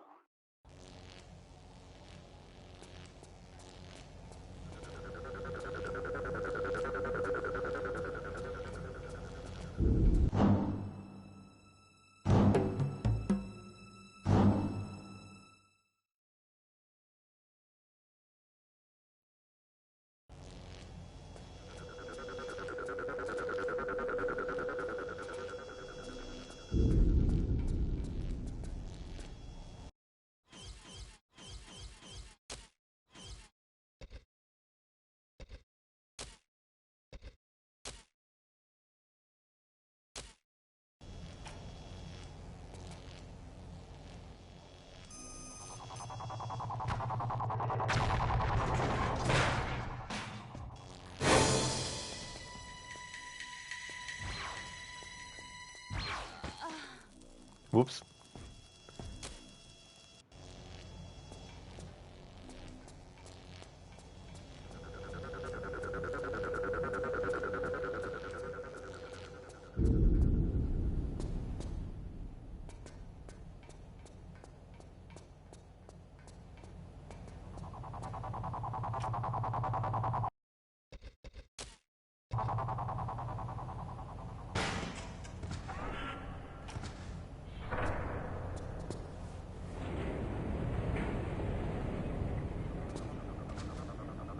You getting this? Whoa, baby, I'm getting too much of that. Looks like the Hulk on steroids. You want to tell me what it's doing here? Couldn't be sure. I hear that VCI is working on some new suit for the military.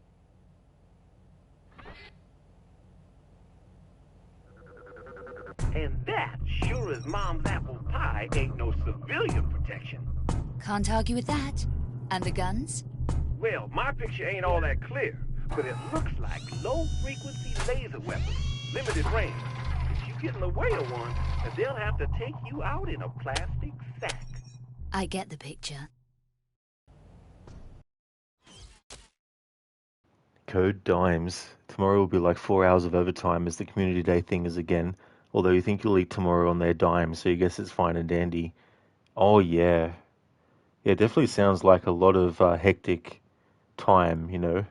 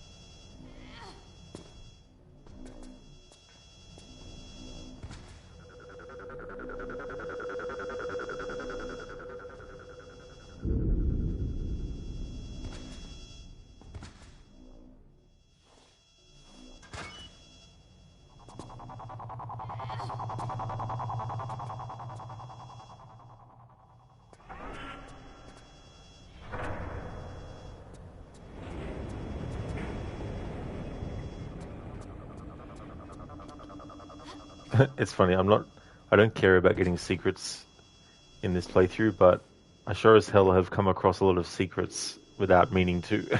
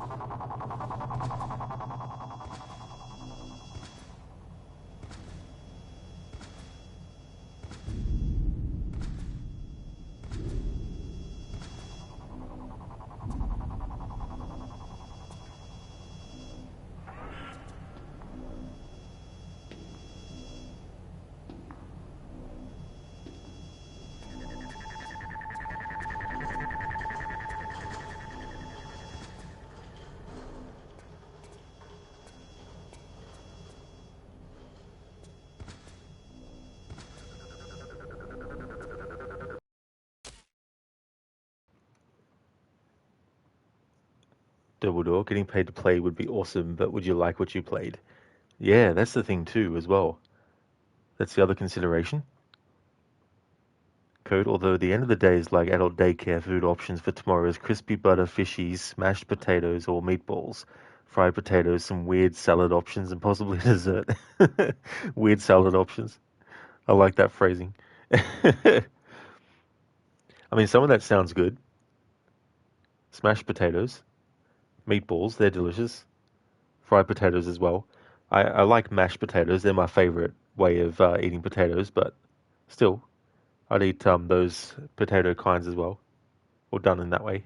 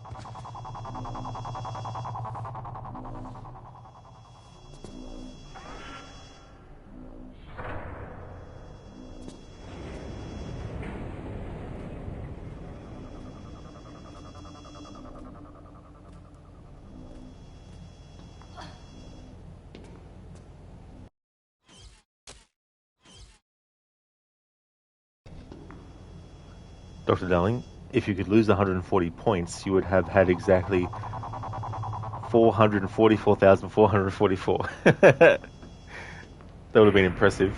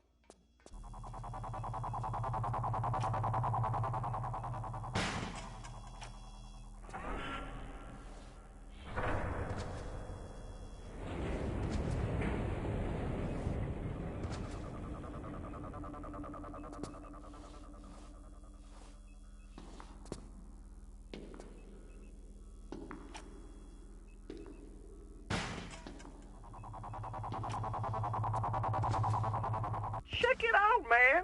No regard for company security. Sleeping like a baby. Somebody could just glide in and slide that ID card out from under his nose. Somebody slinky, that is.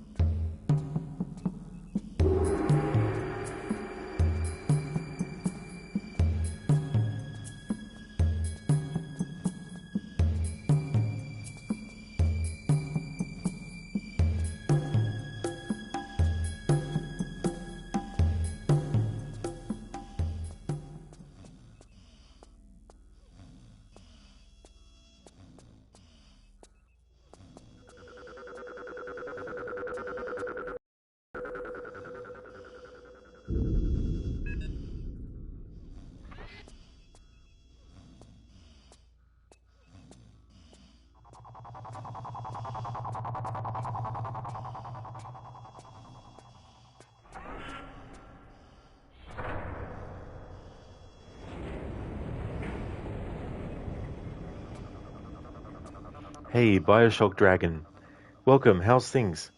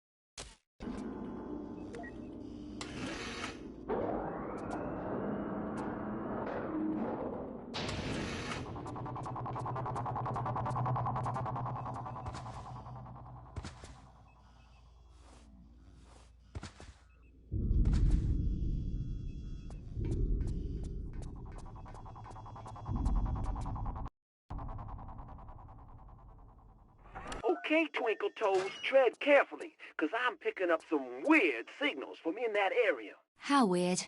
Weird enough to make Quasimodo look normal. That weird? I'll see what I can find.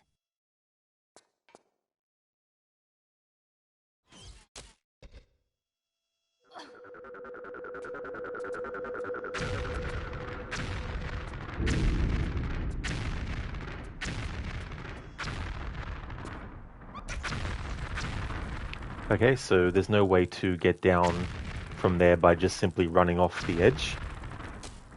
So in this fall hard challenge, we're allowed to use the pole to slide down.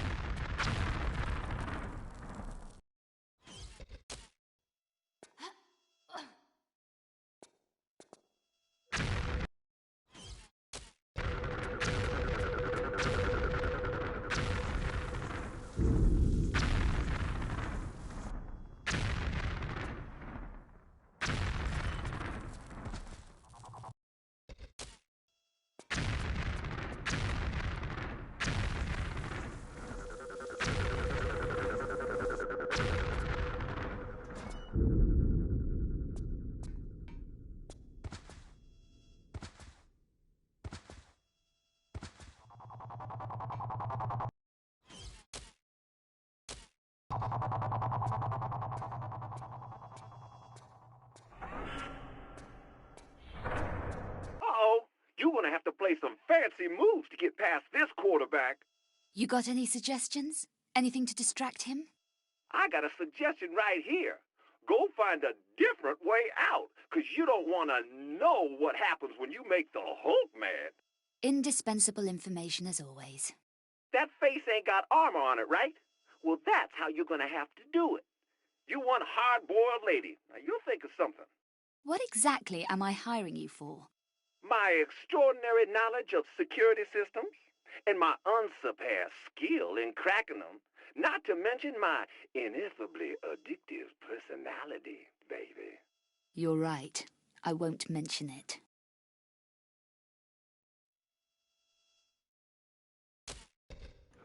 Code, you just do hope the food is not going to end up being a mystery meat Thursday in the end. Hopefully not, Code. Yeah. Hopefully it's really good food.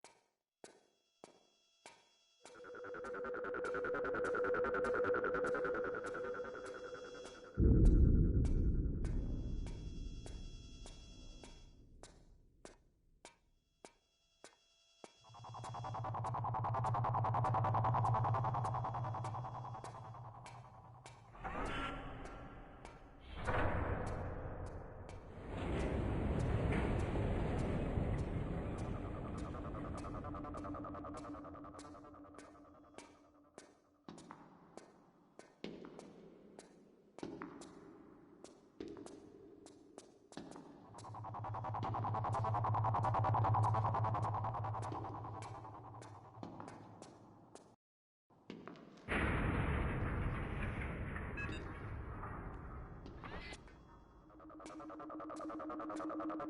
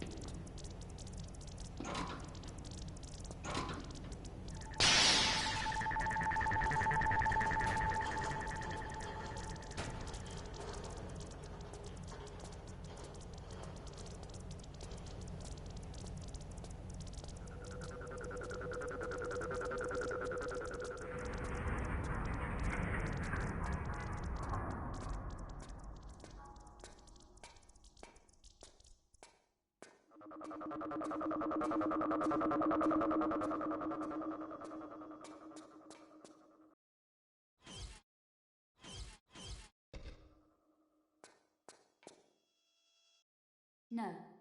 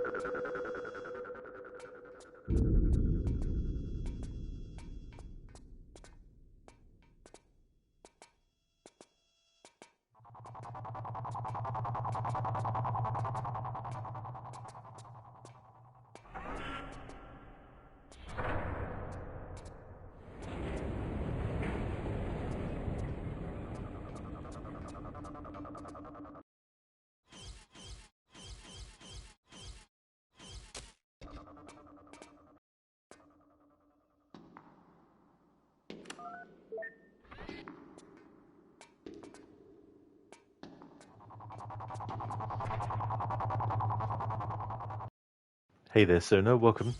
The tombs look different from what you remember. Yeah, this is a high-rise, high-tech building. This is Von Croy Industries, Werner Von Croy's building. Lara's come here to get the Iris artifact, which was an artifact that in 1984, when she went on an expedition with Von Croy as a 16-year-old, they went and found, and basically she thought that he had died, but it's a teleportation device, and so he got teleported out of there, and so that's how he managed to survive what seemingly looked like his death back in 1984. And so now that he's got it in his possession, Lara, in this point in the timeline, is infiltrating his building to get it back. So yeah, definitely not a tomb. I mean, all the games in the series go outside of tombs, so, you know.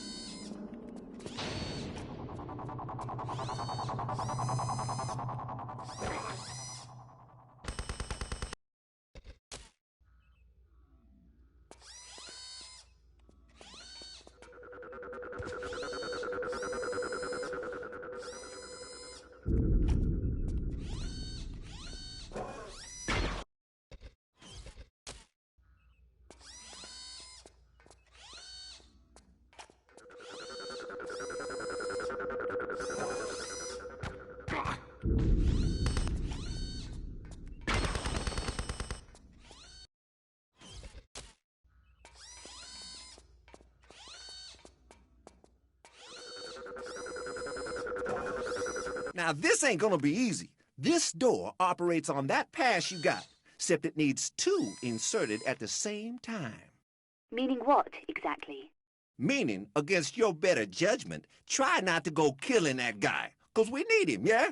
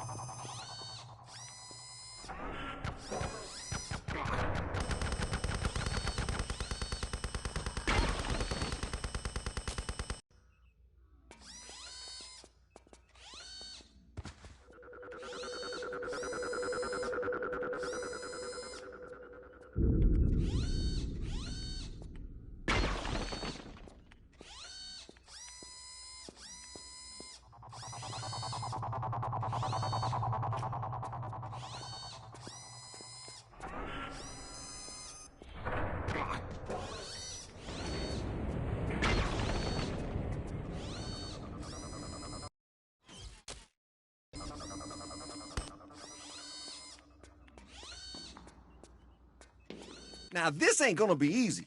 This door operates on that pass you got, except it needs two inserted at the same time. Meaning...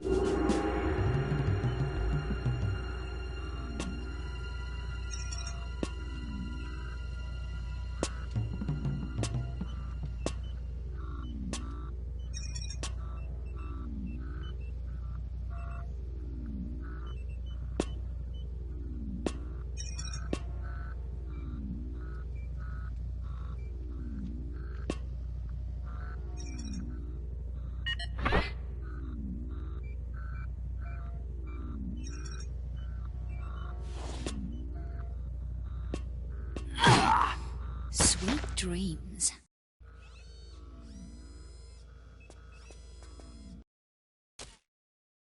Sona, you're probably passing thought in 1984. Oh yeah, I was 1 year old back then. Hey there, Carly, why'd you fall over so erotically? I don't know, to be honest. I mean, there's definitely sounds that can be both a negative and a positive sound, I guess. So it just really depends on where your mind's at, I guess. How's it going, Carly?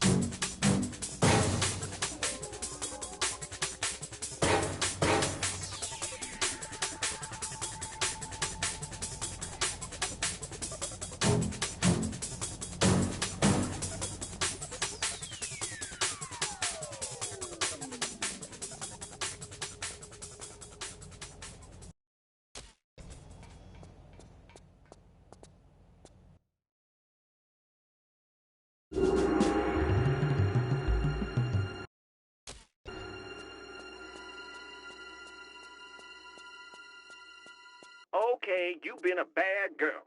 And before I tell you what your punishment is, I just want to say that there's no point in arguing, 'cause I ain't gonna be listening.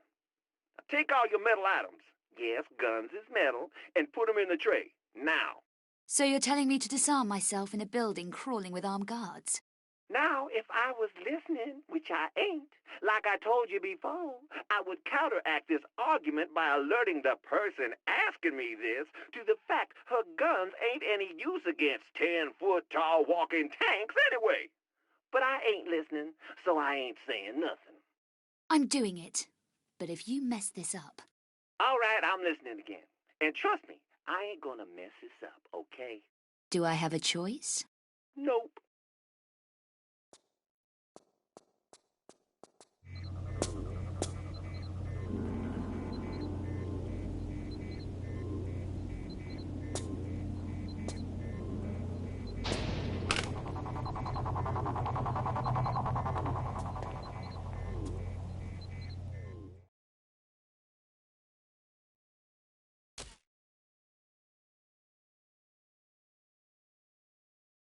You, Tom. I am Tom. You, Braid. I, Bald. We are same, but different. Like cousins. Now, if you would excuse me, I'm going to fight a bat. What the fuck? Bam. Thank you, Avi, for redeeming those. Thank you, Avi. How's things going? What is that? What is that like? Is that like a thing you made up, or is that like a quote from something?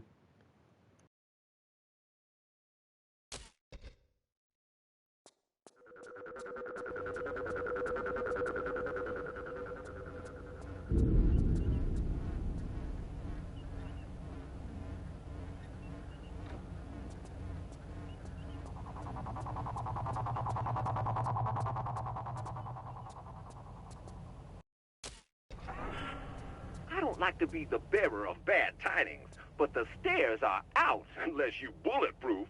You ain't bulletproof, are you? What about the lifts? Well, the lift is going down, and normally, when trying to escape somewhere, ain't it clever to head in the direction of the exit? Like the roof? Right. That'd be clever, like making me ditch my guns. Ouch. Yeah, maybe you better start looking for some weapons. Hey, don't sweat, girl. The man will save you. Hasn't happened yet.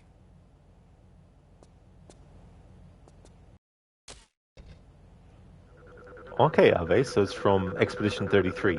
Same, but different. Like cousins. Is an Esqui quote from Expedition 33. Oh, I gotcha, yeah. You hope Tom Brady Chronicles is going good? It is, yeah. We're actually in the final levels now. This is my least favorite part of the game, these levels. And it'll be great to get through them. But all the other locations in this game that you go to, because it's kind of like Lara's past adventures that we never got to play. They're kind of holding a memorial service for Lara, because at the end of the last game, it's presumed that she's dead.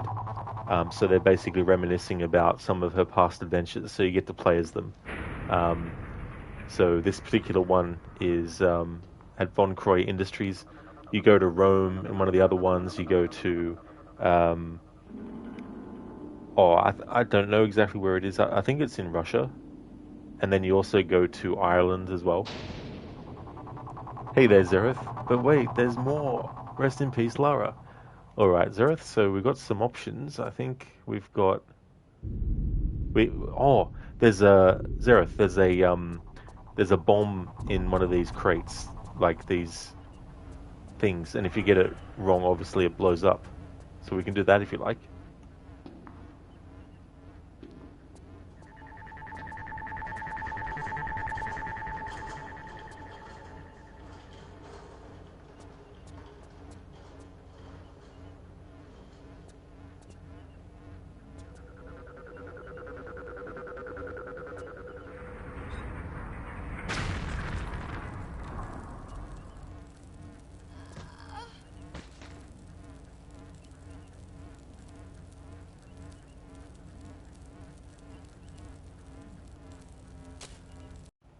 Thank you for redeeming that, Zereth.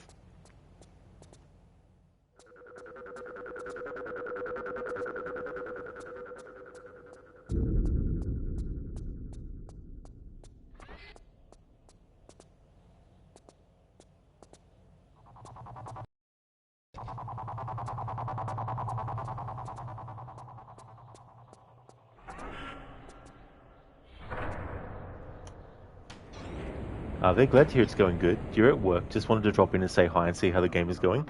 Oh, that's good, Ave. Thank you so much for doing that, especially when you're at work too. Definitely appreciate it. I hope that work is going to go well, or hope that it's all already going well.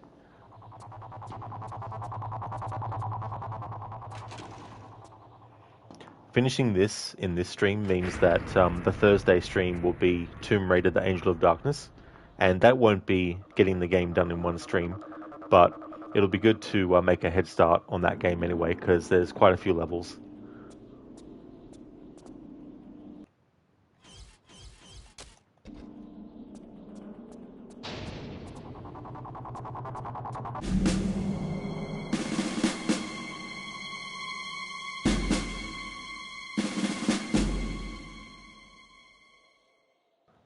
Yeah, work is going good. Soon done as well. Only an hour and a half left. Oh, very nice. That's good. Hell yeah.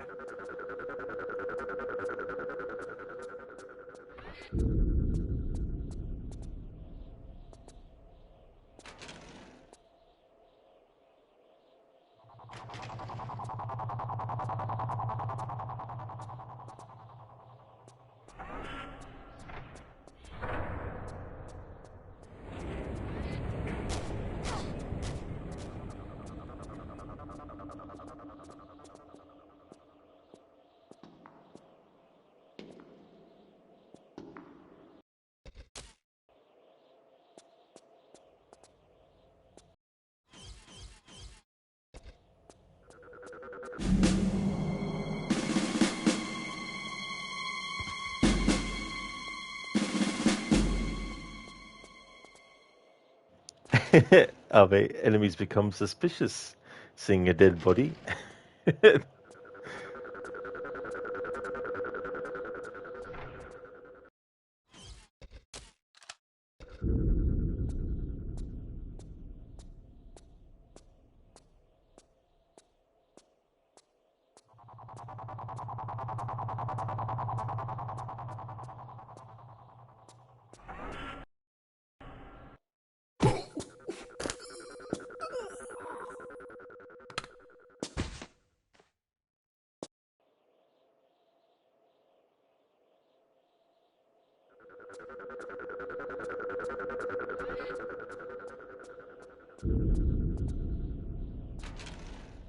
Oh, did you, Ave? Right.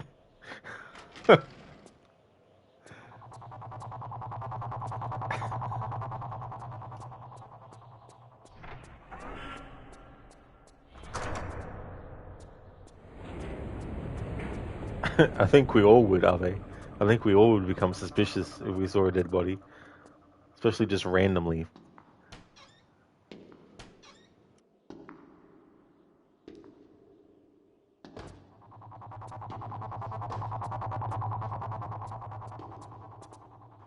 Lucinda, yeah, that would be scary in real life. Yeah. Yeah, I can definitely say that I've never actually seen a dead body IRL before. Definitely do not plan to, but I mean, it's part of life, of course, but I mean, it depends on if you're drunk when seeing it. It's like, look who's on the ground. Are you awake? Oh, you're just playing, aren't you? You're awake, yeah. You're awake. Poke, poke. Oh, you're just pretending to be asleep, oh yeah. Not even in a coffin. Oh, well, I mean, that'd be different, you know, like if it's a loved one. I mean, it'd be, you know, not a pleasant sight, but I mean, but yeah, like in other circumstances, not.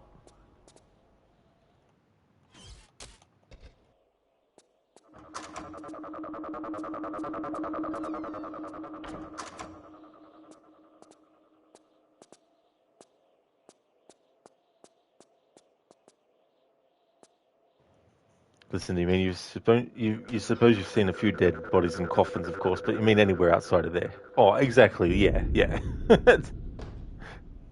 Hey there, Shilla. Welcome on in, dude. It's going good, thank you. Things are going well. We're going to be finishing this in this stream.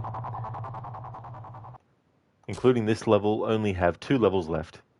It's a pretty short game, though. It's only about 13 levels. How's things going with you, dude?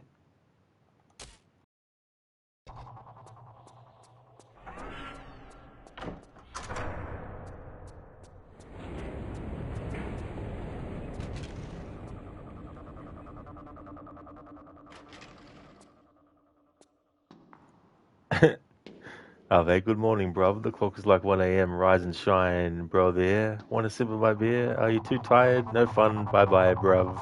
Yeah.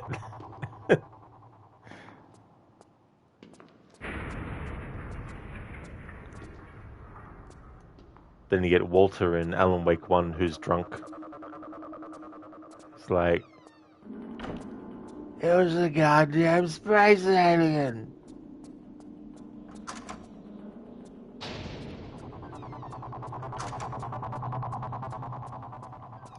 Sheila, great to hear. Nice already finishing. Good progress. You're good. You overslept this morning, so your workout will take place in the late evening today. Overall, you're good. I'm really glad that you're going good. Sheila, that's really good, dude. And thank you so much. Yeah, it's good to get this game done in one stream, actually. I was going to do a split stream, do one stream today, and then do the rest tomorrow, but as I've gotten closer and closer towards the ending and all that, I was like, you know what, I'll just keep on going. Yeah, listen to the guy in the prison cell. Yeah, it's so funny. You can mess with him. You can turn the light on for him, and then you can turn it off again. He's like, you're one of them, aren't you? That kind of reaction.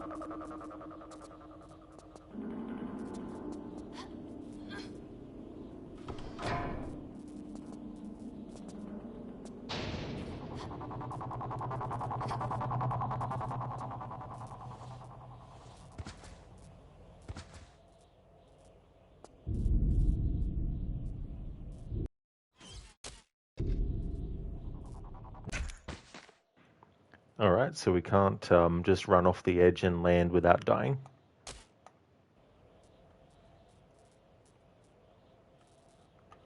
So this means I'm allowed to do a lowering and then dropping.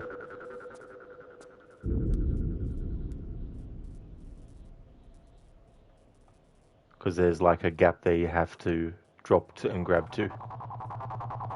And I can't climb up into a crawling position, so we can continue just safety dropping down.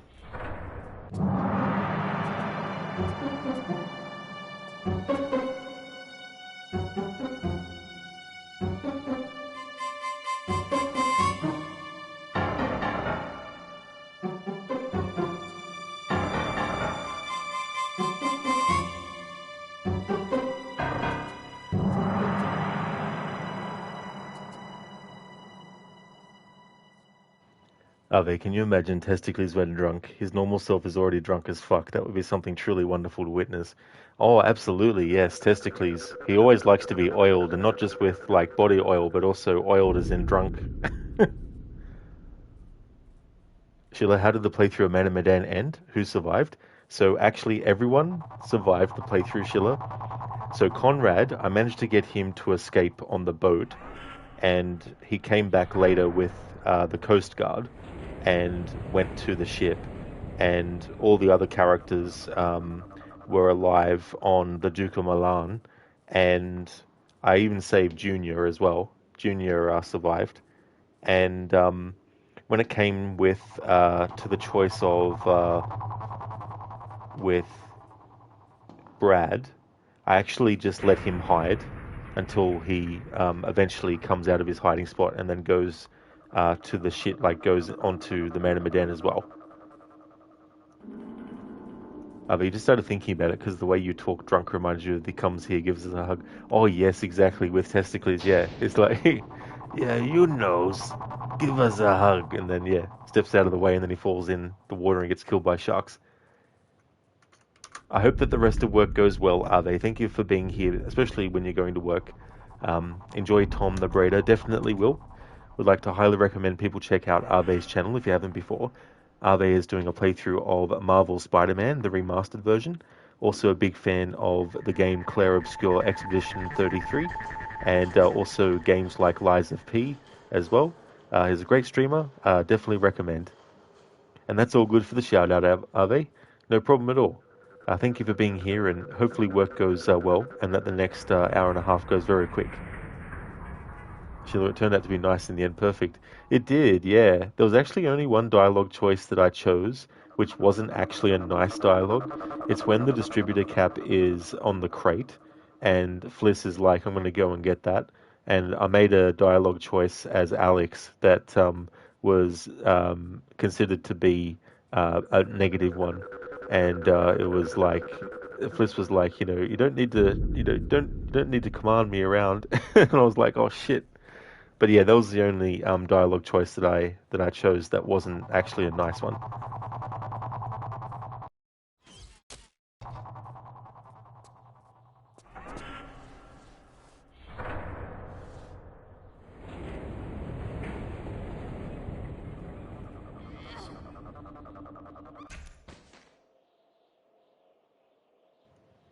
There we go. So that's another one where we can't drop out of the alcove. So for this part as well, Lara can actually lower herself and get down safely.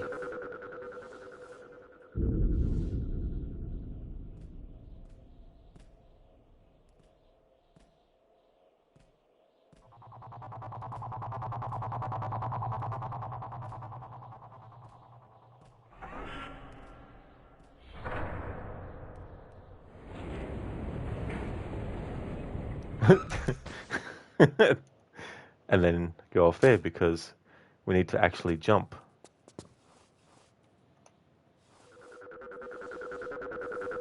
Yeah, Lucinda, I'm like, oh shit, that's right, we need to actually do a jump.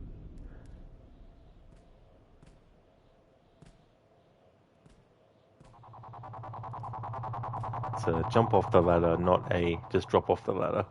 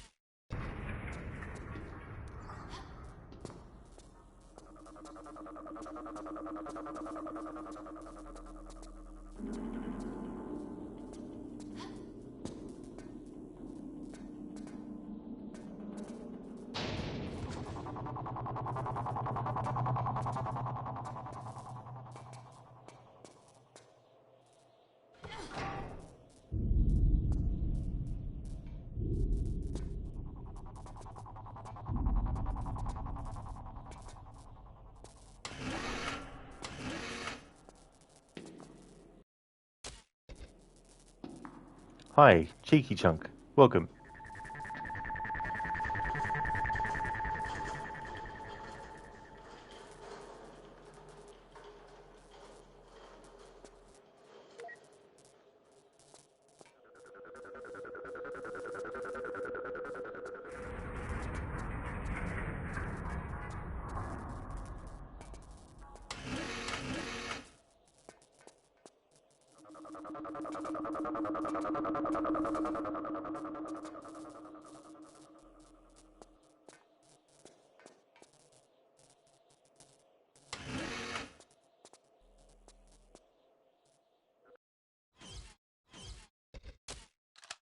No.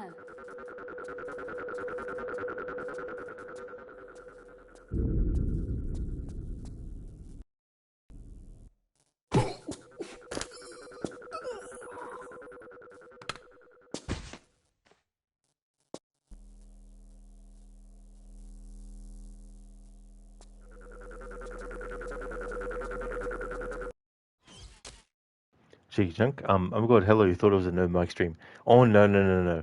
I do mute my mic when I'm eating something or don't have anything to say. But yeah, definitely do have a mic on when I want to say something and respond to chat. The game is going good. We're actually in the second last level now. I don't like these levels as much as the other ones in the game, so definitely not my favorite levels in this one. But yeah, it's going really well. Dr. Darling, run, go, destroy the helicopter. Exactly, yes. There definitely is a helicopter in these last levels.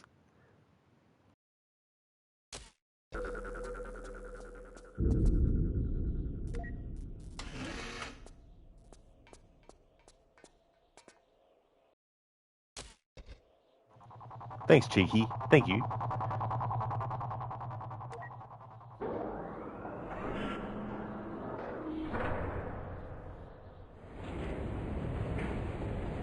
Close the doors. Close the doors quickly. Close the doors quickly.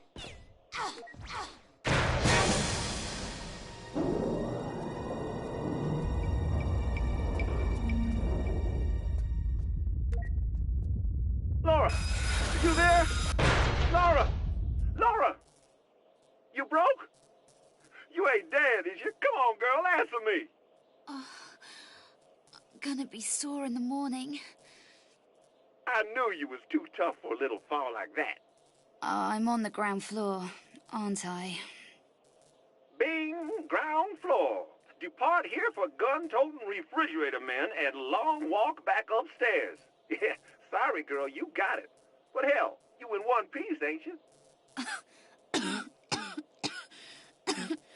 Never felt better.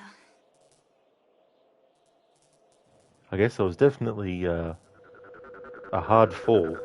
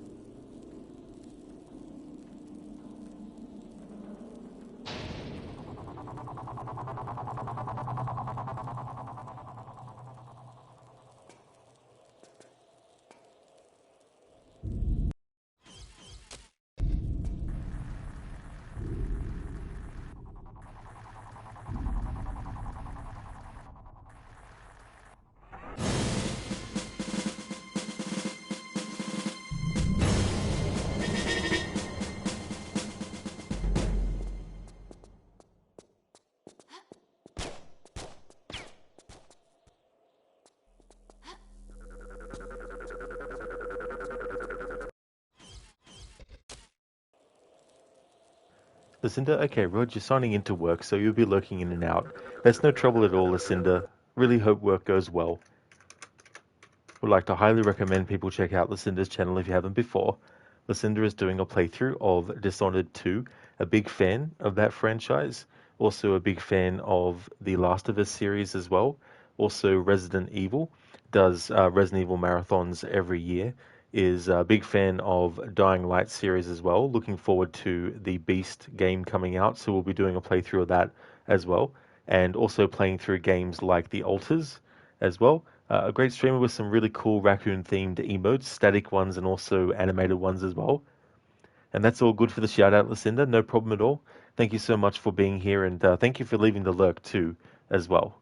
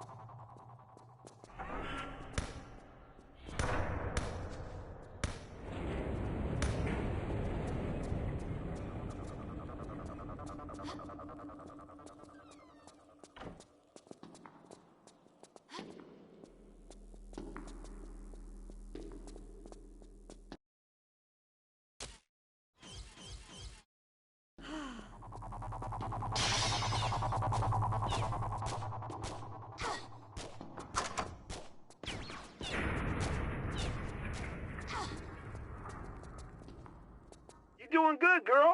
But just you hold there a minute. I'm checking for something. Zip, they're coming through the door with welding torches. Yeah, just... Gotcha. Top corners of the room. Motion trackers. Fast movement triggers them. So take it easy. Well, what are you waiting for?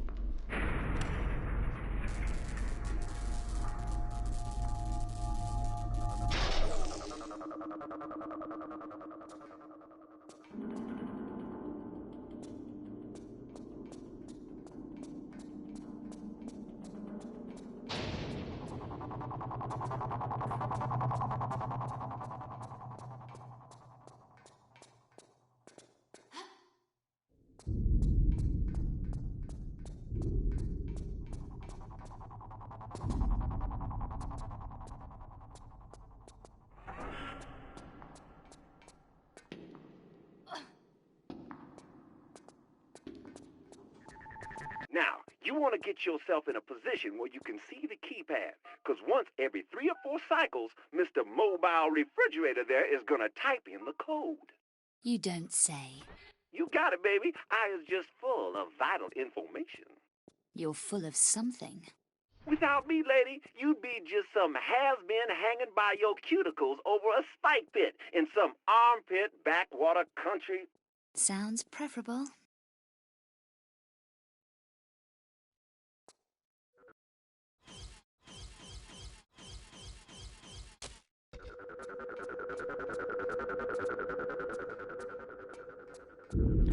Dr. Darling, thanks for redeeming the Rest in Peace Lara, Death to Cyborg in the next level. Yeah, I don't know how long it'll take me to get there though, and when they appear in the next level. The redeem's kind of for whatever's closest.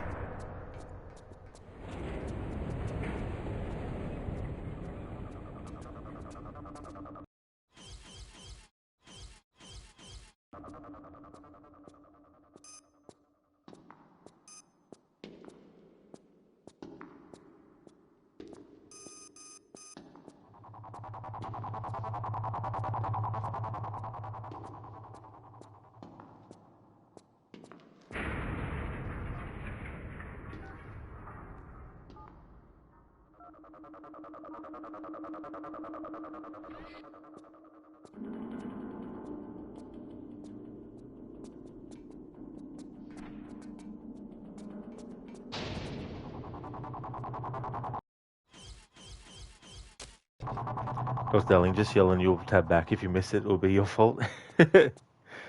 No, it's just more because if people can say when or how far away, it means that someone might say, hey, wait till you get to the end of the game and then die. Because the thing with channel points is I don't like when people try to book them ahead of time, because then people will be like, oh, I'll redeem it now and then you'll owe it to me the next time or something, so it's just, I know you won't treat it like that, Dr. Darling. I'm just for randoms who might be like, oh.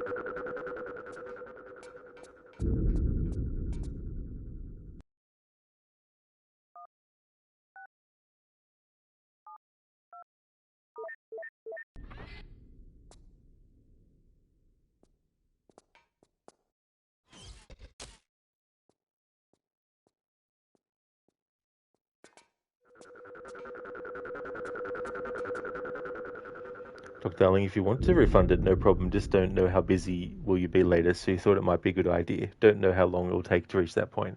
Yeah, that's the other thing too. Like, that's why the redeem is for whatever's closest at the time it gets redeemed, because it just makes it easier then.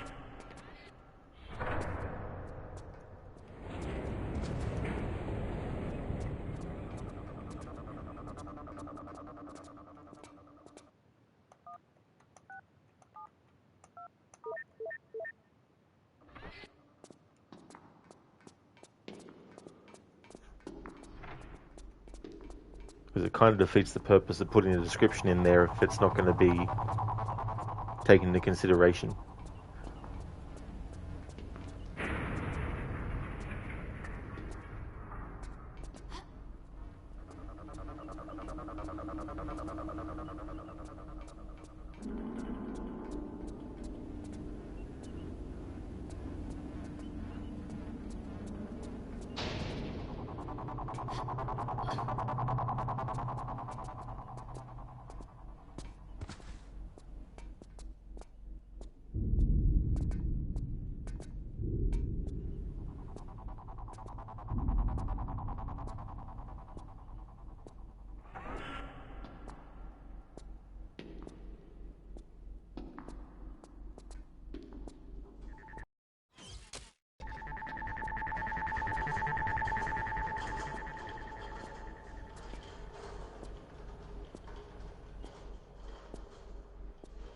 I can still do it, like, with an enemy now, if you wanted.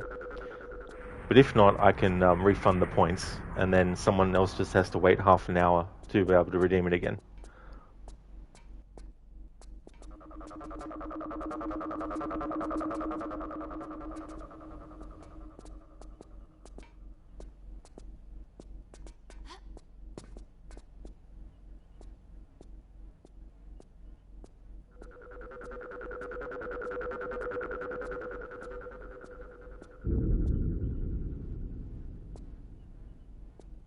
Bugger. That bastard.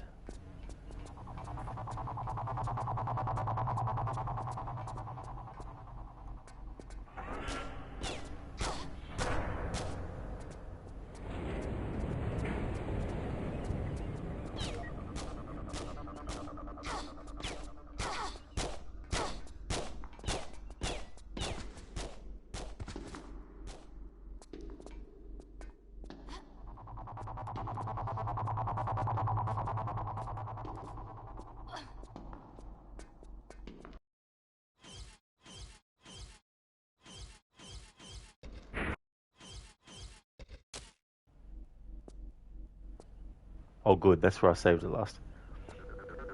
Dr. Darling, what are the options for Lara's inevitable death here? So we can have Lara get shot to death by this enemy. I might be able to backtrack to the room where the explosive stuff is as well.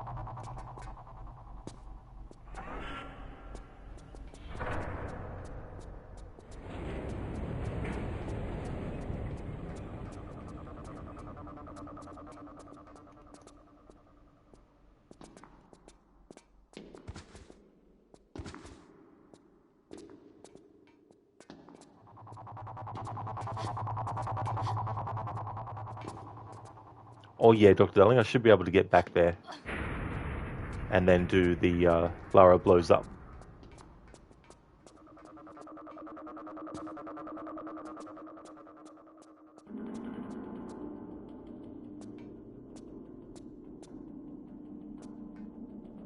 Actually, I can't because we actually had to... Oh, hang on.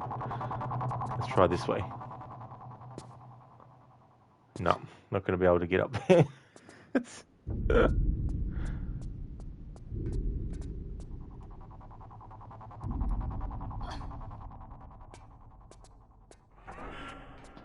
Well, so much for blowing Lara up.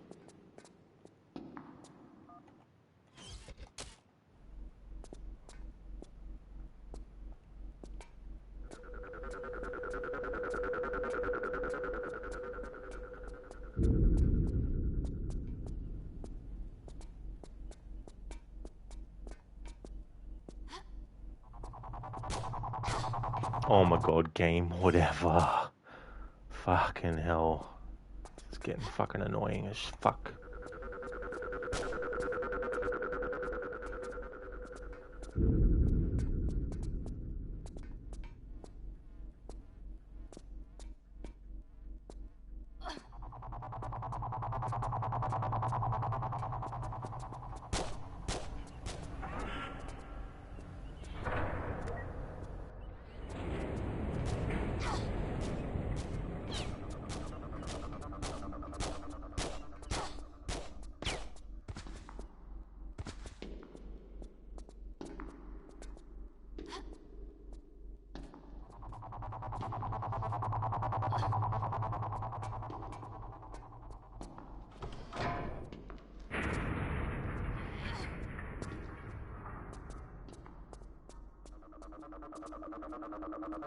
Oh no, that's right, we come back to this spot.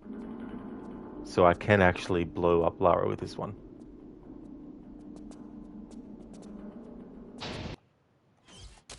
Alright, here we go.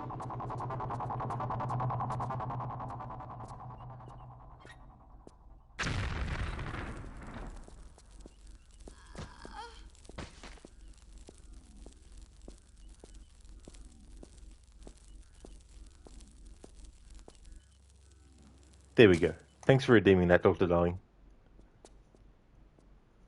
Dumbledore, wait, Lara dies? We all eventually do. That is true. Hey Octavius, welcome back. Back from the beach, was windy today and a bit cold, but nonetheless summer water and salt is always good. Well, that sounds like you had a great time, Octavius. That's really cool. Glad that the weather was great for it too. Dr. Darling, ancient curse from the Old Kingdom.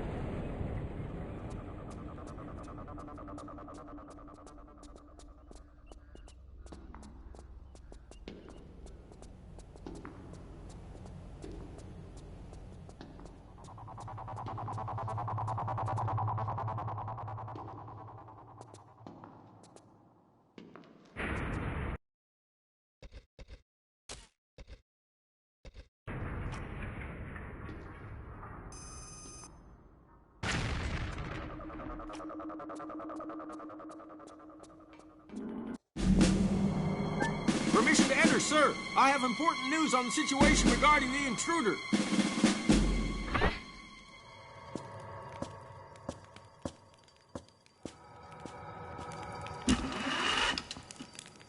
And?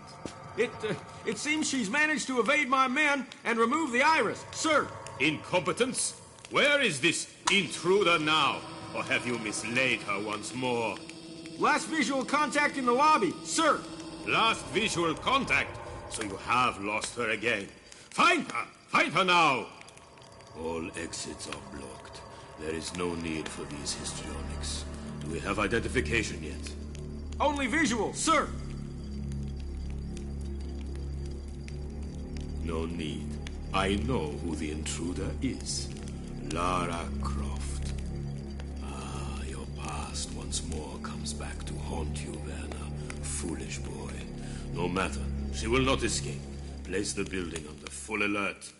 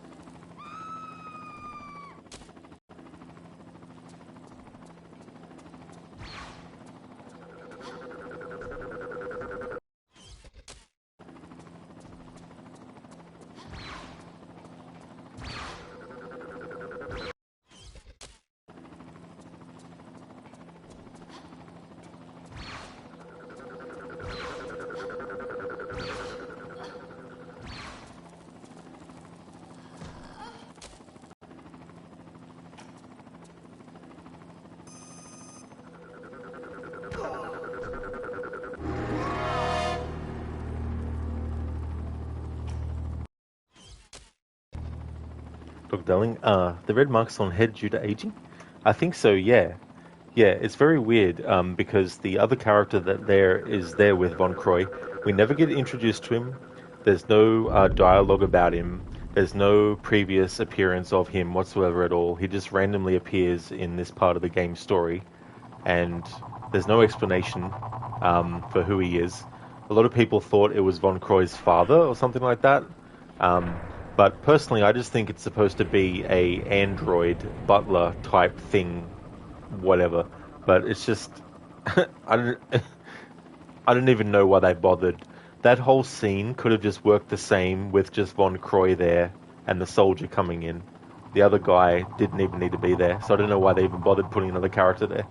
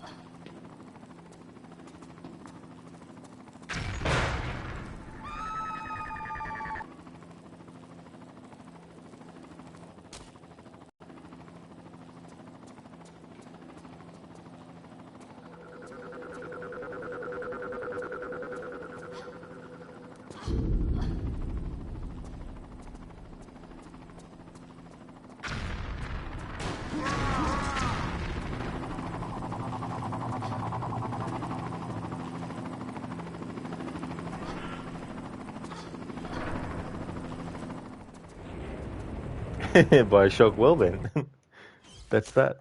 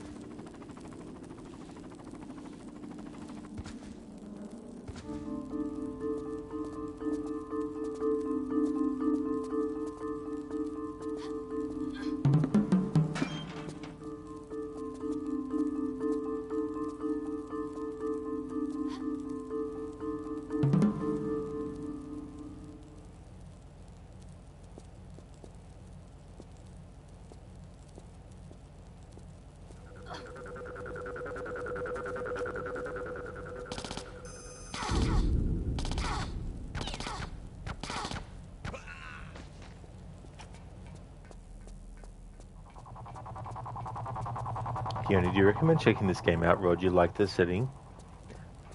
Got a feeling this isn't quite what it seems. And I knew you weren't just a pretty face. Try infrared on the shades, girl.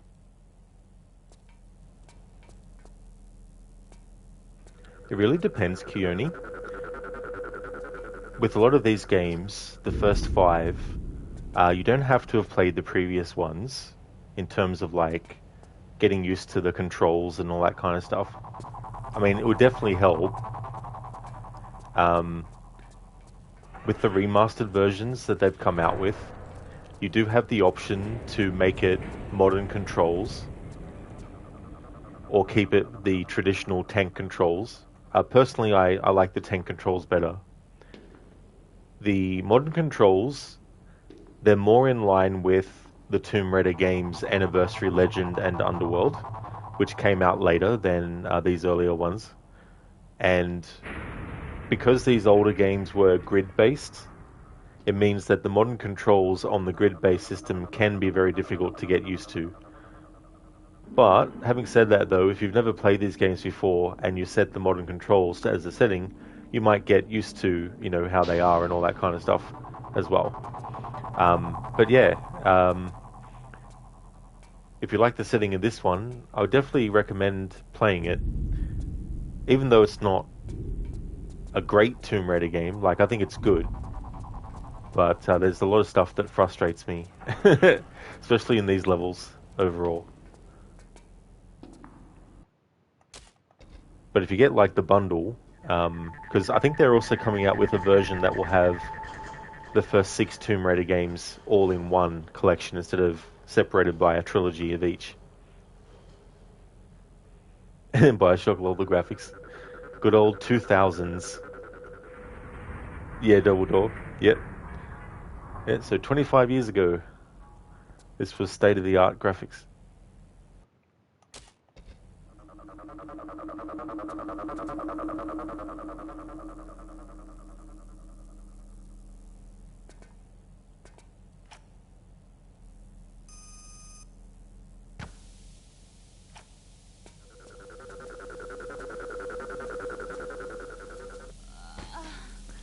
Whoops, Lara went a bit too far. You only love how angry Lara looks. Oh yes. Especially when shooting weapons. Gets the angry look.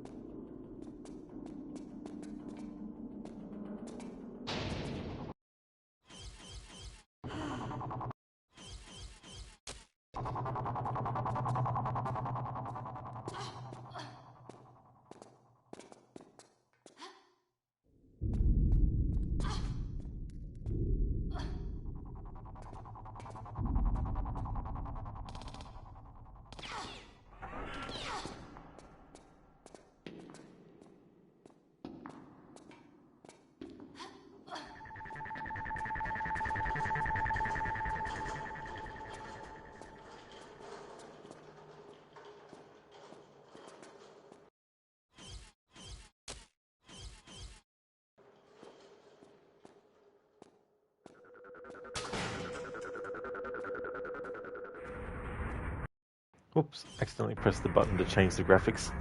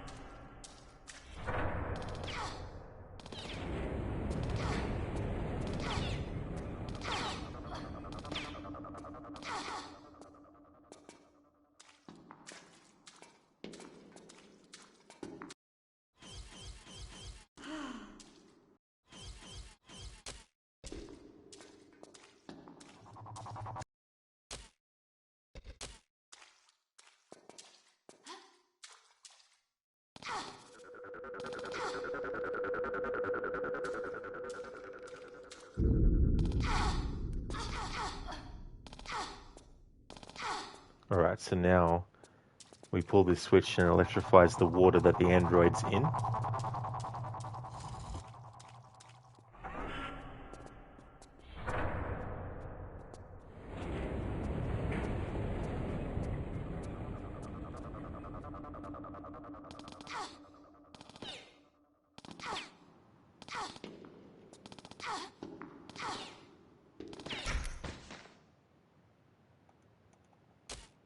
Hang on.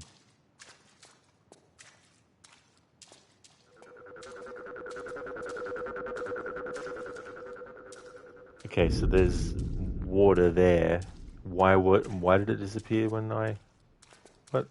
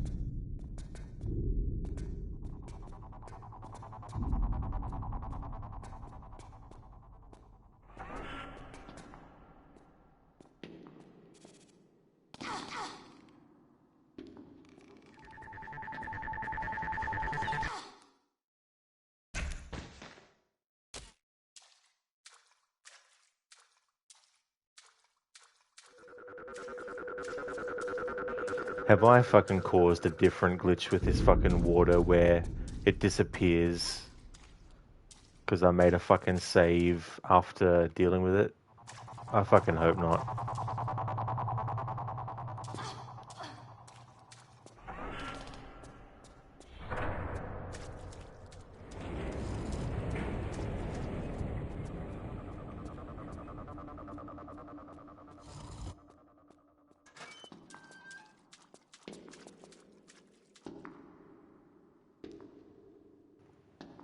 Okay, so now the water's back there again. Unless I've forgotten to do something, because I'm so on edge about this fucking bloody level fucking glitching on me.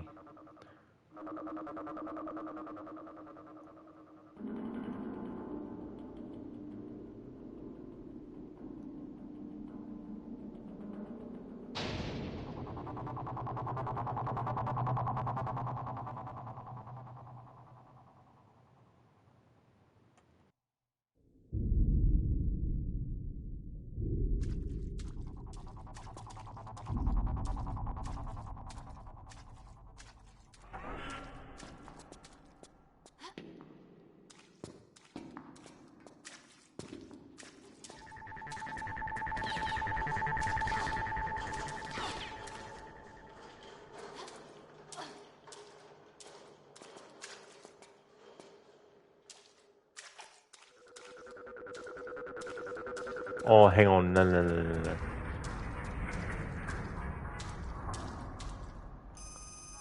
I know what confused me. Once he's defeated, it electrifies the water. Don't know why. Thought otherwise. Is that even hitting him?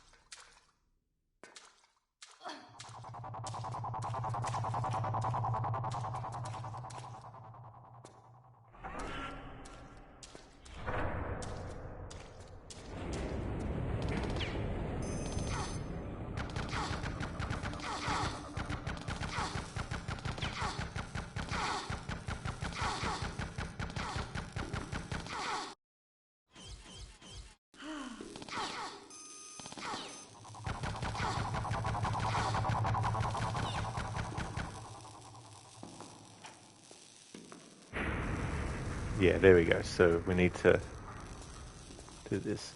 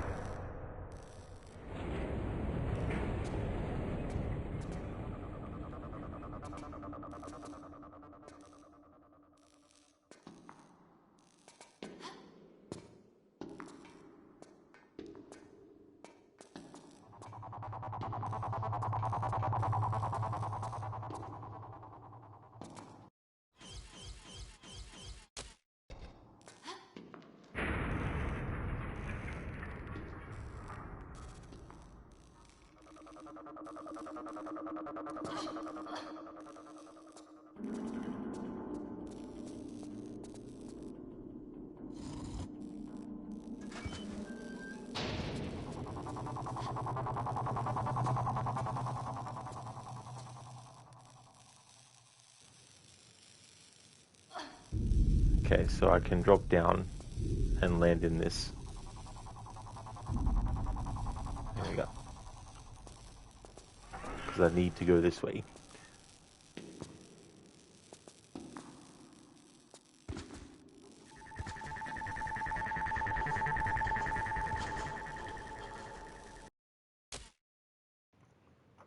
Octavius, when you were younger and played Chronicles, you got stuck at a specific point, still haunts your life. You may start it again after all these decades and you're past that point. Hopefully so, yeah. If you ever play it again, hopefully you get past that point. This game was definitely glitched a lot. That room that I just did where there's like the android and all that, there was a glitch in the original version of this game where if you arrived in that room and the water was already there, the glitch could not be avoided by just simply reloading your save right there and then. So if you saved before you entered that room, like literally before it, no matter how many times you reloaded your save, if the water was already there, your game was pretty much glitched. And if you didn't have any other saves, well, you had to restart the game from the start. And if you didn't know the level skip code, then you'd have to play through the game all the way up until that point again. But you would have to have a save that was a bit before the actual room to avoid it.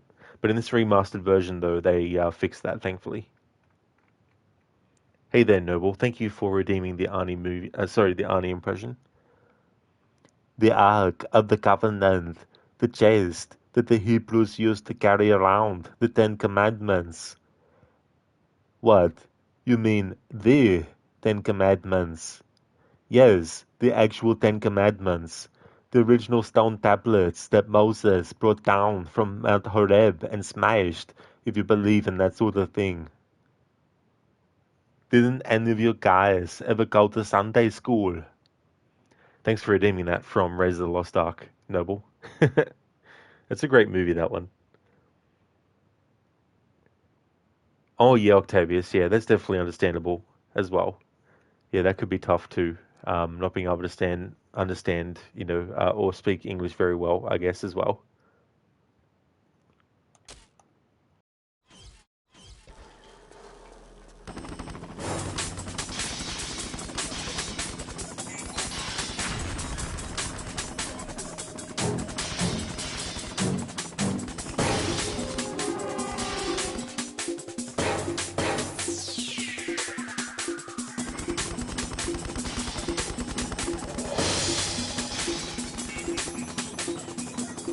Keep moving, girl. You got too many escorts tonight.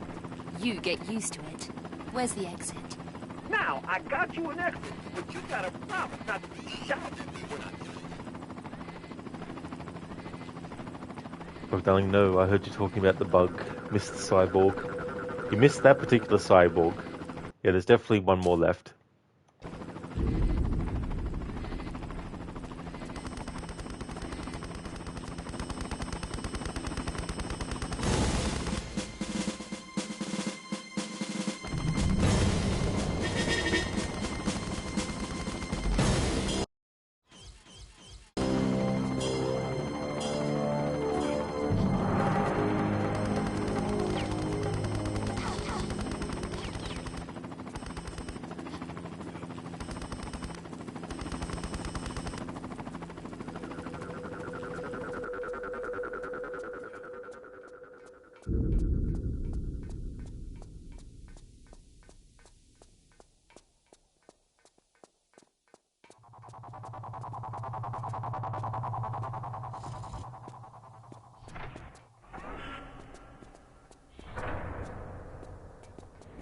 That's right, Octavius. Well, I mean, it's still Wednesday here for me. The next few minutes it will be Thursday. So if it was past that, then tomorrow for me would be Friday. But yeah, Thursday is also Tomb Raider, and then Friday is Dead Rising 2.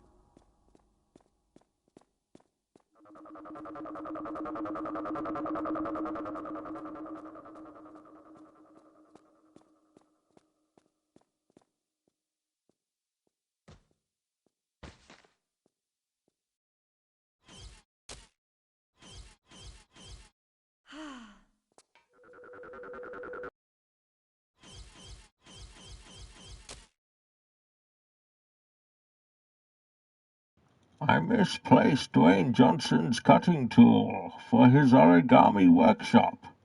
I can't believe I lost the rocks, paper, scissors. Thank you for redeeming that, Dr. Darling, as a Bane impression. Very funny. Octavius, yes, you are right. Yeah, so Thursday will be Tomb Raider, The Angel of Darkness, and then Friday will be Dead Rising 2. But I'm going to be finishing that, and then Until Dawn, the original, is going to be replacing that for Fridays.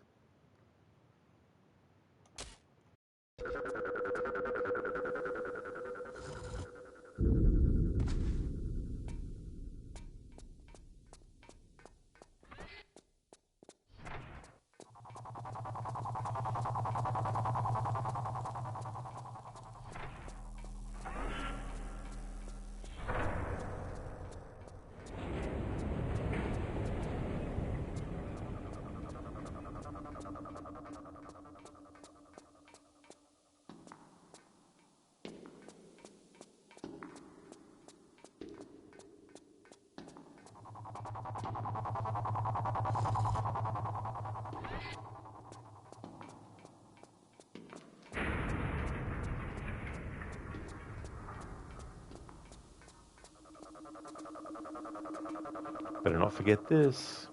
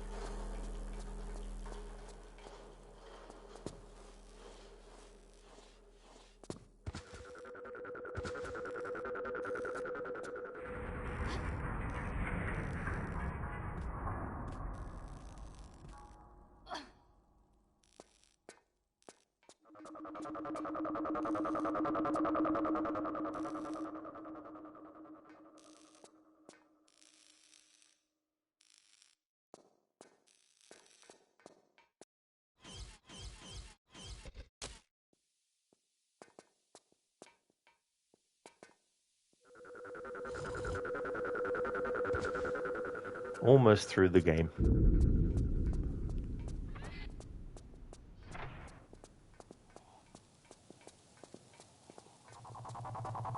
These levels are still annoying, but at least they got rid of the glitch that was really friggin' frustrating.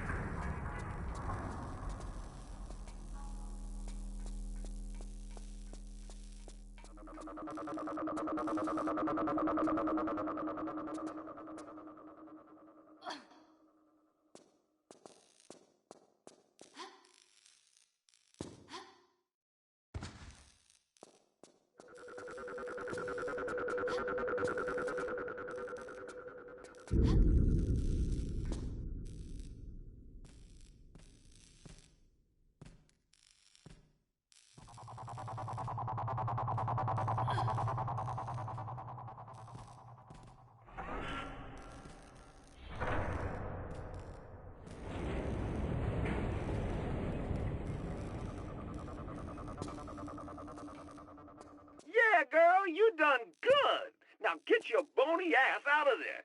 And hey, you stay in touch, yeah? Maybe we're gonna be pen friends. Bony ass? I doubt it. But I'll be in touch. Clear the area, Yank. I'm coming out. Zip is lucky he said that, not actually in the presence of Lara physically, because he probably wouldn't be leaving the encounter that... let's just say he'd probably have a few bruises. I wouldn't say that to her ever again.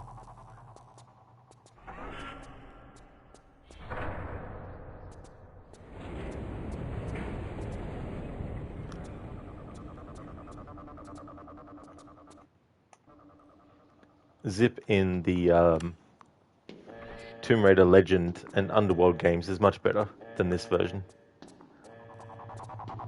This version's annoying. Even Lara gets annoyed by him.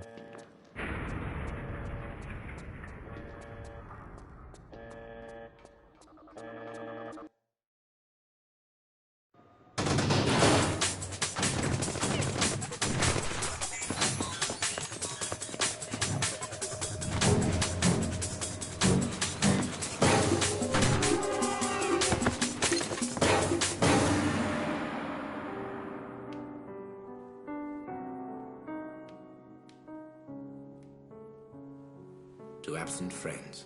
Indeed. May God rest her soul. Mr. Van Croy, come quickly!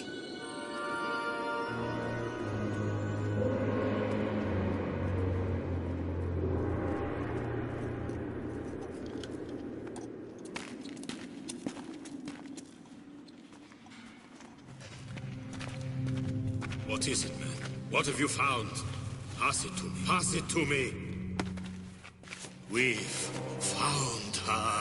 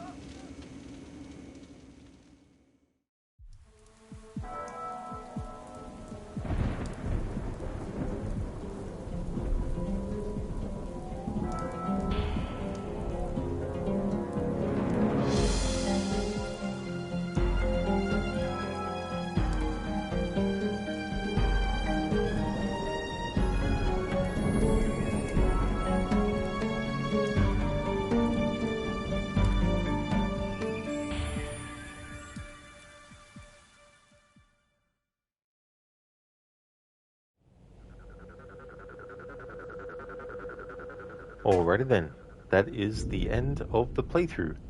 That was the Fall Hard challenge, and having done it with this game, I definitely would like to do it with another game in this series in the future. However, I would actually add some more restrictions on top to kind of balance things out, because while there were a lot of sections where a lot of damage was taken from falling, it wasn't like a push and pull thing with the health. But I think if I was to do it in the future, I would have a restriction on when health can actually be used. I would probably make it that health could only be used in combat. So if I took damage in combat, then I could actually heal.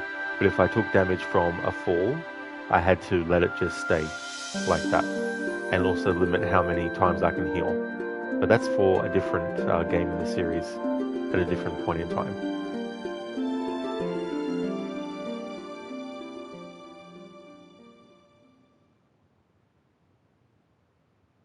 Hey there, House. Welcome. I did beat the game, yeah. Yeah, crazy to beat the game in one sitting, yeah.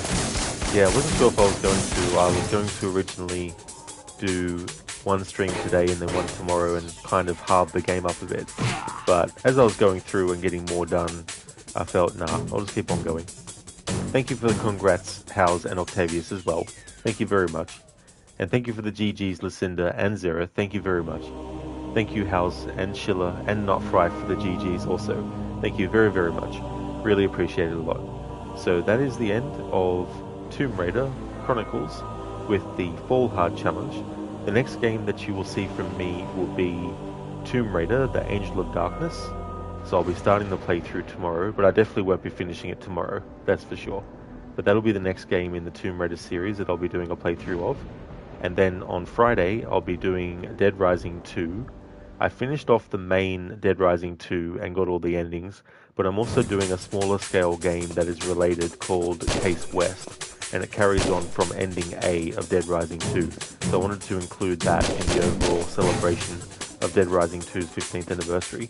So if you see me streaming Dead Rising Case West, then that means it's Friday. And then Until Dawn, the original, I'm going to do another playthrough of that, which will be a music-only playthrough, and I'll be starting that on Friday as well. So Friday will be Dead Rising Case West, and also making a start on Until Dawn, the original one. And then on Saturday, getting back to Assassin's Creed Odyssey, which is my Saturday through to Tuesday game as well. And I'll just put in the schedule there, so people can also see it in text form. That's all good for the stream, Sheila. Absolutely no worries at all. Not fry, this main menu actually goes hard as fuck for how old the game is. Yeah, I like the moments too where you see Lara dealing with enemies, like the one where she basically kicks them into the fire as well. They're moments that aren't actually in the game's narrative, but it's kind of cool that they put them in as this sort of like cutscene that plays. And here we go. Speak of the devil, so to speak. Yeah, Lucinda Odyssey. Yeah, I did a little bit of grinding today, actually, towards that, and still have Cassandra in the 60s, but yeah, it's going to take a long time, because now I've reached the point where even when I get 100,000 or so XP, it doesn't really fill up the meter too much, not as much as it used to.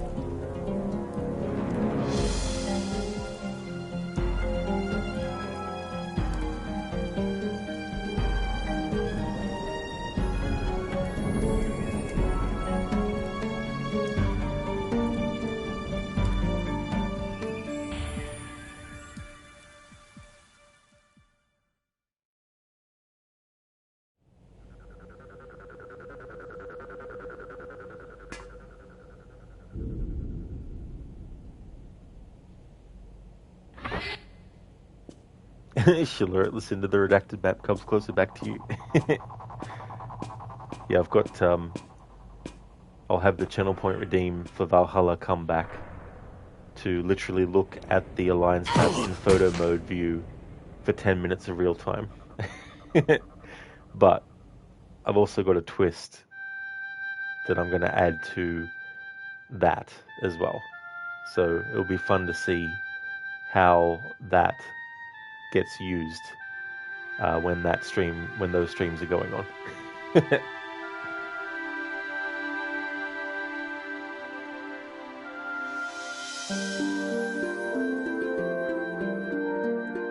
Thank you once again everyone for watching the stream. I really appreciate it. Before I end, I'd like to give some shout-outs.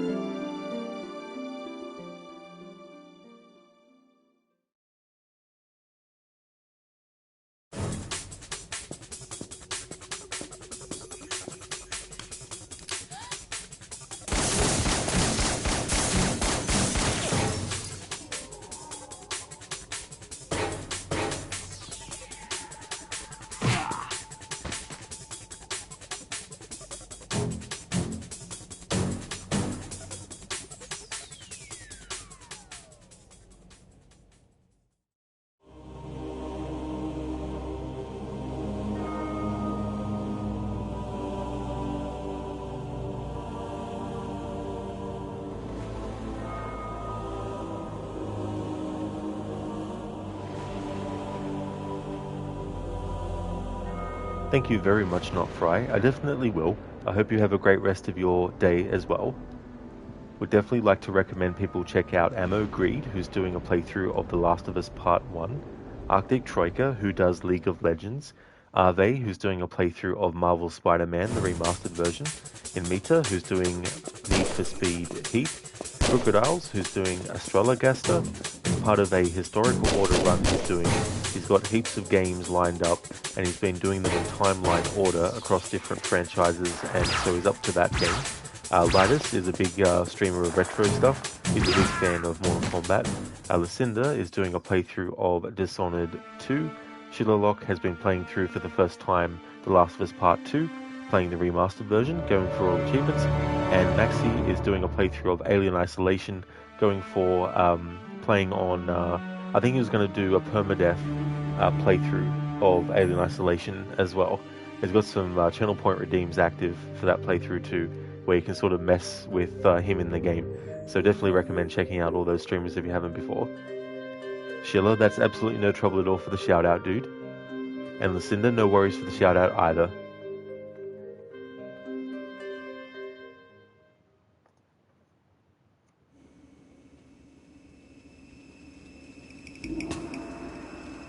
So I will be back for a Thursday stream of Tomb Raider: The Angel of Darkness. If you see me streaming that, then you know it's come Thursday. Thank you once again everyone for watching. I really appreciate it, and catch you next time.